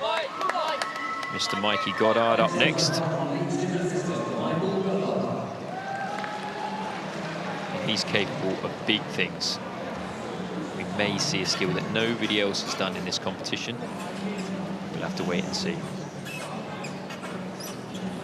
Squat half, and he's just wonky, but he's really got to compose himself. He's not off the bar yet. He's winding up for the Coleman, and he's on the bar, nice and stretched. Lovely release, composed himself really quite well. The stoop stolder and the straddle stolder. They can be skills to really pace you and slow you down. Into the squat, that is picture perfect. Perfection on the edge of disaster, and he's going around the L grip, hands in an uncomfortable position. Here we prepare him for the dismount now. Winding up, hoping for the stick. Will he get it? It's a little bit low. A couple paces out of it. probably 3/10 per step can be quite costly, but you know, he rescued that well. Could have gone either way.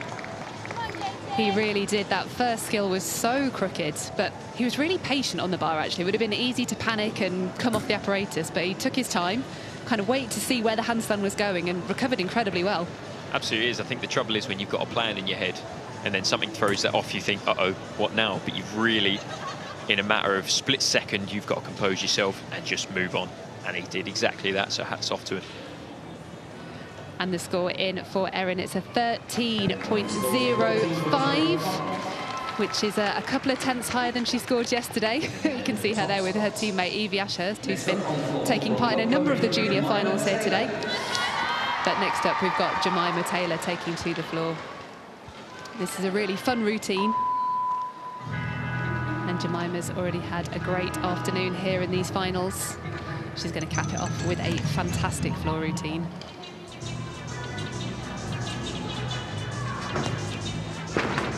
Beautifully done with her first tumbling pass, a sky-high double pike.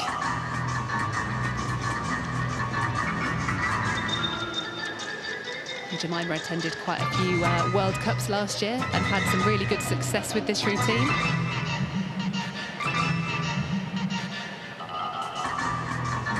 It's certainly quite a memorable piece of music and one that sticks in people's mind. You could see a couple of the volunteers in the background there joining in with a little bit of the dance.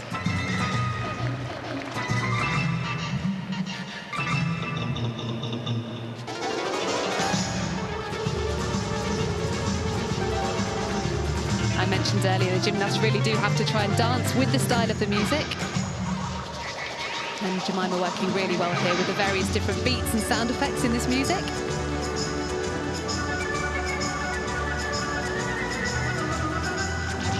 Working now through her leap series, lovely change leg-to-ring. Working well in that turning leap as well. Judges will have to decide if the feet were all the way around to credit it with full value. And just her final tumble to go.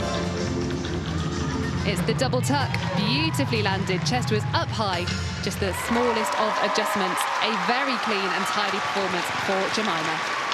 It certainly was. That was a mesmerising routine. Great work, Jemima. Hopefully, the next man up on bar will be just as mesmerising. Yolshin-Cash, let's see what you got, sir.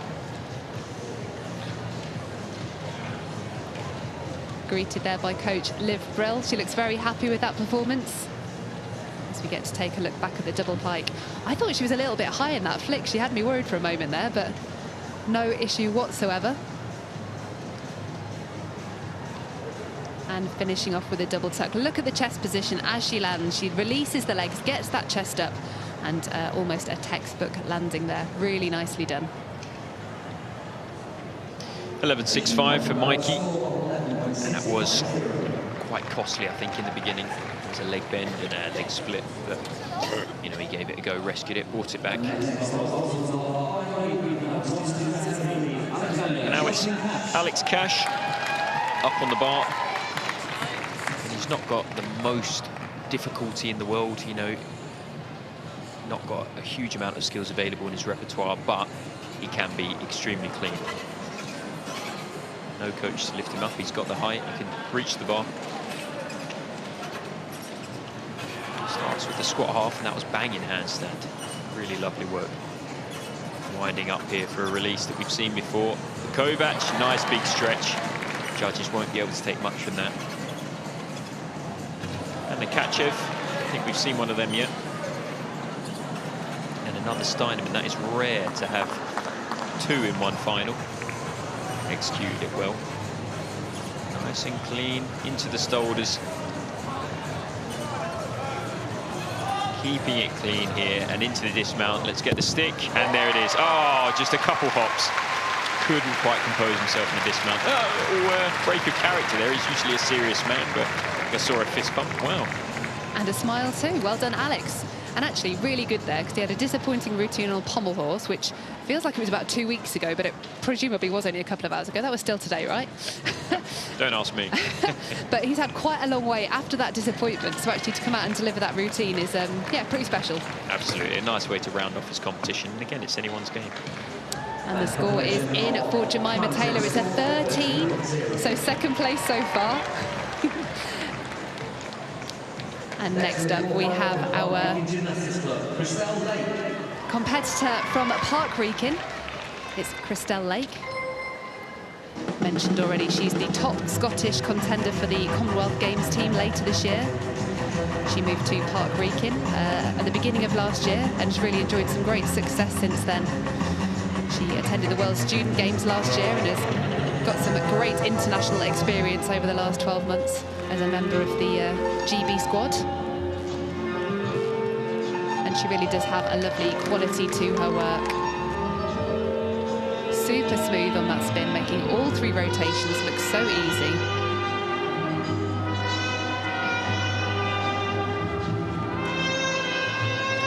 Really elegant dance, which fits beautifully with the music that she selected.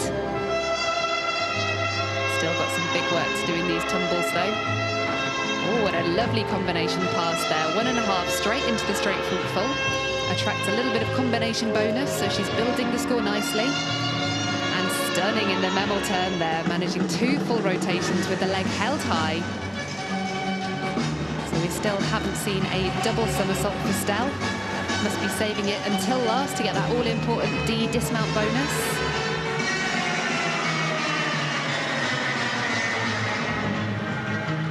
And there we go, it's the double tuck to finish off. A little bit under-rotated, slightly open, and that's going to cost her a little bit from the judges.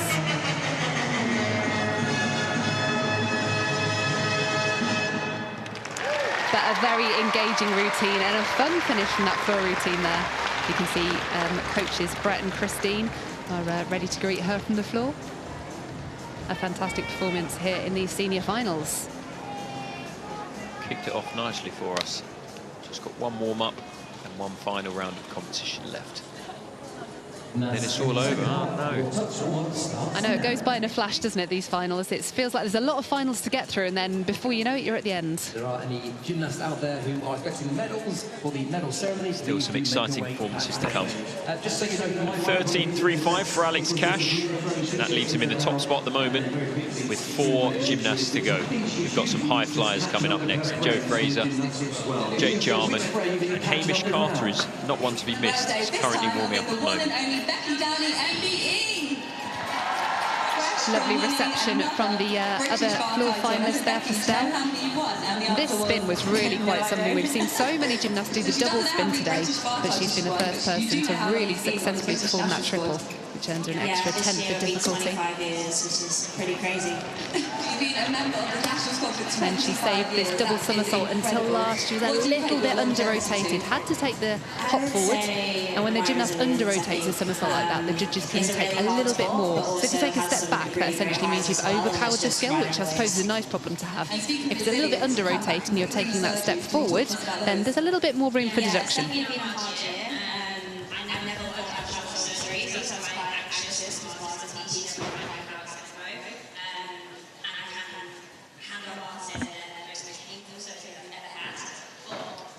Just waiting on the score for Christelle. Should be coming in soon.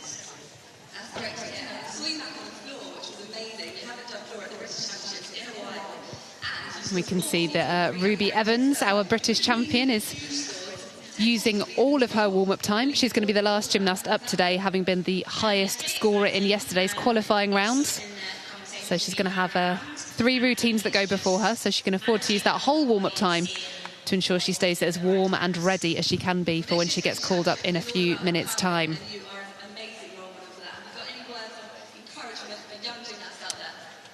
And hopefully we've got the score in now for Stell. Yes, it's a 12.8, which puts her into 3rd place so far. Bit of a precarious place to be, isn't it? I think you're amongst the medals, but you've still got 4 competitors to go, so you're just holding on. It certainly is, and we've got some great competitors still to come in this final. Our final 2 competitors are going to be our 2 world medalists from last year, so you've got to think they're going to be pushing that top spot. So hanging on to 3rd place really might be the name of the game today. Absolutely, you never know. You just never know. And our next gymnast up in this final is going to be Shantae Grant.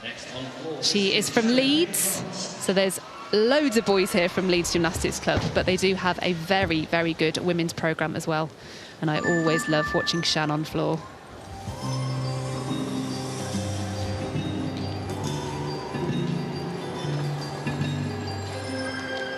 A really engaging opening sequence to this routine.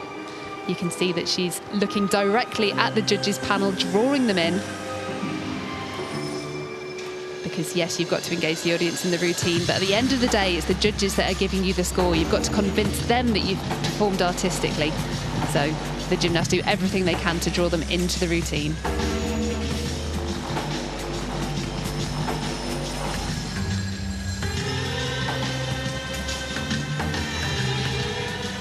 And effectively using that double wolf turn. She's working very cleanly so far. Minimal deductions in this routine. Oh, and a big double Arabian somersault. That's the first one of those that we've seen today from our women. And that double Arabian, whilst it does take off from a round off, is considered a forward skill because that's the highest proportion of the rotation, goes in a forward direction. So it's a useful, valuable skill in a few different ways. Lifting nicely in the change leg half. And just the final tumble left to go. Shan pulls high into the double tuck, just the pace backwards, but does well to just keep it at one step and not let those deductions add up. And I really enjoyed that. The routine had a bit of a creepy vibe, but a smile for the judges at the end. She certainly worked hard to draw them into that performance, and that was a routine I really enjoyed. Absolutely, what a great display of power. And she looks happy as well.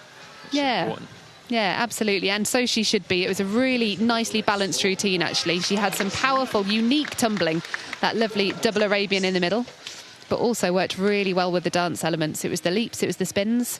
I actually think that routine was, you know, it was the full package. It was very nice. Certainly a display of everything. But yeah, that double Arabian in the middle, that is an extremely difficult skill. Don't see that too often. And here he is, Hamish Carter. He's an expert at the catch-ev releases, but if we're lucky, we might see a good mix of releasing catches here.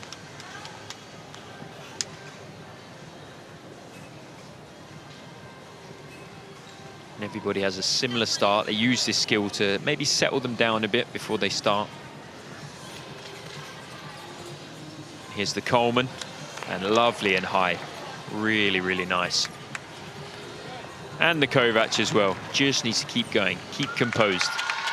And he's going for the catch-evs as well. Very nice, the straddle catch-ev. Going very steady here. Nice, you've got to catch those turns in handstand, otherwise there will be a deduction. And the dismount. Just needs a good landing. And he's got it. Very, very nice. Well done, and maybe a sigh of relief there. Certainly looked that way. Hamish is a great competitor, and he looks delighted to have put that performance together here in the finals. He's a very important member of that Scottish squad, and I'm sure a score like that will be a significant contributor towards a Commonwealth Games selection this summer. Absolutely, and even yesterday in the all-around, he was having a cracking day, but there were a few little mistakes that ended up costing him potentially a podium. But that must give him confidence, knowing that potentially he's got the ability to podium as an all-arounder on a stage like this. And the score is in for Shantae. It's a 12.9, so now she's hopped up into that bronze medal position with 3 gymnasts left to go. That is a tricky position to be in. Now, I really enjoyed Shan's dance, and next up we've got Shantae Amankwa, and she has a really interesting choice of her music as well. Do you like a bit of a cappella, James? I mean, I can't say I'm any good at it, but... It's all right. I'm not yeah. going to ask you to join in. Just appreciate this. It's an unusual choice that creates a really unique routine.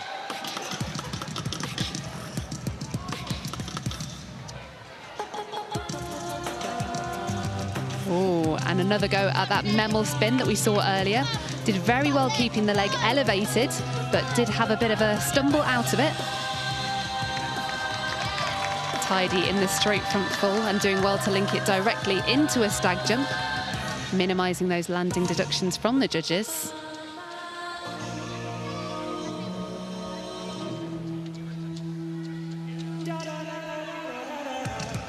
And a very interesting section of dance on the floor, working well to get to that wolf turn, very smoothly through the double. Creative, original choreography. And there have been very few mistakes in this routine so far. Shan is building to the end. She's going to have a big tumble save for last. She wants to have a secure landing here. Double pike, oh! And unfortunately not able to make it to her feet. That was a real shame at the end of a fantastic routine.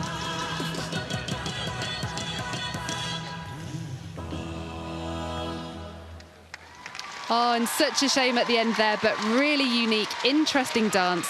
I love it when you see something that's creatively different from the typical floor routine, and she definitely achieved that. Yeah, that was a really energetic routine. I feel like she didn't stop moving at all.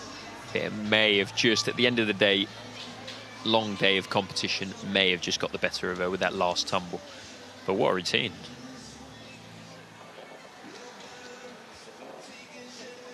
Here we go again. That first tumble, really intricate and difficult. The full twisting whip is something that quite a lot of the women's gymnasts have adopted internationally.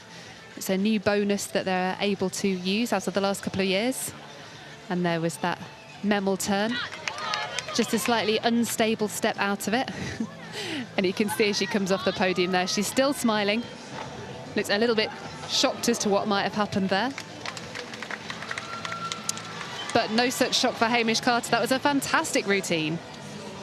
And again, he'll be in a position where he'll be wanting to hold on. But we do have Jake Jarman on the bar, who delivered a stunning routine yesterday. A new routine for him with some enormous releases. Let's see if he can post them again.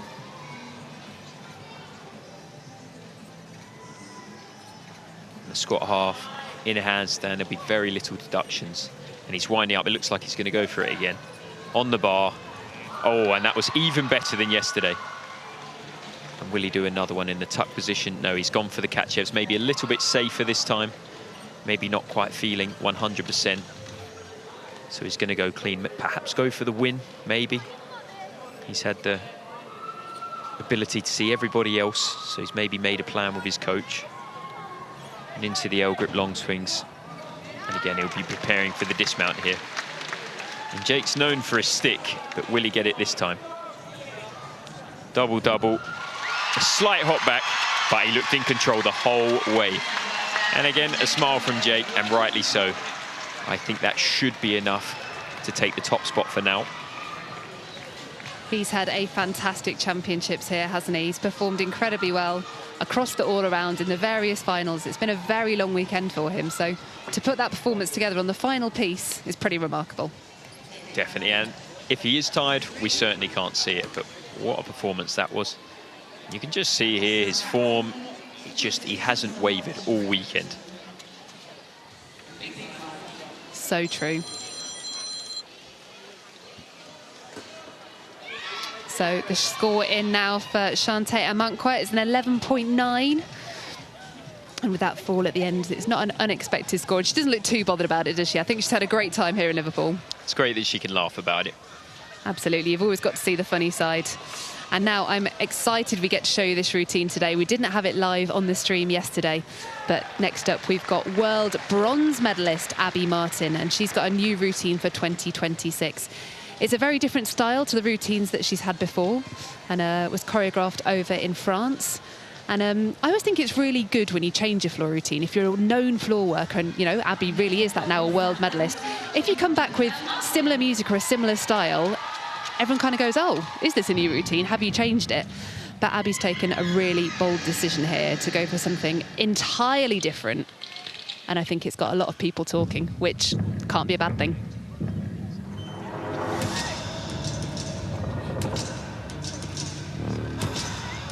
She's a very powerful gymnast, and I do enjoy the start of this routine. It matches the power of her tumbles. You can just see the speed across the floor, that huge full twisting double straight. She does have a costly step backwards that takes her out of bounds. But her difficulty yesterday was a 5.6, which is significantly higher than what we've seen so far in this floor final.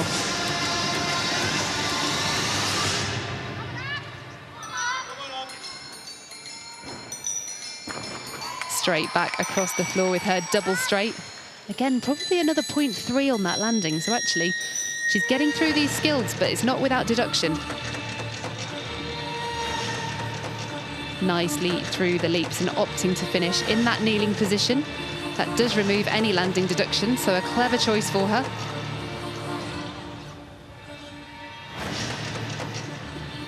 And a quiet section of dance now, giving her the opportunity to catch her breath and to concentrate before she powers across the floor. Straight front, round off, backflip, double tuck, and what an outstanding dismount to this routine.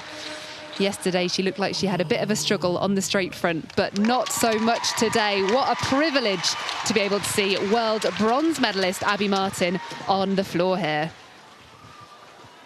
That really was a fierce routine from the dance to the tumbles. That was quite something. Do you know what? Fierce is a great word, actually, for that routine. It's a really different style from what we've seen from her before. And it just shows, I think, a little bit more of a grown-up Abby. She's a fierce competitor. She's matured a little bit. She's kind of been there, done that, you know. She's only a young gymnast, but she's been to the Olympic Games. She's been to a World Championships. And with that experience behind her, it's really exciting to see the athlete that she's growing into. Definitely. And there can be a tendency to slow down once you've achieved what you want to achieve, but it doesn't look like it from Abby. And for Jakey, it's a 13-7. I think you'd be quite happy with that. The expression says it all. He'll be pleased with that. Very, very nice routine. Doesn't it, Justin? The next competitor has had a very successful afternoon already. I've really enjoyed watching his routines, and I feel privileged that we get to see him one more time here on the high bar. He's got some very nice lines. Nice, tall. And that's a Zuli Min that we haven't seen any of those yet. Very nice skill. Again, a crowd pleaser. A little bit late on that squat half. Judges will deduct for that. Winding up for the Kachev. The Lukin, wow, he went for broke. He'll be feeling a little more confident after his medal from today and want to leave it all out there on the floor for the last routine of the day. He's done that. Unfortunately, he missed, but hats off to him for giving one of the hardest skills on the bar a go. Taking his time to get back up. He's got the 30 seconds to catch his breath. Got to get up on the bar before then, otherwise it will be a deduction.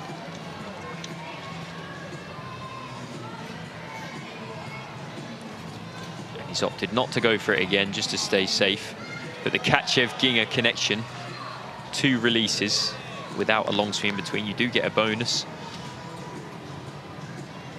Stoop stoled as again his nice long line helping him out here, making him look extremely elegant.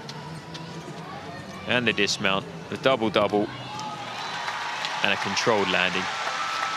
He'll be disappointed with the miss, but he can be proud that he really did give it a good go.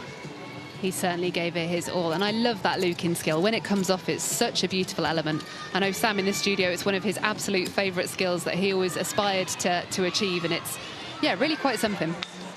Yeah, it's an extremely impressive skill, and you really don't see it often. You see the Cassina, the backward somersault with a full twist. You see a lot of them.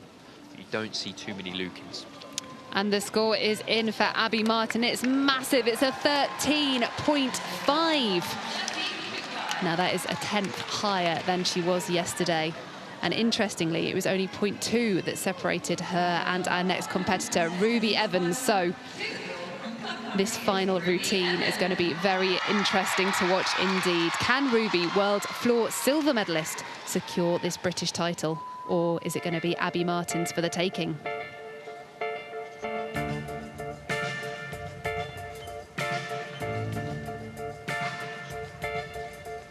We've seen so many different styles of music and dance in this senior floor final, but I do love this routine for Ruby. Starting things off with that beautiful double straight back somersault. She did say to us in the studio after the competition yesterday that it had been the first time she'd put this selection of tumbles together in a routine this year. So crossing my fingers that she can be as successful again. And crikey, that was one hell of a tumble. The double twist very cleanly landed. She looks like she's going for broke here today.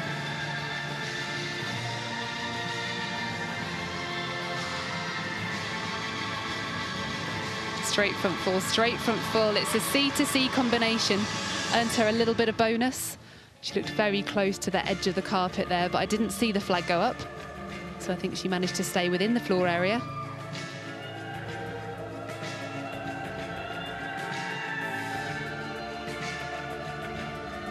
Smoothly through the double spin, and she is showing just what a classy performer she is here. Trusting her work. Beautiful gymnastics so far. And as the music builds, she pulls up high into the double back, just the pace backwards. And oh my goodness, what a routine. An outstanding finish to this women's competition here in Liverpool. Truly a floor routine to be proud of. Ruby Evans, an absolute queen here this weekend. She's our all-around champion, and I've got a feeling after that performance, she's going to be adding another gold medal to her collection. Definitely, I think her and Abby are in a league of their own, and it shows on the world stage.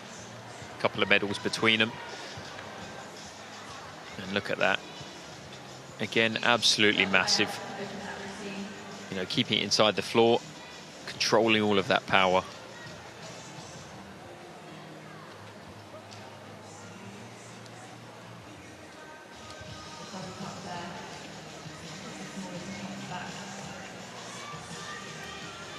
This is going to be a very exciting result indeed. As the score comes in for Ruben Ward, it's an 11.95 after that mistake on the look-in. Yeah, he would have lost the value of the skill and, of course, counted a fall, which is an entire mark. But he left it all out there, and that's what you want. I don't think he'd be too disappointed with that. And now Joe Fraser, perhaps the main event of this high bar final. I mean, what a way to finish these championships. We finished with our all-around champion on the floor. We've got our men's all-around champion on the high bar. And I'm sure Joe is going to put on a show right here. World bronze medalist from last year. And here he goes. Is he going big? The squat half. Into the Coleman. Connection bonus for that. Very, very nice. And is he going for the look-in? He is, and he's caught it. Unbelievable. Winding up for the casino. There's just everything in this routine. And he's on the bar. That one was a little bit late. But he is a professional, as we can see. 2025 world bronze medalist. And this routine wouldn't look out of place there either. Just needs to stay on it. Nice. Finishing almost in handstand. Slightly off. But very, very good. Winding up for the dismount. Will he go big? Going for the double-double. Ooh, knees nearly touched down, but after a routine like that, that is going to take it out of you. But stayed on his feet. Unreal. We couldn't have asked for a more exciting conclusion to these championships. What a way to finish. What a way to finish. Finishing with both of our all-around champions on their respective specialist piece of apparatus. Wow, what a watch and what a treat for all of the fans here at Liverpool and all of you guys watching at home too. Just look at that. Laser focus. He just knows exactly where he's going. And the big dismount after a routine like that, it is tiring work. But managed to keep his knees off the floor. Just a big pace forward. And I think that may be enough to take the gold, but we'll see. I think you're probably right. As the score comes in for Ruby Evans, it's 13.75. She takes the gold medal. Abby Martin having to settle for second place. But do you know what? I've also just spotted Erin Broughton, my pick, that young senior gymnast. Looks like she is taking home a bronze medal in the company of 2 world medalists on that podium. What a special, special moment that's going to be for her. Very special. And hopefully it's a chance for her to believe in herself and think, actually, what else can I achieve from here? Absolutely. 2 fantastic finals. We couldn't have asked for much more to finish off this championships. And there it is. The top spot for Joe Fraser with a score of 14. Big Fraz, take a bow, sir.